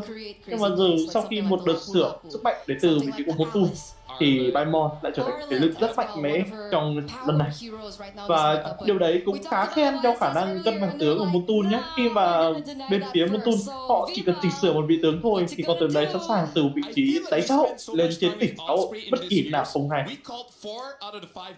Có một giai đoạn mà ba mình nó cũng đã trở thành một thế lực khi mà ở một cái giai đoạn mà ba mình lên full tank cùng với những con tướng hot thì ở đấy vẫn là Vasia, vẫn là Frin, và có một con tướng nữa chính là Karina lên đồ phòng thủ.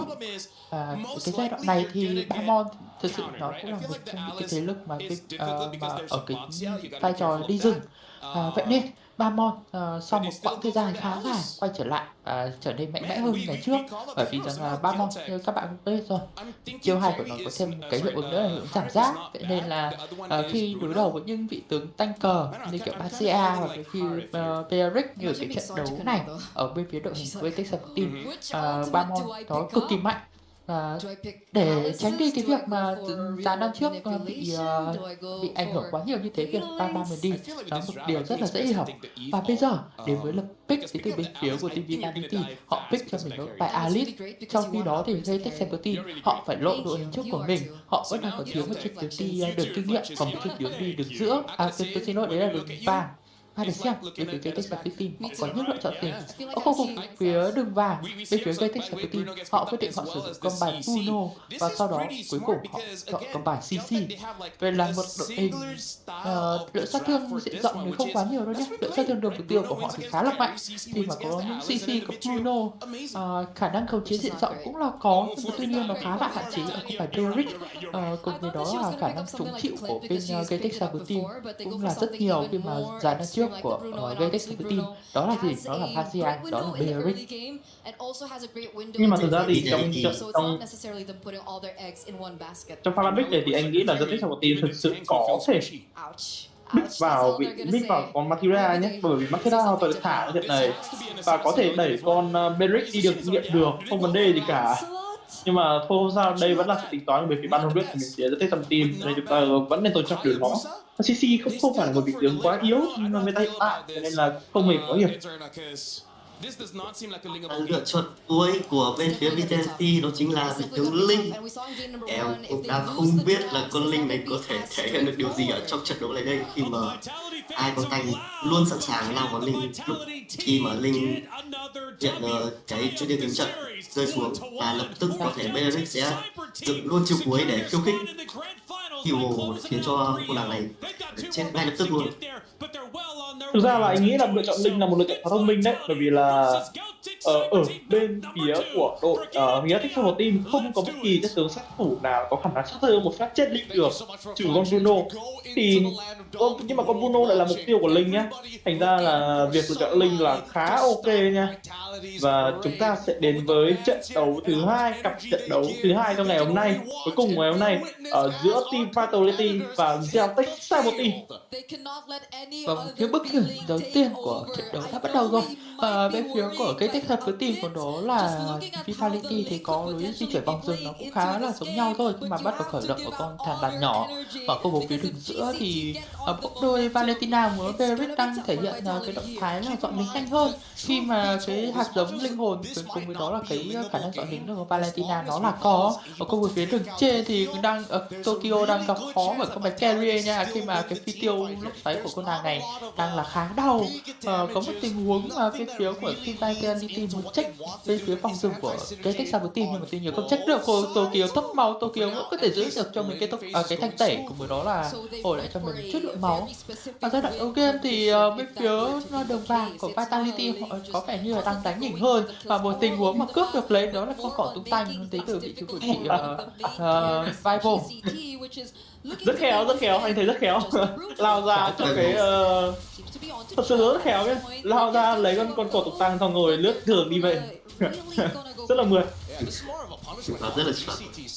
Ở đây có pha giao tranh là nhẹ nhẹ đến từ vị trí của hai team NAVI và Geltek Team, không gì xảy ra đâu cả. Bên đường dưới thì Fumiko bị Billboard vờ nổ khi mà cô nàng đã mất cho mình đó cái máu. Và đường trên thì Tokyo đã bị ganh ngay lập tức rồi, và first blood dành cho Vivian. Rất tiếc khi mà mạng đầu tiên lại dành cho vị trí anh đến từ bên phía của Vitality. Không sao cả, chúng ta phải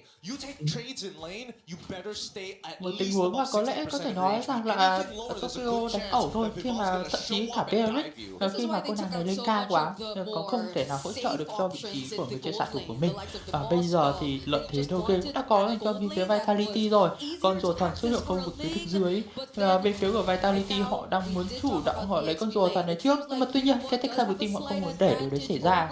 Nhưng mà trước hết thì bên phía Vitality họ cần phải đợi cho Linh có combo xanh trước đã, sau đó thì mới đánh nhau được. Bên phía cái Texas Team họ vẫn đang là người chủ động hơn, họ chính là người khởi động con rùa thần này trước. Về phía Vitality cụ thể hơn là vị trí của Babian đang khá là thấp máu, trong khi đó thì Vival thì đang muốn lấy con mình combo xanh, nhưng mà tuy nhiên thì muốn cướp con rồng này, tôi xin lỗi đấy, con rùa thần này hay sao đây? Để có thể ra rùa tranh cướp. Bỏ luôn à? Và cái đồ này đã bắt đầu nhống lên từ phía sau, nhưng mà bỏ rùa rồi. Và Vivo đã có cho mình con rùa trong trận đấu này. Bật cái vị trí vũ và lướt hai kiếm để lấy cái mạng đi của vị trí của chị Son Jiqui. Và đã mượn vị trí của Vivo giúp trừng phạt trong hai pha vừa rồi là tôi thấy là khá thuyết phục nha. Phần kiểu tướng ăn từ phần phường trộm cướp luôn. Chị ta chỉ cần lấy con khoánh nhỏ thôi để lấy lượng sắt này, để lấy là lấy tài nguyên rồi. Còn lại để lại con khoái to mày ăn thì mà. Và tao về tao ăn con bùa tao không vấn đề gì cả. Và chị ta đã lời với sự tính toán đấy, khá hợp lý. Cái vị trí của người đi rừng bên phía của team Vitality.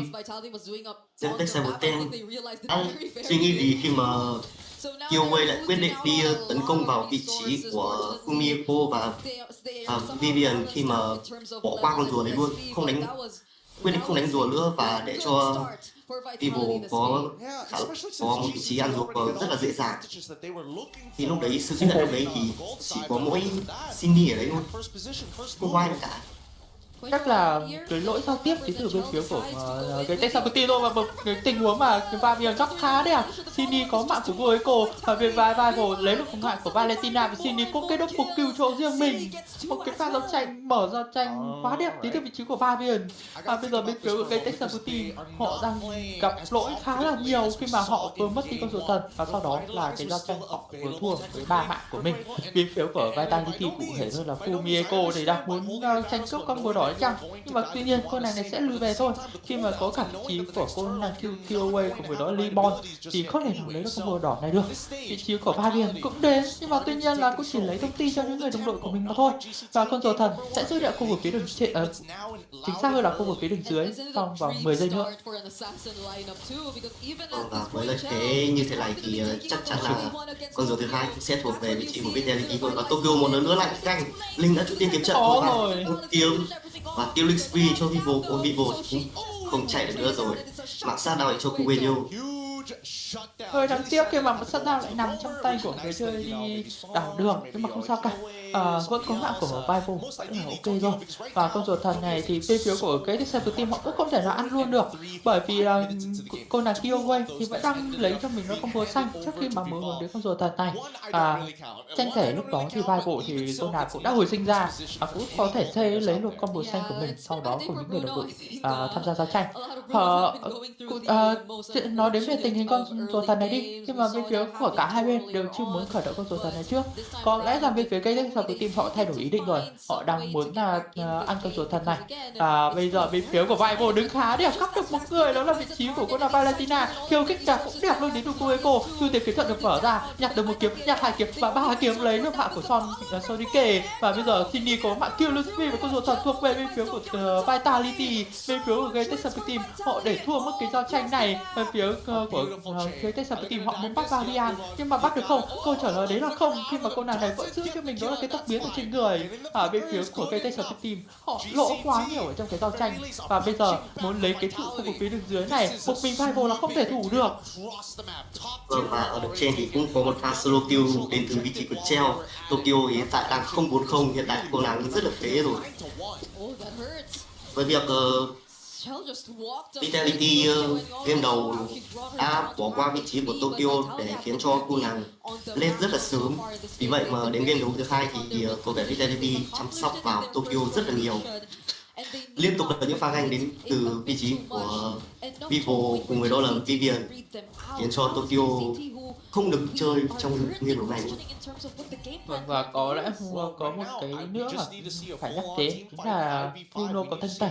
Bruno có thanh tẩy thì nó cũng khá là tù, mặc dù là nó có một cái lướt thôi, nhưng mà cái lướt này thì cái khoảng cách nó khá là ngắn, và trong game đấu này thì ngoài thanh tẩy ra cũng chẳng cần cái gì khác. Nếu không tốc biến thì có khả năng vị trí của Fabian có thể bắt vào cô nàng này, và vậy nên cầm thanh tẩy nó cũng là một phần tứ mà thôi. Nhưng mà tuy nhiên ở trong trận đấu này thì vị trí của Tokyo bị khai thác tới tận 4 lần rồi. Bên phía của Vitality triển khai giao tranh với 3 người, bà cần được dựng ra, nhưng mà bây giờ tức mà ba gấp được vị trí của con Fumieko về, nhưng mà bị phản đam lại. Vị trí của Fumieko muốn lùi về, chép lấy được vị trí của con Fumieko. Và bây giờ thì 1-1 đến từ hai người chơi đảo đường bên phía của cả hai bên mà thôi. Và phần lỗ thì vẫn dành cho bên phía Geltek team, và bây giờ Linh lao ra, Linh bắt được vị trí của con Fumieko. Cindy là người có mạng, Killway lao lên, Killway không để bắt được vị trí của Vival khi mà Cindy tự chủ động chặn cái đợt bánh xe không lý của cô nàng này. Ở khu vực phía đường trên thì Geltek team tranh thủ cái được một trụ, nhưng mà tuy nhiên thì có khả năng vẫn sẽ là đổi trụ mà thôi, khi mà khả năng đép lính từ vị trí của Killway hình như là vẫn chưa có lắm. Và bây giờ đép được cái đợt lính này được rồi. Anh rất là tốt đến từ vị trí của Vitality. Các cô nàng Vitality của đấy không đùa nữa rồi, khi mà có lẽ game đầu là các cô này đã nhả cho Geltek team một game để khiến cho các cô nàng là lơi lỏng cảnh giác. Bắt đầu gọi là có một game kiểu gọi là một game vinh dự trên Geltek team, gọi là một game vinh dự thôi về phía Geltek team. Và đến tận game 2 thì bây giờ thì bên phía Vitality hoàn toàn áp đảo phía Geltek team. Họ không để Geltek team có một cơ hội là để gỡ gạc lại được những pha đấu vừa rồi, và việc lựa chọn đi con bài Bruno hoàn toàn là một cái lỗ hổng rất lớn cho hành trong phía của bên phía Geltek team, khi mà liên tục bị các thành viên phía Vitality khai thác rất nhiều. Anh nhìn Linh kìa, Linh đang có cái lối di chuyển cực kỳ thông minh khi mà tối ưu được quá nhiều lượng thành nguyên của mình. Và các bạn hãy nhớ rằng một con Linh ảo tiền thực sự là một con Linh cực kỳ đáng sợ. Và bây giờ bên phía Vitality họ vẫn triển khai cái lối chơi là 4 người hang lót và cử cho Vival đi đẩy lại. Fumieko bị dồn quá nhiều tác tượng, và Fumieko phải lùi về với cái suối sinh lực của mình, cắp được một người về đến từ Sonico nhưng mà không lấy được cái mạng nào cả. Bây giờ Linh chu tiên kỹ thuật, Linh đã bắt được Linh bắt được vị trí của cô nhưng mà không bắt được ai cả. Chất lượng coi như là chưa đủ. Ba viên lao lên cản được vị trí của Killway về, và bây giờ con lót này thuộc về bên phía của Vitality một cách cực kỳ dễ dàng. Anh nghĩ sẽ là một con lót kết thúc ván đấu thôi, bởi vì là bây giờ đã là phút thứ 9 và con lót này sẽ khá là khéo léo khi mà bên phía Vival, người chơi đi rừng với Vitality, đang hoàn toàn ao tiền các thành viên bên phía của Geltek team, và lượng sát thương của bên phía người chơi đi rừng của bên Vitality là quá nhiều, có thể chết bất kỳ một thành viên nào có đang chịu lực bên phía của team Geltek team. Nhìn cái lối chơi ẩn chuyển đến từ Vival kìa, một con Linh nó thực sự là một cơn ác mộng đi vào bên phía của team Geltek team, và có lẽ là bên phía của team Vitality họ đang hơi hang máu, họ đang muốn lấy được nhiều lợi thế hơn. cái trụ khu vực phía đường dưới kia chắc chắn sẽ mất thôi khi mà được lính Lào vào là quá nhiều đi. Bên phía của Geltek team họ ở game thứ hai này họ mất đi hoàn toàn cái lợi thế mà họ đã có được ở giai đoạn đầu tiên khi mà ở giai đoạn trận đầu tiên khi mà họ áp đảo được phía Vitality, nhưng mà trận đấu thứ hai này thì họ không làm được những điểm như thế khi mà họ biết một cái layup có Bruno và Bruno bị khai thác vào quá nhiều. Vì với Vitality họ bây giờ họ chơi dễ dàng hơn khá là nhiều khi mà cái đợt link của họ thì nó rất là đẹp, cùng với đó là cái con link nó đang quá xanh với KDA 416 và chúng ta đã check cái lượng trang bị của cả hai bên khi mà link đã có cho mình 3 món trang bị chấm phái rồi, cái chiến sĩ Berserker, cái món quân hát, cùng với đó là cái vô tại chiến trường, và sắp tới có thể lên đó là cái súng động năng hoặc là cái gươm tội phạm cũng được, nhưng mà lượng vàng tranh lệch quá nhiều. Ở bên phía của Bruno thì sao đây? Chỉ có hai món trang bị đó là cái món quân đúng rất là thọt, món quân hát của chiến sĩ Berserker đến 3.000 tiền. Chính xác. Và bên phía của con nàng Carrie kìa, Carrie tận 3 món trang bị chấm phái rồi và có khả năng sẽ lên luôn cho mình có cái cung tấn phong thì phải, nếu mà tôi không nhầm. Thực sự thì em nghĩ game này Tokyo, huấn luyện viên của bên phía Geltek pick con Bruno nó không hợp lý. Em nghĩ lên pick con Melissa sẽ ok hơn, tại vì con Melissa vẫn có khả năng phòng thủ được và cái tầm đánh khi mà có cái con rối của nó khá là ổn. Thôi chốc rồi, đến từ Vitality bên phía của Geltek team họ cũng phản công khi mà biết rằng bên phía ba biển đã mất thêm một công cụ rồi và bắt được Vitality. Sao đi được người chung đi được giữa bên phía của Vitality và bên phía của Geltek team họ đang phải lao lên nhiều mạng đấu hơn. Fumieko đứng đẹp, Fumieko có muốn bắt vào ai không khi mà cô nàng này chưa bị phát hiện. Bên phía Geltek team họ đang tràn lên, họ muốn lao vào 5 người nhưng mà cái người riêng nó quá đẹp đi và Tokyo nằm xuống. Bên phía của cô là Vival lao lên, Vival bắt được vào 2 người và rồi cô là người lên bản đầu tiên, sau đó lấy là bản thứ của và bây giờ nhiều way cũng đã phải nằm xuống và quay sang chiến đoàn cho bên phía của Vitality. Thật sự một pha trò chơi rất đẹp. Cứ tưởng Vivian dùng liên kết của mệnh là một pha xử lý lỗi, nhưng mà hóa ra cũng chỉ gọi là giả vờ thôi khi mà vị trí của Fumieko đã trói chân quá là tốt, trói chân đến 3 thành viên luôn. Và trận đấu đã kết thúc với chiến thắng này cho Vitality. Quá áp đảo là bên Vitality thôi. Thực ra anh nghĩ là pha ulti vừa rồi của phía Vivian thì nói theo kiểu gọi là chuyên nghiệp thì gọi là khép góc, hiểu không? Gọi là kiểu khép góc để khiến cho bên phía team bạn là mất đề phòng thôi. Xong rồi kiểu sau pha đấy là khi mà Cindy chết là tất cả các thành viên của team Geltek team lao lên thẳng được giữa luôn mà bỏ qua mất Fumieko. Đây chúng ta sẽ phải trói chân 3 thành viên. Fumieko pha xử lý quá tốt. Chính xác hơn là một pha gọn gỗ đến từ Fumieko và sau đó Vival một chép làm hết.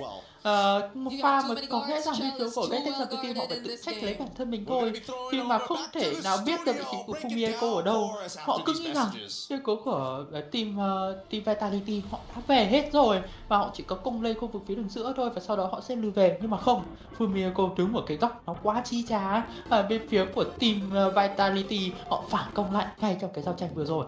Và có lẽ rằng có thể nói Vitality có một cái câu nói để tôi muốn dành cho Vitality, đó chính là trong cái rủi của cái may khi mà Varian mở giao tranh lỗi và rất may con này không phải nằm xuống và sau đó thì một pha tràn lên đến từ bên phía của team Geltek team tạo tiền đề cho Fumieko có một cái góc đứng rất đẹp, sử dụng nước quyền về duyên cùng với đó là cái khả năng trói chân của mình bắt lại những thành viên của team Geltek team và sau đó là giành chiến thắng một cách cực kỳ thuyết phục. Trận đấu cũng có là đơn giản và tận dụng sai lầm của Geltek team một cách là triệt để luôn để kết thúc trận đấu rất nhanh gọn trong phút thứ 13 hay là phút 12. Trận đấu quá là đơn giản cho Vitality. Vâng, và chúng ta sẽ chờ xem là đây là bảng chỉ số của trận đấu này. Lượng chênh lệch tiền chúng ta có thấy rằng là tổng và hơn 10k tiền cơ. 11.000 tiền. Đúng, chính xác hơn là 11.000 tiền. Trận đấu này thì tiêu mà bên phía của team Vitality họ kiếm được đó 2 con rùa thật, còn đó là một con lót. Trong khi đó thì team Geltek Team họ không có một cái mục tiêu lớn nào cả.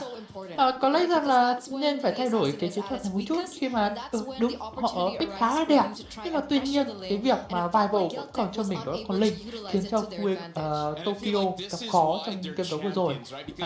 Đây là tỷ số đấu đầu giữa hai thành viên, đó là Kyoway cùng với đó là Vival, nhưng mà hình như đây một chút gọi là lỗi UI một tí nên là chúng ta thấy hai thành viên đều của Vitality cơ. Nhưng mà cái phía ban tổ chức họ tắt tính mất rồi. For the championship, and Vitality is coming back quick. It's now tied up 1-1. We take a look. Chúng ta sẽ có khi sẽ điểm qua highlight một chút cho hai đội trước khi đến với đây. Chúng ta sẽ xem qua highlight của hai bên. Một tình huống gọi là không tìm thấy Fumiko và lại Fumiko đúng một kiểu một cách cực kỳ bất ngờ, và sau đó là hệ quả thôi. Divo và Treo làm hết một cái triple kill và một cái double kill cho hai thành viên của team Vitality, và sau đó là kết thúc trận đấu. Nhìn cái cách mà Vitality họ triển khai cái lợi thế của mình kìa, một cái lối chơi nó phải thật sự là không thể nào lường trước được. Một con linh quá sắc ở giai đoạn đầu game, một con carry được bắn, một cái tình huống mở ra tranh quá đẹp từ Fumiko đã làm cho bị đấu với Team họ hoàn toàn không thể nào làm được bất kỳ điều gì trong trận đấu vừa rồi, và chúng ta đành phải đợi xem phiên đấu thứ 3 giữa Geltek Team và bên phía của team Vitality. Hai sẽ là lấy cái điểm max point trước đây. Unstoppable. I don't know if the Terminator is the right call. We'll get a name for Fumiko in just a little bit. Our commentators, though, are giving all their emotion and giving all the energy they can for this great series. Let's see how they looked during that map number 2. Vival just does it alone! Vival kills it all alone! There goes the real world and the tempest of blades! Thì xem lại pha highlight ở cái giai đoạn đầu game, khi mà có một sự sai sót từ cái vị trí của Kyoway, có lẽ rằng đấy là lỗi giao tiếp đến từ bên phía của Geltek Team tôi, khi mà không nhắc đầu được quan điểm rằng là nên ăn rùa trước hay là nên giao tranh trước, và bên phía của Geltek Team họ quyết định là họ sẽ mở giao tranh trước, và sau đó họ mất cơ số tiền đầu tiên, và từ đó trở đi họ mất đi quá nhiều lợi thế của mình. Chúng ta sẽ cùng nghỉ ngơi trong Iraq trước khi mà đến với trận đấu thứ 3, cặp trận đấu giữa Geltek Team cùng với đó là team Vitality. See, even Gino still reacting. What was that? Right? They're still trying to figure it out, and we'll give them a little bit more time to figure it out, because luckily Rose was on site, had a chance to speak to Zorn. All things meta related. Rose, what did Zorn have to say? Hey guys, Zorn here all the way from Malaysia. How are you? Hello guys, I'm good. It's nice to see a familiar face here in Paris. So, how has Paris been treating you so far? I feel like this is a very good atmosphere that I alami apa? Experience. Experience. Okay, now as you all know, Zorn is a pro player and not just a KOL. So I want to get your thoughts on, the meta that we have been seeing here at MWI. What are your thoughts on it?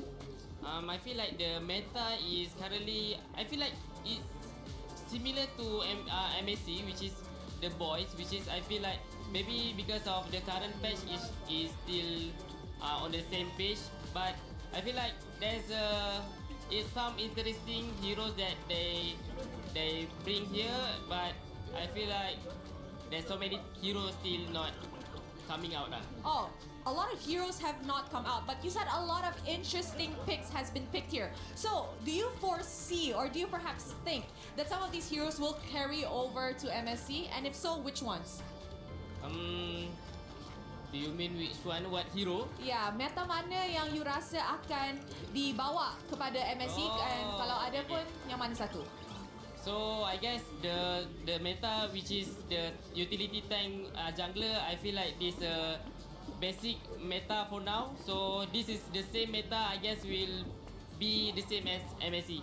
Now, Zorn, you know what? You're here in MWI, you're experiencing this, but I gotta ask you, what do you think about the level of competition this year? Do you think it has improved compared to the previous years? Definitely yes, I agree because I've seen a lot of teams that competing at a higher level, which is the difference is the gap between those teams is becoming much smaller. So I feel like there's a good improvement for women's scene. I agree. I'm pretty sure all of us have been, you know, surprised and disappointed with some of the games that has unfolded here at MWI. My last question, Zorn. We know that Malaysia is out of the contention for MWI, but who do you think is going to win it all? This is a very hard prediction for me, but I feel like it's either NAVI or Vitality. Those two. Either one. Either one. I cannot predict.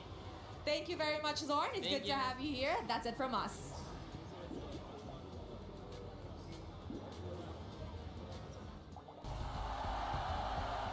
Whenever we let it out, it becomes our superpower. Now imagine an entire city being built to supercharge it. Kadir City, powered by play. Thank you, Rose, for that interview with Zorn. His official predictions are in. Grand Finals, Navi versus Vitality. But who's he going to cheer for if they're both in the venue? I noticed he was sitting on the Vitality side. How could you not? They are the loudest in the venue. I gotta say, he was pretty brave to be like, I don't know, could be Navi, could be... Honestly, for me, I would just say, oh yeah, Vitality, woo, for sure. Well, we're going to the stage. The fans are getting hype, and the Vitality fans continue to jump. I don't know how they do it. How do they have so much energy? I guess they're not 34 like me. They're giving it their all, and they've been screaming at the top of their lungs, and one name has been coming to the attention. It's Vival, constantly chanting her name, and Vival is about to play once again. Now, I've got to pick your brain, LaFell, because we were talking about the hero selection from before. Correct me if I'm wrong, and please correct me if I'm wrong. I think you mentioned that Team Vitality did fall a little bit behind in the hero selection, yet they dominated that map too. So is this one of those rare moments where even though their heroes were a bit outpaced by Geltek's Cyber Team, their overall skill and experience ended up overdoing the hero pick from Geltek? Honestly, that's an amazing question, but I would actually say it was Geltek's mistake. They made such a big mistake where the best way to explain it is they lost focus, right? It looked like they were autopiloting. It looked like brain fog because they started doing things that doesn't make sense according to the draft. In fact, the very last play, Fumi Echo jumped in. That was great and all, but why didn't Geltek Cybertech check the bushes, right? Isn't that like a normal thing when we go into the late game? So it really looked like for that one, I apologize, but this is a true analysis. They were just autopiloting for that one. Which is why we were always talking about that early game. The early game has been so important from game 1. The early game has been so important to game 2. And it was the execution of Geltek in the early game for game number 2 that really lost them the battle at the very end. Like that 10k gold lead that eventually built up by Team Vitality, that was because of the early game once again. And that concerns me because now it's one of those moments where it's like you have the hero pick, you won the pick and ban, but now your fundamentals are starting to fall. You cannot afford that against the final boss of Team Vitality. Going into map 3, they got to pick themselves up. Now, LaFell, though, the reality is we're here at the MWI. We're in Paris, and we are the home turf of Vitality, and the fans are loud. How much of an effect do you think that is happening for Geltek Cyber Team? Because they've got to listen to that. Dude, that's huge. Like, imagine when we just started becoming talents, right? The cameras are intimidating. The lights are intimidating. After years, then we started getting used to it. But for them, they got to get used to it pretty fast. I mean, like, Hyoi, sure, maybe the Ice Queen, she can handle it, but it's a 5-player team. Everyone has to be on the same page. That, and also Hyoi is the only one with international experience. Yeah. So she's here with 4 new faces, and I've spoken with a lot of, you know, the female players when they've made their debut from Ok, last và chúng year ta and sẽ the year đến với before. game đầu thứ Every 3 single tập one trận of them đấu has giữa mentioned Vitality the lights, cùng the với stage, đó the là Geltek audience, Team. it all has Và a để xem mental impact. bên phía của team nào sẽ lấy được điểm point trước. bên phía của Vitality họ lấy họ 3 đi thêm ba con bài Bastian, Kevin, cùng đó là con bài Outlook. Bên phía của cái Texas Team họ 3 đi cho mình đó con Unavia, Akai, đó Bastian. Sẽ là những slot ban đầu của bên phía hai đội, khi mà bên phía của Vitality không cho Tokyo được thêm một lần cầm cái carrier một lần nữa, và đồng thời luôn cầm luôn con bài Outlet là cũng khá là khéo đấy từ vị trí của bên Vitality. Và việc thả ra Inara như thế sẽ là một cơ hội được pick Inara đến từ vị trí của team Vitality. Ở hai trận trước thì Costream đã ăn Hirara rồi, chỉ đợt lại không bắt Hirara nữa là chắc chắn sẽ có lựa chọn Hirara để cho vị trí của Vivo. Không biết cô nàng này sẽ xử lý như thế nào đấy. Anh nghĩ là với một người múa linh giỏi thì chắc là múa Hirara sẽ mượt đấy, sẽ là trần quả mướp thôi. Anh em hiểu không? Trần thôi, cái vị trí của chị Vivo thôi. Đúng chưa? Có lẽ em thấy Killway múa Hirara cũng khá là hay mà. Nhưng mà cái Texas Team họ sử dụng hai con bài đó chính là Esmeralda với nó Blink ngay ở giai đoạn đầu tiên này luôn, và một chiếc tướng có giai đoạn landing tốt hơn rất nhiều so với Bruno. Và có vẻ như bên phía của cái Texas Team họ đang muốn lựa chọn những cái vị tướng mà có khả năng tầm xa thì phải. Nhưng mà cái việc mà pick những vị tướng như thế này thì chắc chắn rồi, nếu mà bên phía Vitality họ sử dụng một cái đội hình châu bò như kiểu trận đấu trước với con bài Beric thì con Blink này khá khó để có thể công phá vào. Tiếp tục lại là Atlas cho vị trí của Vivian và Alice. Hai trận tướng banh rất là cực cao và một khả năng giao tranh cầm cực kỳ mạnh. Bên phía của Geltek Team sẽ lựa chọn vị tướng nào để có thể đối đầu được với hai vị tướng trên. Just ignore the hater, you know, like I'm not gonna win against you, so I'm not gonna fight against you, right? The way that you play. Vâng, và bây giờ bên phía của team Texas Team họ có một lựa chọn nữa, và có lẽ là phải lấy Beric luôn từ bên phía của Texas Team thôi, khi mà bên phía của Vitality họ đã có sẵn cho mình nó là con Atlas rồi, không còn lựa chọn nào khác cho họ cả. Nếu mà họ muốn pick một chiếc tướng khác thì có lẽ tôi nghĩ rằng nó không phải là một cái sự quá hợp lý đâu. Và Lilia được pick rồi. Thực ra là Lydia thì anh thấy nó lại không thông minh cho lắm, bởi vì hai bên đang pick nó có vẻ như là không có liên quan gì đến khả năng counter lẫn nhau. Anh chỉ thấy là con bài Alice của phía Vitality là muốn có ý định counter với bên phía của con Esmeralda của chị Lubon mà thôi. Nhưng mà chúng ta có thể thấy rằng là việc pick clean thì đối đầu với Mira anh thấy không phải là thông minh đâu. Mira thế có khả năng khuấy đảo khá tốt và bắt vào vị trí clean là khá dễ.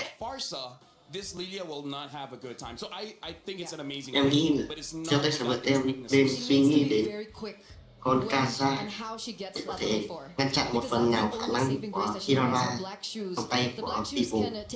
Để khi mà dùng phán quyết thần thánh thì đương nhiên rồi Hirara sẽ không thể di chuyển nữa. Rõ ràng rồi, bởi vì là nếu như là một con Kaya thì sẽ bắt lại đi được khá khả năng cơ động của con bài Hirara đấy. Đặc biệt là trong ván đấu vừa rồi chỉ Vivo chỉ một con linh rất điên, mà thật sự mà không có con Kaya phán quyết thần thánh ở đây, không có phán quyết thần thánh Kaya ở đây thật sự rất khó thì phải của bên phía team Geltek Team đều muốn khắc chế một cái tay nhanh của Vivo. Nhưng mà nếu như Vivo mà nhanh thì có thể dùng chiêu 2 để làm mất luôn chiêu cuối của Kaza được. Nếu như tay nhanh mà nhạy. Anh cũng đồng ý với vấn đề đấy. Nhưng mà chúng ta vẫn phải xem xét rằng là bên phía của Geltek Team có thật sự khéo léo được như vậy hay không? Trước một con bài linh như vừa rồi anh thấy có pha cân 3 khá là mượt mà đấy, thì chỉ có Vivo đấy. Nên là anh đang nghĩ là bên phía của Geltek Team nên đề phòng. Anh có thể kiểu bây giờ nhá, anh có thể gọi là chị rival là kiểu gọi là KTG của giải nữ được không? Có vẻ là có thế thì không hợp lý lắm, bởi vì rằng là KTG thì không phải là những không phải là người chơi đi gọi là sử dụng những cái chất tứ sát thủ đi rừng nổi tiếng, nhưng mà tuy nhiên thì với những con bài như kiểu Lancelot thì anh chàng KTG sử dụng khá hay nhá. Suyu cũng là như vậy, nhưng mà để nói rằng nếu mà KTG cầm linh thì tôi nghĩ rằng chỉ chơi ở cái mức độ gọi là trung bình khá thôi, chứ không phải là quá hay. Và thậm chí chúng ta còn không thấy KTG sử dụng con bài Fanny bao giờ. Với cái độ linh động của con nàng Vival ở thời điểm hiện tại thì bảo rằng là KTG của Mobile Legends nữ nó chưa thực sự là chính xác lắm. Nếu mà nói để một người chơi sát thủ đi rừng thì có lẽ tôi muốn nói chị Vival giống là Kyrie nhiều hơn, hoặc là vị trí của anh chàng Nail thì nó sẽ là hợp lý hơn, bởi vì ở khu vực Indonesia các bạn biết rồi, rất chuộng cái vị trí sát thủ đi rừng nhiều hơn là so với khu vực Mỹ. Hoặc là có thể nói chị Vival giống Kinh Công cũng được. Thấy được rằng là em thấy tem cho Techsavim rất là mỏng rồi, và bây giờ lại còn tích Mathura nữa thì không biết họ định làm gì trong trận đấu này vậy. Một lượng rất cảm dồi dào. Selena nha. Anh thấy vui, anh thấy vui. Selena khá là Em nghĩ với cả là của Simi, nhưng Simi đã từng thích Selena một trận rồi. Simi thích Selena rồi. Anh thấy Selena đã thích 6 trận. Trận đấy Simi chơi Selena. Em nghĩ trận này chắc có thế thôi. Thì Simi có thể bắn zoom chúng Lydia hoặc Kling này để khiến cho hai vị tướng này mất cho mình đi cái phép bổ trợ thanh tẩy. Còn nếu như không cấm thanh tẩy, còn lẽ là Geltek sẽ có tem vỡ sớm luôn.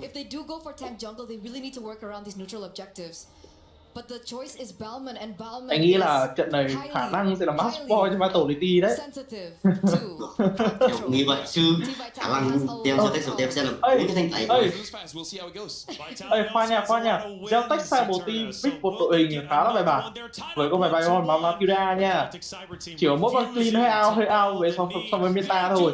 Còn lại thì các chất tướng còn lại của bên phía của Geltek sai một team là khá tiềm năng, rất nhiều tiềm năng ở giai đoạn đầu và giữa game. Em vẫn thiên về và đương nhiên rồi, tại vì Vitality với con bài Hera thì có thể giao tranh hơn ngay từ game 2 rồi, chỉ cần ăn một con quái thần lằn hay là con người đá thôi để giao tranh một hơn nếu như muốn. Giờ chúng ta sẽ đến với trận đấu thứ 3, cặp đấu cuối cùng trong giải đấu MWI ngày hôm nay, vòng bán kết. Và chúng ta thấy được những bước đi đầu tiên về phía hai đội rồi, và đặt ra cho mình đó là hai cái bẫy đến từ vị trí của chị Sini vào cái màu tím. Và what the fuck, bây giờ là để ăn con thần lằn cơ.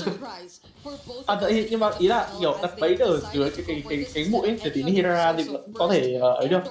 Và quét lính là nhanh đến từ vị trí của chị Sini, khá là khéo nha, khá là khéo đến từ chị Sini để có thể lấy được cái lợi thế để phải ganh sớm rồi ngay từ tiên dẫn vào đầu game. Ngoài con Hera có thể ganh nhanh ở level 2 thì con bài Selena cũng là một những cái tướng có thể ganh nhanh ở level 2 nha, không hề khó khăn đến từ vị trí của người chơi bên phía Battle đâu. Vival bắt đầu ăn một điểm rồi. Vâng, Fueco đang thấp máu và có thể nói rằng ở giai đoạn đầu game này thì vẫn là cầm đôi Sini của Vavian thôi, vẫn là những player chủ động hơn khá nhiều so với vị trí của Geltek team. Thì chúng ta thấy rằng là vị trí của cô nàng Fueco thì còn con này Mathura này thì tôi nghĩ rằng vẫn chưa là sự hợp lý cho lắm, khi mà cái lượng chống chịu của con bài Esmeralda cùng với đó là Banon thì nó không phải là quá xuất sắc đâu, bởi vì hai con bài này nói cái gì thì nói thì vẫn là những chất tướng đấu sĩ, nó không phải những chất tướng tăng cầu thuần. Ở khu vực phía đường trên kia, vị trí Fumieko đang rất tự tin với bài Alice của mình. Ở trận đấu thứ hai thì chúng ta thấy rằng bên phía của team Vitality sử dụng lại Alice này nó cũng rất là kinh khủng và thậm chí là make play cho một cái chiến thắng của bên phía Vitality ở trận đấu thứ 2. Và để xem cái con rùa thần này sẽ bên phía của team Vitality họ có thể lấy được không, hay bên phía của Geltek team họ sẽ là người lấy được cái lợi thế đầu game. Cái mũi tên vượt thẳng nó hơi khó chịu một chút, tuy nhiên thì cái độ chính xác của nó lại không cao và 3VM thì bị cấu máu khá là nhiều. Đây, cái lượng cấu rỉa của bên phía của team Geltek team nó là có nha. Ở khu vực phía trên thì sao? Kumiko của nó là Lipon thì vẫn là trao đổi chiêu thức với nhau thôi. Jaco lấy cho mình cái level 4 nhưng mà tuy nhiên ở Tokyo thì đang sử dụng cái băng đạn của mình rất là khéo. Đây là con rùa thần đầu tiên thuộc về bên phía của Vitality, bên phía Geltek team họ ra không team và mọi người bây giờ cho chân quá đẹp đi và bây giờ Kumiko không chạy được rồi. Phát lốc để cho bên phía Vitality, bên phía của con nàng Kumiko thì vẫn có thể chạy được với một chút máu của mình, nhưng mà tuy nhiên vị trí của Vival đổi theo một double kill để cho người chơi đi dùng team của Vitality. Một pha lao vào trói chân được là 3 thành viên đến từ vị trí của người chơi Kumiko. Đánh rất khéo đến từ vị trí của chị. Và em đồng ý là chị trông rất xinh và chồng chị đánh rất tài nha. Không phải khéo nữa, không phải khéo nữa anh trưởng ạ. Nó này quá hay đi. Ui, không có đỏ đấy, về phía của team phụ luôn. Đánh không cần, đánh như thế cẩn thận lắm rồi bên phía của Vitality rồi. Và có lẽ cái hot boy này nếu không ngoài dự đoán thì sẽ là bên phía của Vitality. Ở khu vực đứng dưới kìa, Kumiko thì lại là người bị khai thác vào, có thanh tẩy trên người vẫn có thể lùi về được. Thế từ con thạch linh này, một cái sức ép kinh khủng đã được xảy ra bên phía của Vitality. Nhưng mà tuy nhiên thì bên phía của Geltek team họ có thể giữ lấy mạng người chơi sát thủ của mình. Kyoquay bị bắt và Kyoquay qua tốc máu, Kyoquay không chạy được rồi.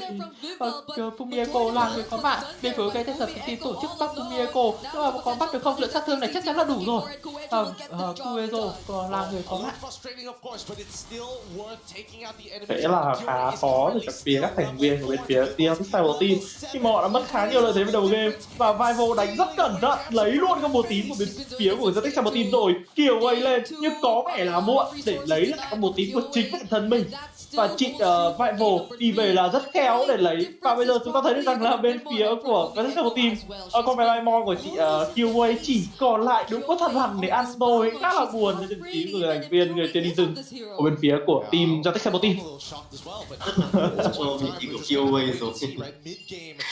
Vị trí đi rừng chênh lệch 3 level rồi. Level 5 rồi. Mà trong khi đó Vivo đã level 8 rồi, chênh lệch tới tận 3 level thì thanh đùa gì đây? Ui, mất luôn cả hai cái thanh tẩy luôn kìa. Trước cái thêm ra con rùa thần này thì thôi, chắc chắn là phải bỏ rùa thôi để vị phiếu của cái Geltek team. Và thậm chí con bùa đỏ này có thể là cũng không giữ được luôn khi mà muốn bắt vị trí của Chef. Cái động lực công phá này đã đủ và thực hiện luôn cho cẩn thận cho của con nàng Chef. Và bây giờ Kyoquay phải lùi về với cái sự rớt của mình. Nhưng mà liên kết tử mệnh là chúng đến từ vị trí của chị Vivian và sẽ phải nằm xuống bên vị trí của chị Kyoquay rồi. Chói tiếp theo là hai thành viên đến vị trí của chị Kumiko và killing spree cho Vival. Double kill là rất đẹp đến vị trí của chị Vival mà thôi. Webster dành cho vị trí của Vitality sau một pha xử lý gọi là tận chí 10 điểm đến từ cả 5 thành viên của Vitality. Ta sẽ lại pha highlight trận đấu này. Kumiko Chói chân là rất liên đến từ vị trí của Kumiko. Chị đánh rất may. Em không có lời gì để nói luôn. Đánh quá không rồi. Cứ phát cơm bùa xong rồi trói chân 3 thành viên và đợt này lại trói chân 2 thành viên nữa.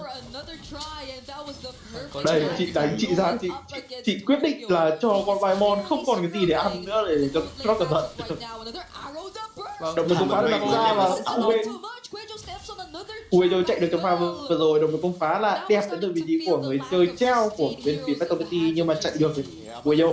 Và tại sao trong trường hợp là đã phế như thế Kyoquay vẫn lao lên cao như thế, cái tử mệnh là trúng nhưng mà lướt về được kịp để tự điều chỉ Kyoquay. Rất là may mắn cho chị. Và bây giờ là Vival đã lên luôn level 10 chứ cẩn thận và Kyoquay vẫn thở đang gỡ level 7. Và trong lợi thế như thế này, chênh lệch level là quá cao và các thành viên bên phía Geltek team sẽ bị chịu một cái áp lực canh giả rất lớn từ các thành viên của bên phía của Vitality. 16 phút trước mà mà chênh lệch đã lên tới 4.400 tiền rồi. Sự chênh lệch rất là lớn vào thời điểm này, giai đoạn giữa game. Không biết đến late game sẽ có thế nào nữa.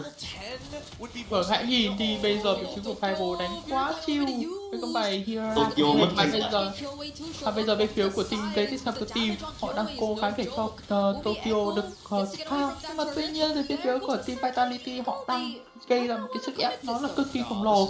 Con rùa thần sẽ một con rùa free để cho bên phía của Vitality. Bên của Geltek Chapter team họ cần thậm chí mất luôn cho mình nó combo xanh, và bên phía của Geltek Chapter team họ có thể nói rằng là họ không thể giữ lại được bất kỳ cái lợi thế nào ở giai đoạn đầu game. Thực ra đầu game họ cũng không có gì cả, khi mà đã bị gọi là giao tranh rất là sớm rồi.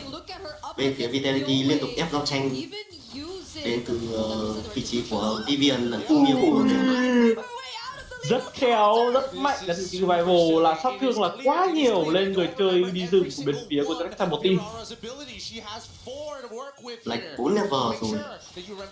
Ui, nó là tự tin quá rồi, rất là bay. Bên phía của Fireball rồi, và bây giờ thì vị trí của con nàng Kuweko thì vẫn phải lùi về một thôi.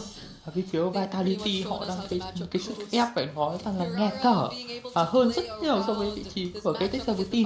Bây giờ cái trụ cơ hội với đường giữa này cũng sẽ mất team mà thôi. Ở cái phút thứ 8 họ đã có cho mình 6k2 tiền, còn đó là 3 trụ đầu tiên của bên phía Geltek Chapter team. Bên phía của đại diện bên phía của CIS thì sao? Họ đang co cụm lại với nhau để họ đều farm cùng nhau, bởi vì thời điểm hiện tại có thể nói rằng là rất hợp rồi. Vị trí của con nàng Tokyo thậm chí còn hơn level con 3 môn này cơ. Chúng ta xem lựa trang bị thì 3 môn chỉ có cho mình cái mũ nguyên rủa, cái mũ nguyên rủa các bạn biết là bao nhiêu tiền không? Nó chỉ có 1k9 tiền. Và vậy nên có thể nói là cái mũ nguyên rủa này lên là bắt buộc thôi, thấy thêm một chút lựa chống chịu nữa là một chút đam. Nhưng mà bây giờ bên phía của Vitality họ mở giao tranh một cái liên kết tử mạnh không cắt được trong ai cả.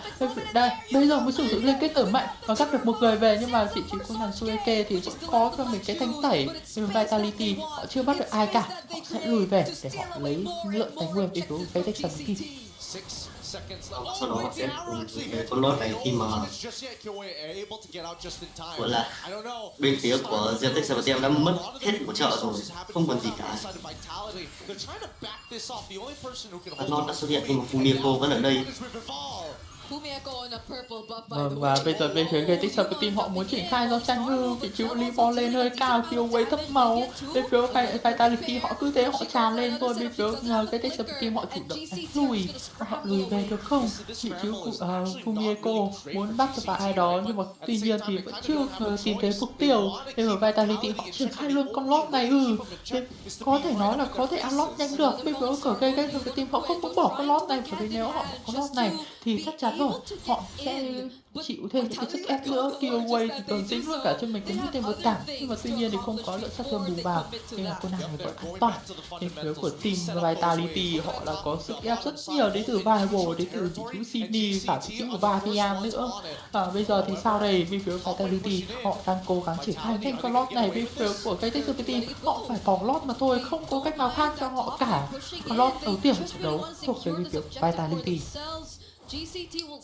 Nên là hiện tại đã lên đến gần 8.000 tiền rồi, không biết cũng rút chúng thôi. Vâng, với mũi tên vừa thảm đã chọn sát theo bên phía của con là Cindy, và tôi Libon phải quay lại trở ngược lại để đánh nó thôi. Và bây giờ thì sao đây? Vừa có sự hỗ trợ của những thành viên bên phía Vitality và không thể nào sống sót được bên phía của người chơi Libon. Và mạng tiếp theo thì cho bên phía của Vival, Sumieko muốn tìm về vị trí của con nàng Kuzeko, nhưng mà từ từ đã, con nàng này có thể lùi về được. Thì chú Vival lao lên, Vival chó chân được vị trí của Killway, nhưng mà tuy nhiên thì Killway có thể lùi về được an toàn. I don't know if we're going to be able to beat the fastest game just yet, but I feel like Lót đã xuất hiện ở vị trí số đường trên thì đang bị ép. Liệu có mất giáp trụ không? Mà tôi trả lời là không mất giáp trụ rồi. Khi mà bên phía Vitality quyết định that seems to be the case. They're peaking things fast. Vâng, và bây giờ thì có một cái sức ép gây ra nó rất lớn, nhưng mà con Lost đã xuất được khu vực phía đường dưới, nhưng mà tuy nhiên thì cũng có cái sóng trụ và cái phía của team Geltek team họ hoàn toàn có cơ sở để ép được con Lost này. Nhưng mà trước đó thì không để mất người đã, Killway đã quá phế với con bài 3 bom này rồi, cái mũi thêm một thẳng làm trúng và lượng sát tư có được vào không và bắt gặp để sự thanh tẩy đến từ Tokyo mà thôi. Con Lost lấy được một trụ đầu tiên ở khu vực phía đường dưới, và bây giờ có thể là sẽ cái trụ tiếp 2 chạm lên với mũi tên một thẳng nó cực kỳ chính xác từ vị trí của Nashini. Và Kubizo này thì cô nàng này gặp khó khi mà những cái mũi tên một thẳng có độ chính xác là cực kỳ cao đến từ người chơi khi đường giữa phía của Vitality. Và để xem việc của cái từ cái team họ sẽ vượt khó, họ sẽ vượt với cái tên là Vitality như thế nào đây. Vị trí của nàng Vival thì quá tự tin rồi, cái mũi tên vừa tập chưa trúng ai, và bây giờ Phương Quyền sẽ chó chân 3 người và cái liên kết từ mẹ thực rùa màn nữa. Vival có cái double kill triple kill, cái maniac dành cho người chơi đi từ bên đối của Vitality, và có cái sao đẹp không khi mà Limon con này quá trâu. Killway đổi được một mạng ở vị trí của Fabian, nhưng mà tuy nhiên thế thì sao chứ, lính đã vào nhà rồi. Limon đang cố phải đép, Limon phải cố chống chịu nhưng mà không chống chịu được, vào sao đẹp đầu tiên của game của MSCI năm 2006 thuộc về vị trí của Vival. Và Passport dành cho bên phía của team Vitality. Trận đấu có thể nói là hoàn toàn áp đảo đến từ đại diện bên phía của Indonesia, khi mà họ đánh còn áp đảo hơn cả game trước luôn, khi mà ta phải nhìn thấy trước lúc lọt vào chênh lệch đã lên tới 10.000 tiền rồi. Đương nhiên rồi, thì Geltek không có khả năng chống đỡ trước sức ép khiếp đến từ vị trí của Vitality. Vâng, có thể nói rằng là game này đánh cực kỳ thuyết phục đi, khi mà cái vương quyền hủy diệt của đó là cái liên tích của mạnh đến từ Fabian của nó là vị trí cô nào Fumieko dồn vào là cực kỳ đẹp đi cái vương quyền hủy diệt trước, và sau đó cái liên tích của mạnh sắp được 2 đến 3 người trở lại. Limon người phải này phải tử thủ mà thôi, khi mà cô nàng này không có cách nào khác. Và Passport mình nhập phía của Vitality. As I think it's about time we break down this game and throw it over to our panel after these messages. Anh chị trông rất là vui vẻ sau khi giành chiến thắng một cách cực kỳ dễ dàng. Cái vâng, và để thể xét cái phía của team cái team họ sẽ có thể lập lại được cái thế trận hay không, hay là cái game đấu cuối cùng về tay của Vitality. Và có thể nói rằng phong độ của Vitality ở thời điểm hiện tại có thể nói là quá áp đảo đi, khi mà cái team họ có những cái lợi thế ngay ở cái trận đấu thắng đầu tiên của mình, sau đó thì sao họ đang gặp bế tắc trong cái lối chơi của mình. Game thứ hai thì anh thấy vị trí của Tokyo và là bị đánh rất là nhiều, để cho cô nàng không có thời gian chơi game luôn. Và đến game thứ ba thì nạn nhân là Killway cũng không được chơi game. Ngay đầu game cô nàng đã bị chết tới tận 2 lần rồi, và sau đó thì cô nàng tiếp tục vẫn bị phá rừng liên tục, không có khả năng ăn được của những nấm bồ đỏ, khi mà các vị trí như Fumieko hay là PVO liên tục là trở và đang vào vị trí của Killway, khiến cho cô nàng không thể tiếp cận được đến con buộc mình. Cũng không có level rồi, từ đấy trong giao tranh của nó gần như bằng không đến từ Killway. Và chỉ có thể nói là hủy diệt mà thôi. Bên phía của cái team họ còn phải làm một điều gì đó. Đúng là những cái chiến thuật của họ có thể nói là độc đáo đấy, mà Vitality họ không ngán. Để cái chiến đặc mệnh của con bài 3 mon này nó không thực sự hiệu quả, nhưng mà cái khả năng cơ động đến từ như kiểu là Vival, như kiểu là vị trí của con Nashini hay cả vị trí của Chef nữa, né được cái chiến đặc mệnh nó quá dễ dàng đi. Một pha giao tranh mà đây như các bạn có thể thấy nó cực kỳ hủy diệt. Chứ Fumieko cầm Alice này nó quỷ quá đông ạ, khi mà chị sử dụng cái vương quyền hủy diệt của mình cho chân 2-3 người ở trong cái giao tranh thì thực sự có thể nói rằng là cái lối chơi của chị sự là quá đột biến đi, quá mất play tí từ cô nàng Fumieko. That and also she wasn't set up for Và chúng ta success. sẽ đợi Right? thêm If she một was vài giây on nữa maybe a để different tôi kind muốn of xét tank cái that bảng like chỉ a số Barrett trận has đấu at này. ICC, maybe it could have Trước been khi đến different. với But we bảng already chỉ did số mention in thì the drafts it would be either Development or để xét the cái bên Barretts. But phía the fact của that they chose team the Bellman, Bellman is Geltek so team so họ susceptible to có CC, muốn and you could even see giành her chiến in that thắng ở hiệp particular đấu cuối clip cùng hay being không. taken out by Khi Trav. mà cái layup của họ như tôi đã nói rồi, có sự đột biến đấy, nhưng mà tuy nhiên có một điểm trừ là toàn là những vị tướng đấu sĩ thanh cờ không, và cái khả năng mà những con ba môn hay là Esmeralda mang lại nó không có. Đây, Vương Quỳnh hủy diệt chó trên được 3 người, sau đó cái liên kết tưởng lại cắt được thêm 2 người về nữa vào, và nó là cái sự hủy diệt về phía của Vitality, không chỉ của Lisbon mà thôi. Nhưng mà một con Esmeralda làm sao có thể đép nhà được? Cái khả năng chống chịu của Esmeralda nó là có giới hạn. Cái pha này chỉ Lisbon cố tử thủ rồi, nhưng mà tuy nhiên thì đó là không kịp. Thế từ bên phía của team Geltek Team nụ cười ở trên môi trên những cô nàng của ông và để xem game đấu thứ tư này bên phía của team Vitality có dứt điểm được hay không. Em nghĩ cái match point này nạn nhân tiếp theo sẽ là chỉ đường giữa của Geltek Team khi mà game thứ hai họ đã hoàn toàn không cho Tokyo chơi, và đến game thứ ba thì họ lại không cho Kyoe chơi rồi. Không biết đến game match point này họ không cho vị trí đường giữa của Geltek Team chơi không, chứ thể trận này thì khả năng cao là sẽ có thể xảy ra. Với trình độ của Vitality thì quá áp đảo. Tăng game đấu này sẽ giành chiến thắng để cho team Vitality. Đây là cái phòng nghỉ ngơi của bên phía Vitality. Chúng ta thấy rằng cái phong thái của họ nó cực kỳ thoải mái thôi, khi mà họ giành chiến thắng 2 trận liên tiếp và họ đã đến rất gần với tấm vé đến vào chung kết rồi. Có thể nói chiến thuật bên phía Vitality họ pick những chất tướng khá là đơn giản, nhưng mà tuy nhiên tay của họ to thì họ đè được tay của bên phía đối phương. Chúng ta thấy rằng chẳng cần phải bàn chiến thuật làm gì cả, mỗi chị một việc thôi, ngồi nói chuyện. Chị Varia thì chị ngồi lướt điện thoại rất chill, chẳng có một tí áp lực nào ở đây cả.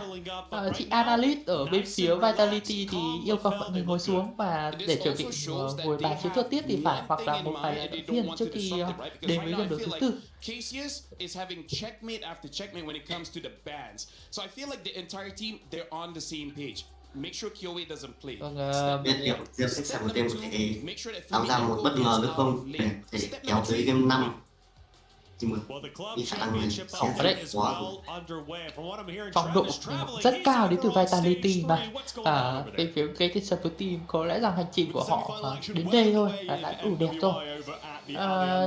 Đây là một cái gì đây tôi đang chưa thấy rõ lắm, khi mà có 5 player của bên phía đội nào đấy thì tôi không biết. Hình ảnh nó cũng khá là chói, khi ở đằng sau hay phóng viên thì cái độ sáng của cái khu vực sân khấu nó khá là nhiều. Tôi chưa biết đây là ai cả. Các bạn nếu mà ai biết thì có thể chia sẻ với chúng tôi được không? Em nghĩ là khả năng sẽ là team Vitality, tại vì team Vitality vừa lấy đấy là đang chuẩn bị ra rồi thì khả năng cao sẽ là team Vitality. Có thể là như vậy, nhưng mà tuy nhiên thì nhìn cái cúp thì nó không giống cái cúp NWI cho lắm. Có thể là đây là một sân đấu khác à? Có thể là một cái sân đấu khác, nhưng mà tuy nhiên thì chắc chắn là không phải rồi. Có thể nói là tôi nhìn nhầm một chút. Để xem nào. Bây giờ thì chúng ta sẽ đợi thêm vài phút nữa trước khi đến với game đấu thứ tư trong trận đấu giữa team Vitality cùng với đó là Geltek Team. The proud founding partner of EWC, powering the biggest event in gaming, shoulder to shoulder with the world's best, making history. Greatness deserves a stage. Lenovo Legion, reach your impossible.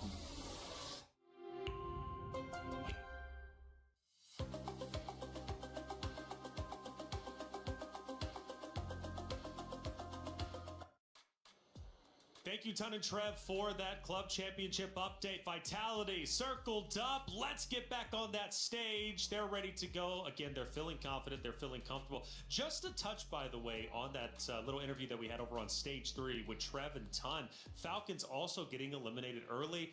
obviously making it here for MWI was a big deal to the knockout stage, but they only get like, I think, a collective total of 200, 400 points. So eliminated early on stage 3, they're having a tough run. The club championship race is looking tough for them, at least for the first 2 weeks, but for NAVI, it is all guns ablaze. They're already in first place, and on top of that, in the club championship race, and on top of that, they just secured a spot into the grand final. So NAVI looking like one of the strongest orgs out there early on in just week 2 for the club championship. Now, back to reality, where we currently are. Team Vitality versus Geltek Cyber Team.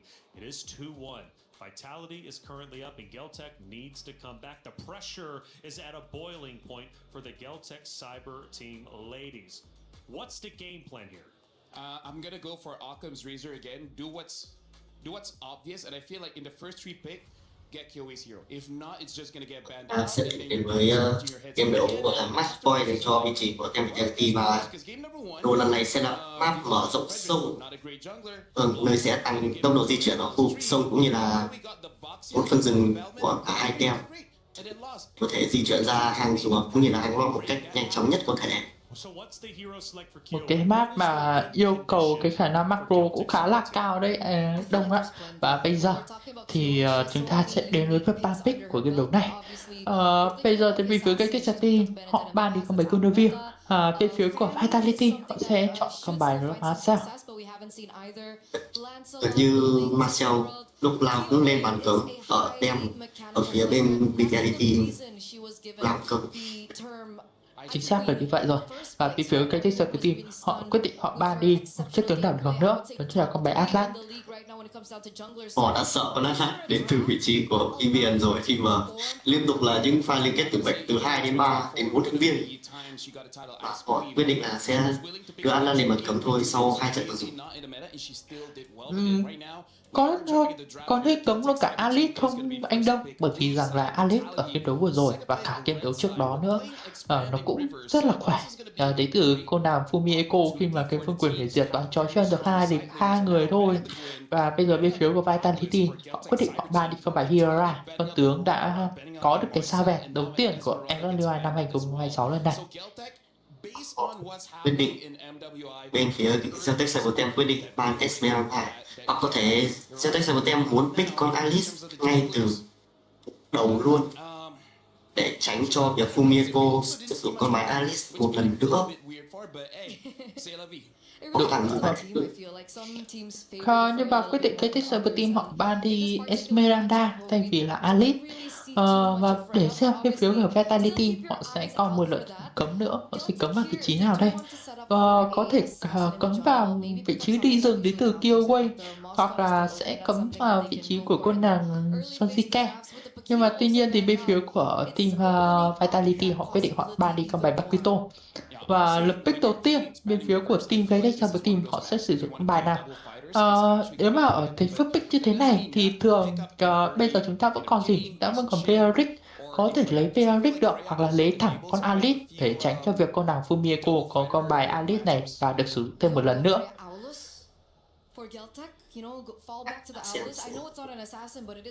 Chắc chắn là sẽ pick tank kiểu bên. Không, vâng, họ quyết định sẽ chọn Carrier ngay từ đầu để tránh cho việc team Vitality sẽ pick những con bài tank. Vâng, có một chút gọi là chơi cẩn thận hơn rồi đến từ Geltek Cyber Team. Nhưng mà tuy nhiên thì nếu mà vẫn đè được con bài Carrier này thì việc cái giai đoạn giữ game mà đáng lý ra Carrier được bắn thì lại không được chơi thì nó vẫn có thể là xảy ra được. Bên phía Vitality họ chỉ cần bắt được vị trí của cô nàng Tokyo mà thôi. Bên phía của team Vitality thì sao? Họ có sử dụng lại con bài Alice lại không? Có lẽ rằng là Alice vẫn sử dụng được thì vẫn sẽ phải lấy thôi. Bên phía Vitality họ sẽ lấy đi đó là con bài Beric và đó là Cloud. Gọi là một cái chọn không có gì carry khi mà khả năng bắn tanh của nó gọi là tuyệt vời luôn cả hai bên. Vâng, và chúng ta cùng xem hai lựa chọn tiếp theo đến từ Geltek Cyber Team sẽ quyết định pick gì đây. Có thể là vị trí tanh dừng một lần nữa, Pasian hoặc Akai. Akai cũng khá là tốt khi mà có thể đẩy Fumiko ra, đẩy vị trí của treo ra để cho cô nàng không thể nào bắn được. Cũng là một lựa chọn khá là hợp lý về phía cái Costream Team nếu mà họ pick vào. Nhưng mà tầm khoảng 10 giây nữa thôi thì lượt pick của họ cũng sẽ hết rồi. Và để xem bên phía của cái Costream Team họ sẽ pick gì đây? Labu Labu à? Labu Labu cùng với đó là Outlet được mang ra sử dụng lại thì phía của cái Costream Team, và có lẽ rằng họ phải tung hết cái bài vở của mình vào trong cái trận đấu này rồi. Họ chơi một bài giống như game đầu tiên khi mà đã lựa chọn vị trí của Carrier lẫn Outlet. Hai vị tướng có khả năng giao tranh khá là ổn áp trong giai đoạn giữa và cuối trận. Nhưng mà tuy nhiên để bên phía Vitality mà họ đè được con Outlet này nó cũng sẽ là một sự vất vả khá lớn đấy. Khi mà cái Costream Team đối đầu với Untitled Mai, đội tuyển Việt Nam của chúng ta, và họ cũng sử dụng con bài Outlet này, chúng ta có thấy rằng ở giai đoạn đầu game tuy rằng con nàng POA lấy được 3 mạng, nhưng mà sau đó thì cái sự áp đảo về phía của line-up Untitled Mai họ đè đến tận phút thứ 18, 19, và mãi sau đó thì bên phía của team Geltek Team họ mới có thể lật bài được với cái sự xuất hiện của bài Outlet cùng với đó là God. Nhưng mà tuy nhiên thì cái Costream Team họ đang phải gặp đối thủ mạnh hơn rất nhiều so với cái tuyệt mai của chúng ta, đó là Vitality. Thì để xem con Outlet này nó còn hữu dụng như game đấu đầu tiên hay không. Sẽ là khó khi mà trận đấy Vitality có khả năng là nhả cho Geltek Team một game danh dự thôi. Khi mà trận đấy thấy họ bị gọi là ép hoàn toàn, mà thậm chí họ không thèm ganh một chút nào vào vị trí của Tokyo trận đấy luôn. Đến cái trận thứ 3 mặc dù là họ liên tục ganh vào vị trí của POA, nhưng mà họ vẫn ganh vào Tokyo rất là nhiều, để khiến cho hai vị trí này không được farm mà không có tiền để mua trang bị, để gây ra được lượng sát thương lớn để có thể đe dọa đến các vị trí của Vitality. Có thể nói nếu mà bên phía cái Costream Team họ thua trận này thì có thể là một cái trận bàn danh dự sướng để cho họ, nhưng mà chắc chắn rồi họ không thể điều đấy xảy ra được. Họ phải cố gắng lấy cái trận đấu thứ tư này, và bên phía của team cái Costream Team họ ban đi con Linh rồi. Bên phía Vitality họ ban đi con bài Kaza, ban Kaza đi bên phía của team Vitality à? Liệu có phải là một lựa chọn hợp lý không?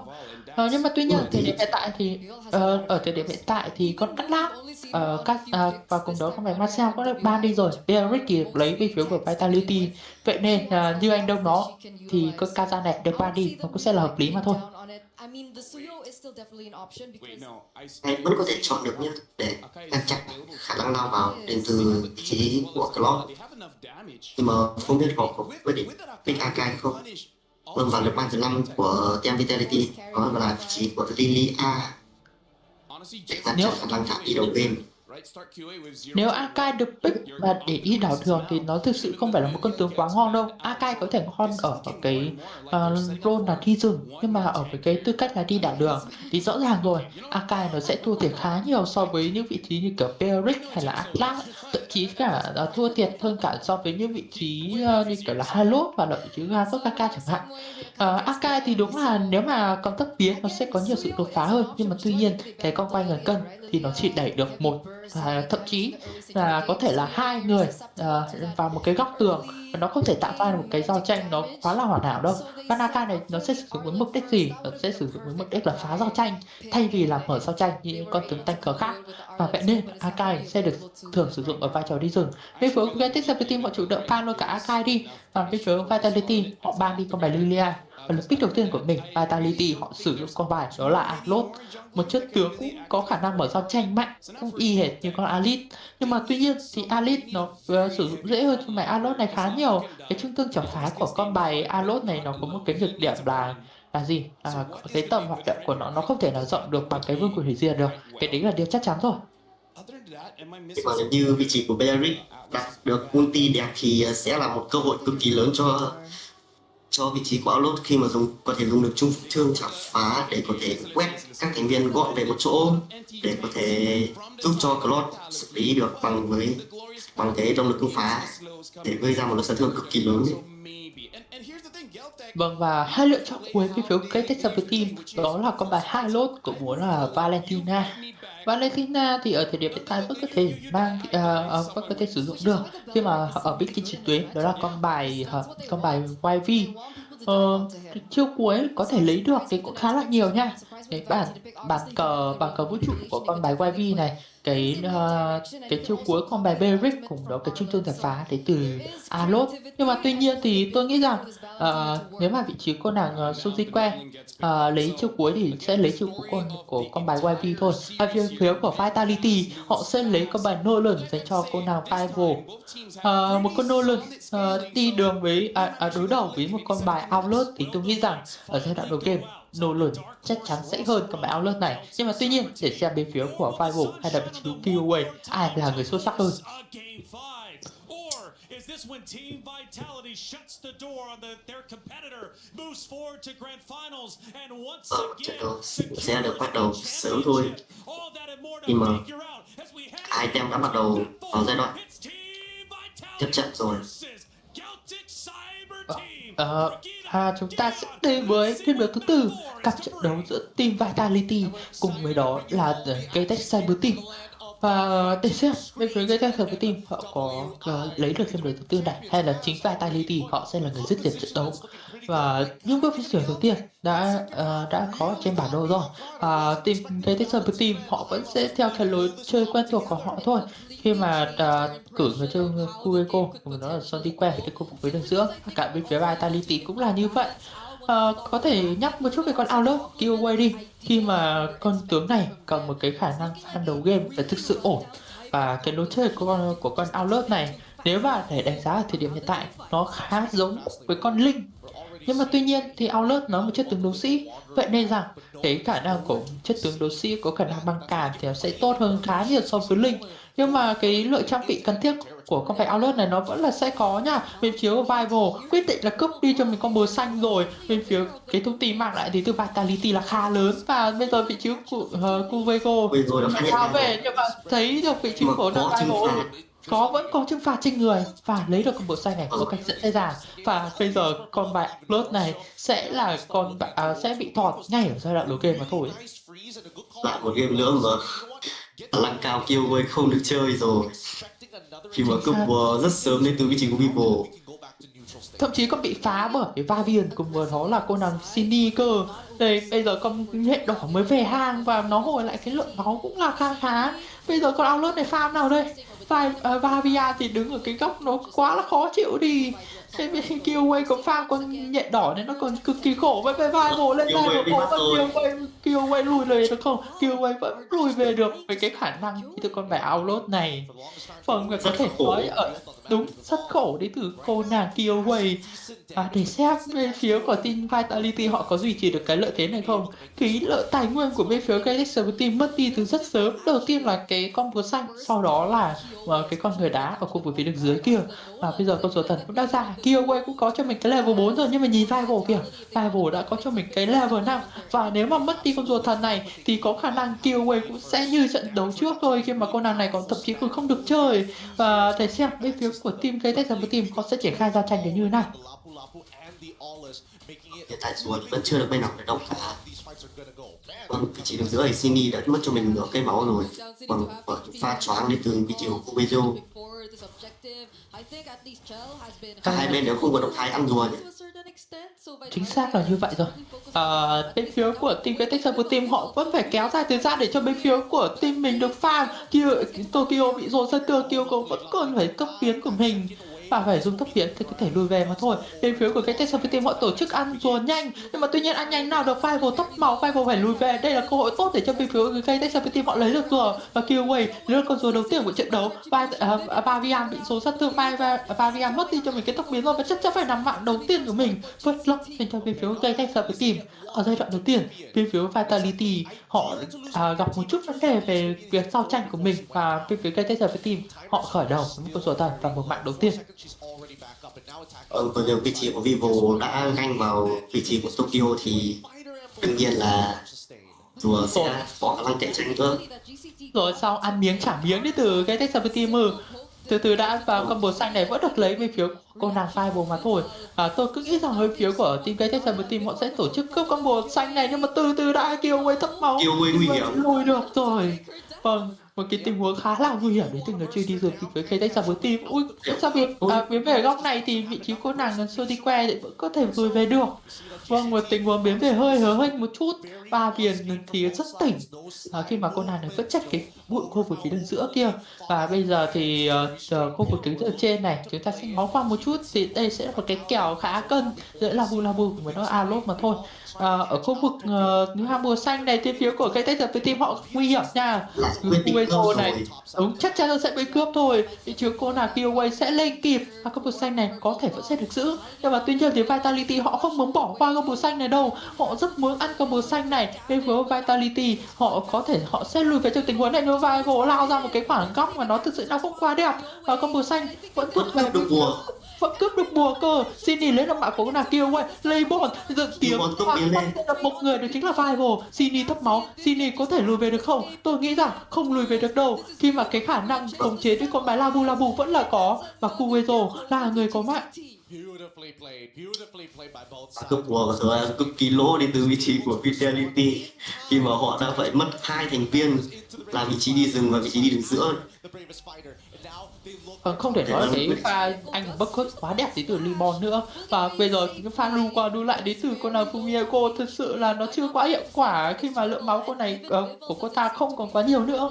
Giờ thần tiếp theo có thể sẽ được lấy bên phía của Geltek Cyber Team hay chăng, nhưng mà tuy nhiên thì cái khả năng của Geltek Cyber Team ở tiệm hiện tại là không đủ để có thể lấy rùa, nhưng mà lượng tài nguyên của họ đã dồn quá nhiều pha giao tranh trước đó rồi. Ở phía Vitality họ lấy được con rùa thần này thành công, và mỗi bên sẽ có một con rùa thần, và để xem con rùa thần cuối cùng bên phía của team nào sẽ ăn được.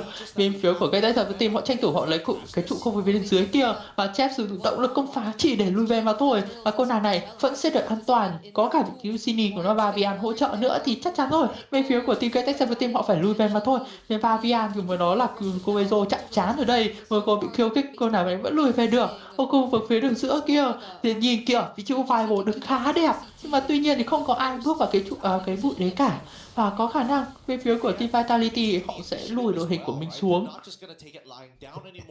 Nó đang khá là giống game 1 khi mà team Vitality không ganh vào vị trí của Tokyo nhiều mấy.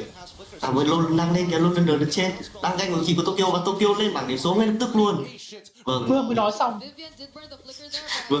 Tokyo lên bảng điểm số bằng một pha ganh cực kỳ chuẩn mực của Vivo. Vâng, một tình huống đứt đoạn cùng với đó là cái thương mại lý từ con bài hôn lượt này nó thực sự là một lượng sát thương quá nhiều đi, và để nói thời điểm hiện tại thì chắc chắn rồi Killway vẫn sẽ còn level hơn thôi. Cái con dây leo này khiêu khích được khoảng 3 người, và bây giờ Vival lấy được mạng của con nào Killway, và cái trường hợp nó đã xảy ra rồi. Killway thọt, và cùng với đó là con đàn Tokyo bị ganh. Đây là công thức để cho bên phía Vitality họ có thể giành chiến thắng. Khu vực trụ phía đường giữa kia thì đang đặt lại cao cái đợt lính của mình, nhưng mà tuy nhiên có sự phòng thủ đến phía của team Geltek Cyber Team, nó vẫn sẽ là an toàn mà thôi. Độ chênh lệch vẫn chỉ loanh quanh đâu đó 500 và thôi, vẫn là chơi được đến từ vị trí của Geltek Cyber Team. Nếu như họ giao tranh cẩn thận thì con rùa thứ 3 đã chuẩn bị ra rồi. Điều không biết là Geltek Cyber Team có quyết định ăn con rùa này không, hay là quyết định nhiều con rùa lấy cho vị trí của Vitality nữa. Hai nốt đang cảnh giới ở đường trên rồi, quyết định là lui về. Vâng, và bây giờ con rùa bật luôn cả chiêu cuối để chạy luôn mà. Và bây giờ bên phía của team Vitality họ lấy con rùa thần cuối cùng này một cách rất dễ dàng, và cái thế trận nó đã quay trở lại với bên phía của team Vitality rồi. Và bây giờ thì bên phía của Vitality họ dồn nhân sự rất đông khu vực bên giữa kia, nhưng mà tuy nhiên thì họ biết rằng họ không thể công được cái khu vực trụ đường giữa này được, vậy nên họ sẽ lùi về với tất cả thành viên của mình, và họ sẽ quay lại, họ lấy những lượng tài nguyên, họ sẽ thủ trụ khu vực phía đường dưới kia. Nhưng mà có một mình chú của Vival thôi, có Sini đến nữa, nhưng mà tuy nhiên thì còn phải có sự diễn nhẹ nhiều hơn. Và Vitality cái chương trình phá không gạt chúng ai cả, bảng cờ rực rào góc khá là đẹp. Cô thấp máu, cô bị rùa sát thương, cô là người đầu tiên phải nằm lại. Bên phía của Geltek Cyber Team họ có thể lùi về được, thì chứ con là Sojique kia vẫn giữ cho mình cái hoảng loạn một cùng đó là cái lướt. Và bây giờ Killway cầm cố lùi về, nhưng mà cái lượng sát thương nó không đủ, cái chương trình phá phá để cố lùi về được, nhưng mà bên phía của team Geltek Team họ không lùi về được ai cả. Ba người đã phải nằm xuống. Bên phía Limbom quay lại cân 50. Tôi nghĩ tình huống này nó không thể xảy ra được. Bên phía của con nàng Limbom phải lùi về, nhưng mà con nàng này cô sẽ phải bỏ mạng lại. Fumiko phải đổi mạng lại với cô nàng Limbom mà thôi. Nó một pha một đổi 3 đến từ bên phía của Geltek Team trong tình huống vừa rồi.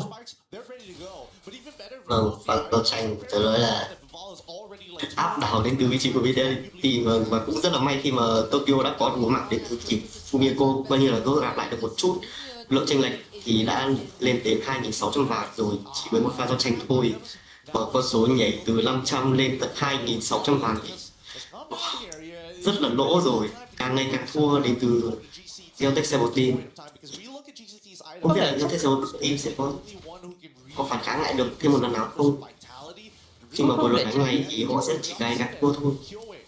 Chính xác là như vậy rồi, và cũng không thể trách được bên phía của Geltek Team được, khi mà những vị trí của con nàng Tokyo thì vẫn chưa được bắn này. Killway thì cần phải thời gian được farm.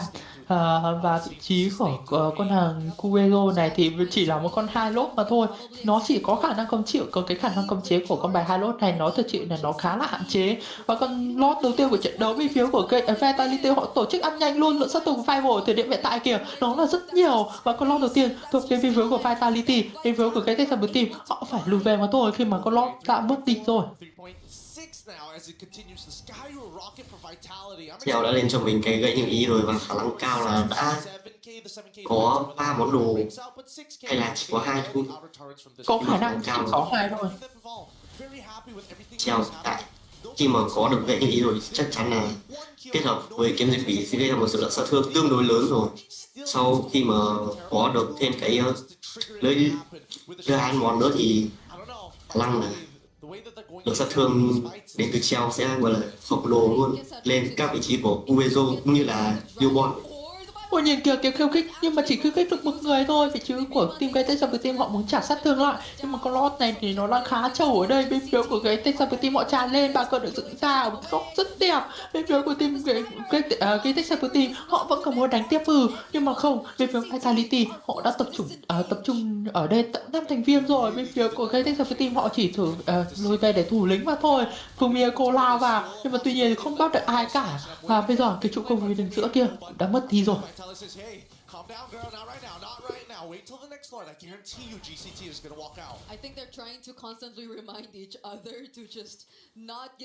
Vâng, và để xem bên phía của cái Team họ sẽ có thể thủ nhà như thế nào đây. Cái thế vào trận chung kết thua của họ đang rất gần rồi cái Team ơi, và cái chung kết tổng nó cũng đang rất gần với team Vitality. Bên phía của cái Team họ chỉ có thể đánh co cụm lại với nhau. Cái lượng chênh lệch ở thời điểm hiện tại thì Vival thì sao đây? Vival đã có cho mình cái level 15 rồi, trong khi đó thì Killway thì mới chỉ loanh quanh đâu đó tầm khoảng level 12, 13 thì đấy, chính xác là level 13.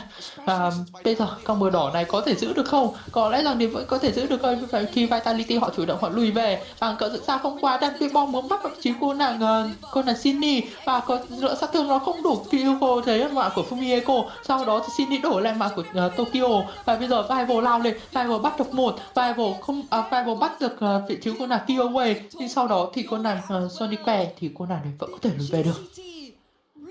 Vâng, và giao tranh 2 có thể gọi là gỡ gạc lại được, cũng có thể gọi là lời đến từ vị trí của Geltek Team, khi mà với lượng chênh lệch tận 7.000 tiền như thế mà họ vẫn có thể đổi được lại với đối phương, là giao tranh rất là tốt rồi. Tokyo đã bắt đầu có đam rồi khi mà có thể bắn được Fumiko trong trạng thái mà đứng giữa lòng giao tranh luôn, mà vẫn có thể giết được Fumiko. Vâng, một sự nuối tiếc nho nhỏ đấy từ Vitality, nhưng mà không sao cả. Cái thế trận của họ vẫn là đang còn. Cái lượng tiền chênh lệch là 7k 5 tiền, và thực sự nó là một lượng tiền rất lớn. Và bây giờ bên phía của Vitality họ tổ chức ăn rùa nhanh luôn, nhưng mà vị trí của Vival thì vẫn đang mắc kẹt ở khu vực bùa xanh của đối phương. Nhưng mà tuy nhiên thì Vival đã trở lại với những người đồng đội của mình, và đơn giản đó chỉ là lấy con rùa tôi xin lỗi, đấy là lấy con lót thứ hai của trận đấu này thôi. Và bây giờ để xem bên phía của cây Texas Team họ thủ thế nào đây, nhưng mà đây là con lót thứ hai trận đấu này rồi. Con lót này có khả năng sẽ lấy được 3 đường của bên phía cây Texas Team, và thậm chí nếu cây Texas Team họ thủ không tốt thì có thể là mất luôn cả cái trận đấu này. Nhưng mà từ từ Vival nguy hiểm này, Vival thấy được vị trí của ai đó lấy con bồ đỏ này rồi. Bên phía cây Texas Team họ không muốn bắt được vị trí của Vival, bởi vì còn đó vẫn là vị trí của Fumieko, có thể bảo hộ cho cô nàng này có thể lùi về an toàn. Trong khi đó thì Vitality họ đang tổ chức set up giao tranh ở khu vực phía đường trên cơ, khi mà con lót này sẽ được con nàng chép đẩy lên, và bây giờ bên phía ở cây Texas Team họ phải lùi về để có thể thủ con lót này. Vival đang đứng ở cái góc chỉ để quan sát mà thôi. Vavia thì đứng ở cái góc có thể nhìn thấy được toàn bộ bên phía của gây Texas Team. Vị trí của Lisbon muốn bắt vị trí của Vival, tôi nghĩ là không bắt được đâu. Cái khiêu khích được mở ra đây từ Vavia nhưng mà không khiêu khích được ai cả. Cái trụ khu vực phía đường trên cũng đã mất đi. Lisbon vừa nói là Vival thì vẫn đang đứng sừng sững ở đây. Bây giờ vị trí của Lisbon phải lùi về cùng với những người đồng đội của mình mà thôi. Sát thương của Vival ở thời điểm hiện tại đang đủ để sống với Lisbon. Vâng, và cố gắng bắt Vival nhưng mà bị chính con mồi của mình bắt ngược trở lại. Và bây giờ thì bên phía của team gây Texas Team họ có thể làm thế nào đây, khi mà người chơi phải nhất của họ đó là Lisbon, thậm chí còn bị Vival sốc sát thương đến kia cơ mà. Một pha chơi có thể nói là khá là gọi là mèo vần chuột đến từ vị trí của Evil nhé, khi mà cô nàng cứ lướt đi lướt lại làm cho các chiêu thức của Lisbon liên tục trượt luôn. Và rồi sau đó khi mà Lisbon đã hết lại chiêu thức thì Vivo bắt đầu tấn công trở lại, và sau đó là kết liễu. Cái lượng sát thương đến từ cái đứt đoạn nó là cực kỳ nhiều. Bây giờ cái trụ khu vực bên giữa kia nó quá tất máu thì Fumieko bị cấu dẻo, nhưng mà tuy nhiên thì với lượng máu này có thể đảm bảo cho Fumieko lùi về được an toàn. Bây giờ bên phía cây Texas Team họ có thể nói rằng là họ có thể thủ được thành công rồi, bởi vì cái sức ép của con lót nó không còn nữa. Tầm khoảng 50 giây nữa con lót mới ra cơ. Và nhìn Vival kìa, Vival đứng đẹp. Cuezo không check lại cái vụ này, cô nàng có biết không? Cô nàng sẽ check lại với tôi. Cô nàng không check lại và không ai biết vị trí của Vival đứng đây cả. Vâng, và chỉ cần bên phía của Vitality họ set up một tình huống đánh ở khu vực phía đường trên nữa thôi, nó cực kỳ đẹp rồi. That they might need to group together a bit more, and there have been some movements down bottom, but they just can't confidently push Khi mà further. Vitality liên tục là chặn lính, không cho Geltek Team có thể được farm được. Và con lót chuẩn bị ra rồi, để xem Geltek Team sẽ thủ con lót đấy như thế nào đây, khi mà họ còn không được ra được ngoài nữa rồi. Không, bây giờ chắc là họ vẫn có thể ra được cơ.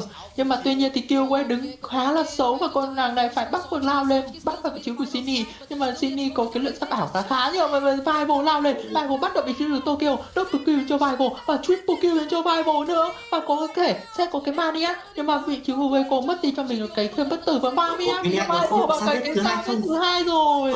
Rồi xong rồi cái sao vết thứ hai ở bên phía của con nàng Vival, một trận bán kết, hai cái sao vết.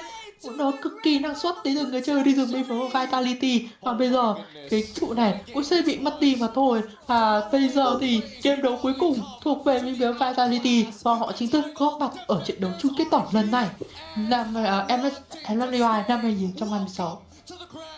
Đây là cái giá phải trả gọi là rất nặng, khi mà Geltek Team dâng lên quá là cao, và trong đó chỉ có 3 thành viên dâng lên cao thôi, khi mà 2 thành viên còn lại vẫn còn đang loay hoay ở đường trên cũng như đường giữa. Khi mà chưa kịp ra thì đã bị Team Vitality tổng tấn công luôn rồi, và sau đó là không chống đỡ được nữa luôn. Pha giao tranh có thể nói quá hoàn hảo.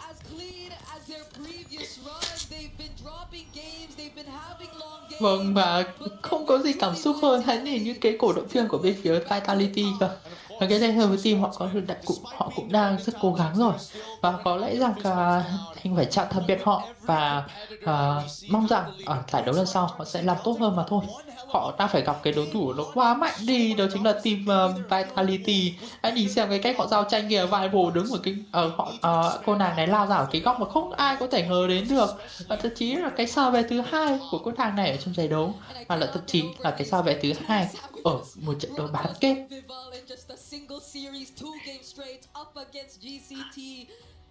Sự là một trong những các chị team Vitality Thật sự là rất cảm xúc cho có sao hệt đã được nổ ngay đến từ các chị bên phía Vitality, và một trận đấu, một trận thắng khá là thuyết phục, và chúng ta sẽ sớm thôi đến với phần lập kỳ.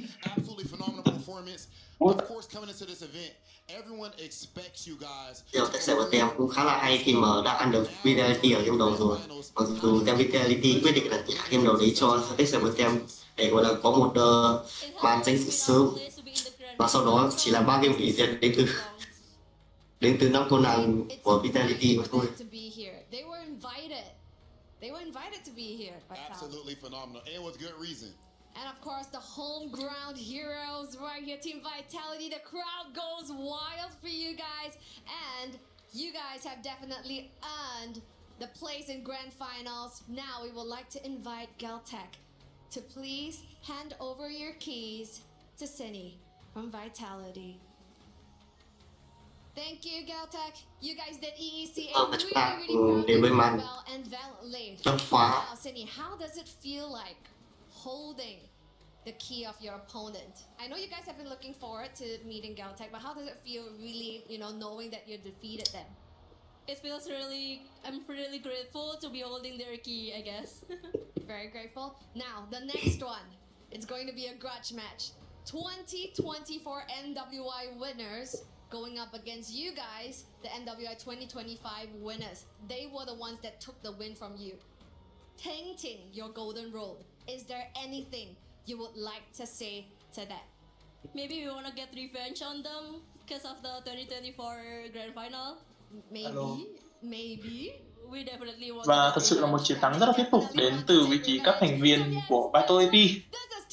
Hai giá vết đã được nổ ra và đã có rất nhiều cảm xúc.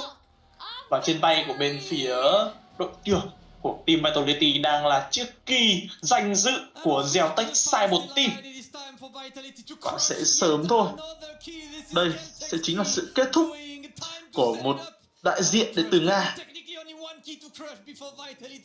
Can keep their throne as the undisputed queens of MLBB. They won last year and they're looking to win this year. Xem khoảnh khắc mà chiếc khóa của Geltek Cyber Team chính thức được đập vỡ. Rất là buồn cho đại diện vị trí của Nga, nhưng mà họ đã có một hành trình có thể nói rất là tuyệt vời rồi. Họ đã được đi vào bán kết và chắc chắn với nhà vô địch ở NWI một trước.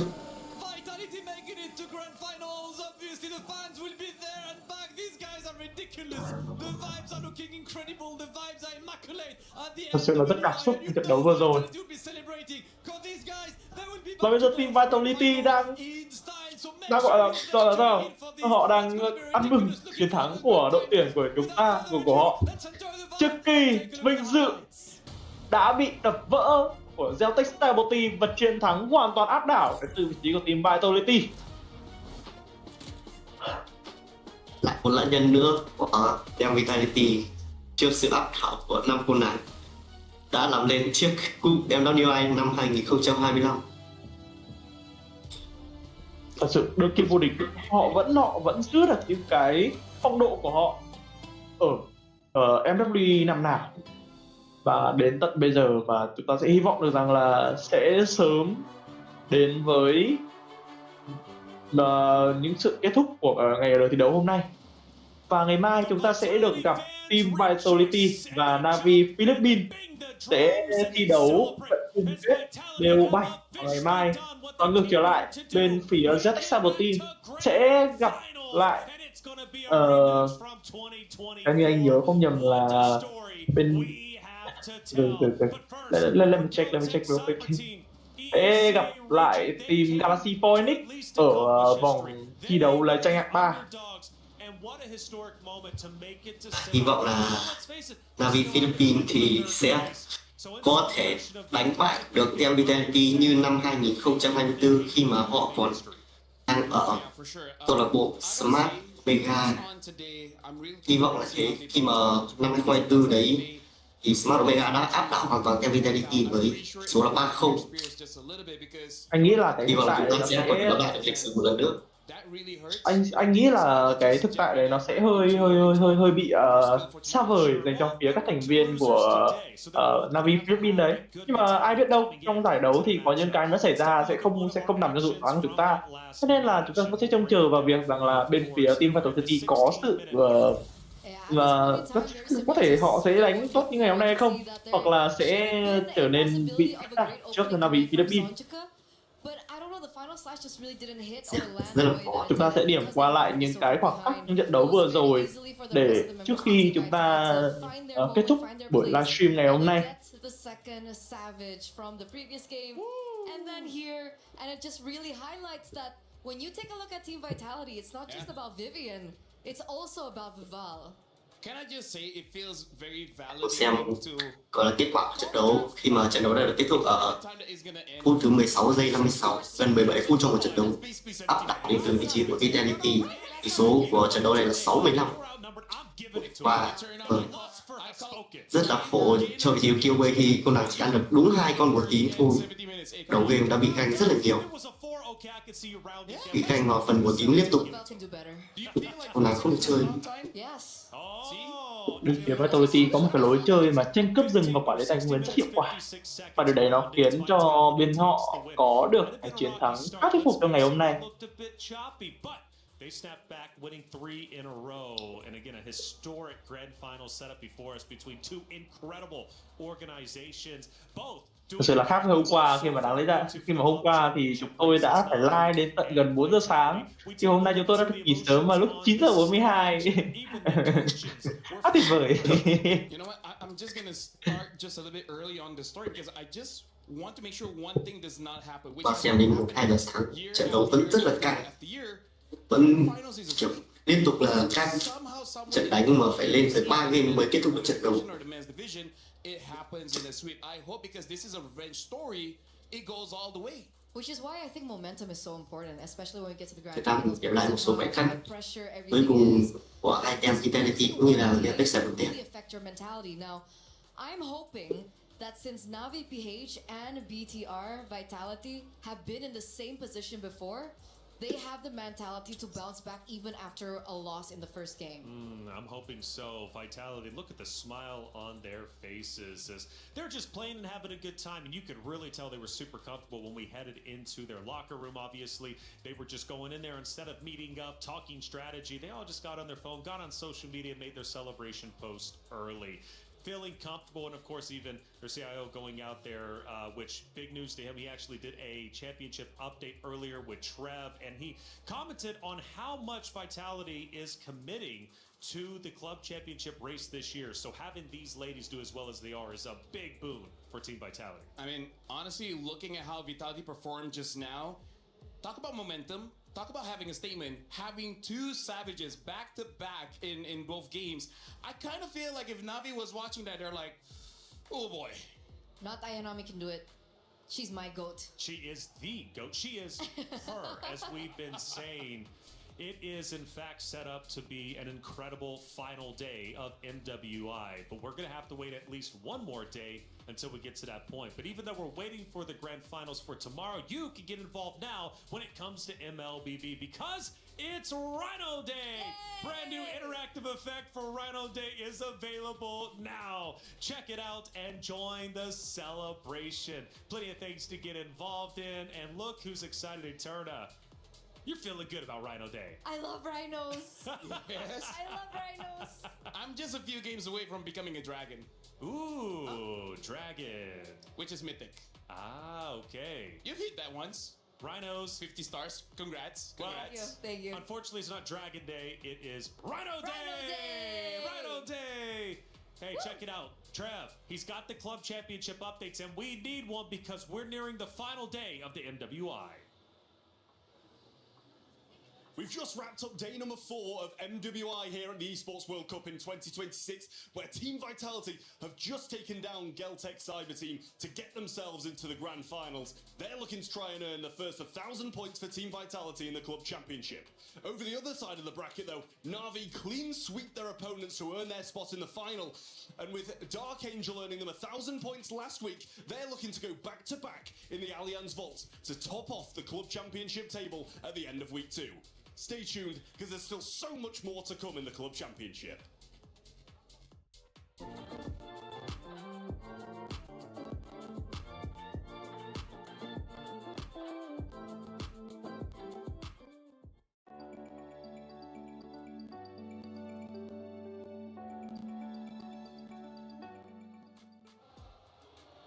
Thank you, Trev, for that update. He's right. Dark Angel won in a previous title just last week for NAVI, and NAVI can win once again here in the Allianz Vault. This is, I guess, turning into NAVI's arena after all. They're doing such a great job, but they've got a Titan to get through, and it's a rematch of epic proportions. Again, we take a look at some of the emotions of the players and even the fans, man. Vitality superfans show up and show out, and Vitality were feeling so comfortable and feeling good throughout that final matchup, to the point where, honestly, they could have been in their own bedrooms, chilling out on the couch, playing against the team they were going against. Not because Geltek is a bad team by any means, but just because Vitality is so comfortable being under the bright lights. For sure, for sure. They've been in this position time and time again. I think that's something what we have highlighted. But of course, even through their amazing performance today, there are still some loopholes that I think they need to, you know, prepare for. Sure. Because obviously NAVI have been watching, they've been reading out the games, they saw the drafts, and they're going to be expecting and also bringing out their own flavor tomorrow in the grand finals. That's it. Grand finals will be coming up very quickly, but not only is it Rhino Day, we also have a chance for My Champions Pick. 2 champions, 1 game. My Champions Pick event is now live. From July 27th, submit your predictions for the MSC and MWI champions for a chance to win 50,000 in-game diamonds and MSC 2021 through 2025 tournament skins. Don't forget to leave your picks under at MLBB Esports Post for even more chances to win. Lock in your champions now and cheer for your favorite teams. My Champions Pick now live. A lot of things to earn, and you know what? I want you all to earn. Let's take a look at a couple of our highlights that ended up happening throughout the day, because we had several of them. Again, the coaches feeling the pressure, feeling the pain of each and every moment. For the players themselves, though, they had to go through the gauntlet. Unfortunately, for 2 teams, their keys were crushed. However, we will still see them again tomorrow as they play for 3rd place. I gotta say, I feel like in terms of emotions today, for the winners, I think this is also showing their veterancy as being champions from before. They don't get overly excited. It's like, yes, we win, but the job's not over just yet.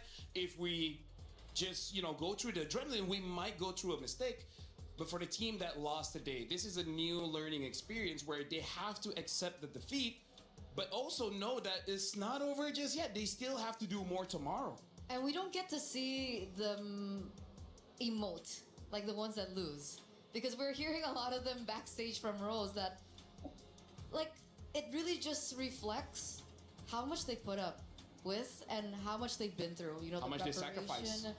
the sacrifice, the journey that they went through, and not just the physical journey of flying all the way to Paris, but the emotional one as well that doesn't really get highlighted a lot. So hopefully in the coming days we get to see a little bit more of that side, maybe more interviews with Rose as well to kind of highlight that, because tomorrow we do have amazing, crazy, high pressure matches, and I bet the emotions are going to be at a maximum. At an all-time high. Today was an incredible day, as you would expect. It's been 4 completed days of MWI, but we're about to come up to our most important day, number 5. It's championship day, and we've got 2 Titan orgs, 2 Titan teams for a rematch from 2024. It's NAVI versus Vitality, but we're gonna have to wait until tomorrow to see who will end up the champion. Make sure you hit that sub button, follow button wherever you're watching, because tomorrow is championship day. You do not want to miss out.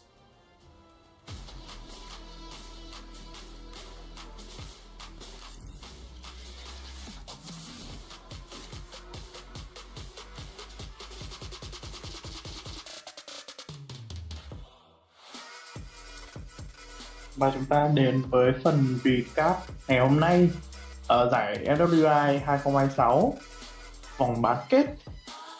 Đó là những cái cảm xúc rất bồi hồi, có thể còn đó là những cái cảm xúc để chúng ta cảm giác vui, một chiến thắng quá áp đảo từ phía team Vitality và một sự áp đảo nữa đến từ phía team NAVI PH và NAVI Philippines. và chúng ta sẽ cùng nhau trông chờ vào ngày mai. Ngày mai chúng ta sẽ đến với cặp trận đấu giữa Team Vitality và NAVI Philippines, đồng thời giữa Geltek Travel Team và Galaxy Phoenix trước trận đấu ở tranh hạng 3.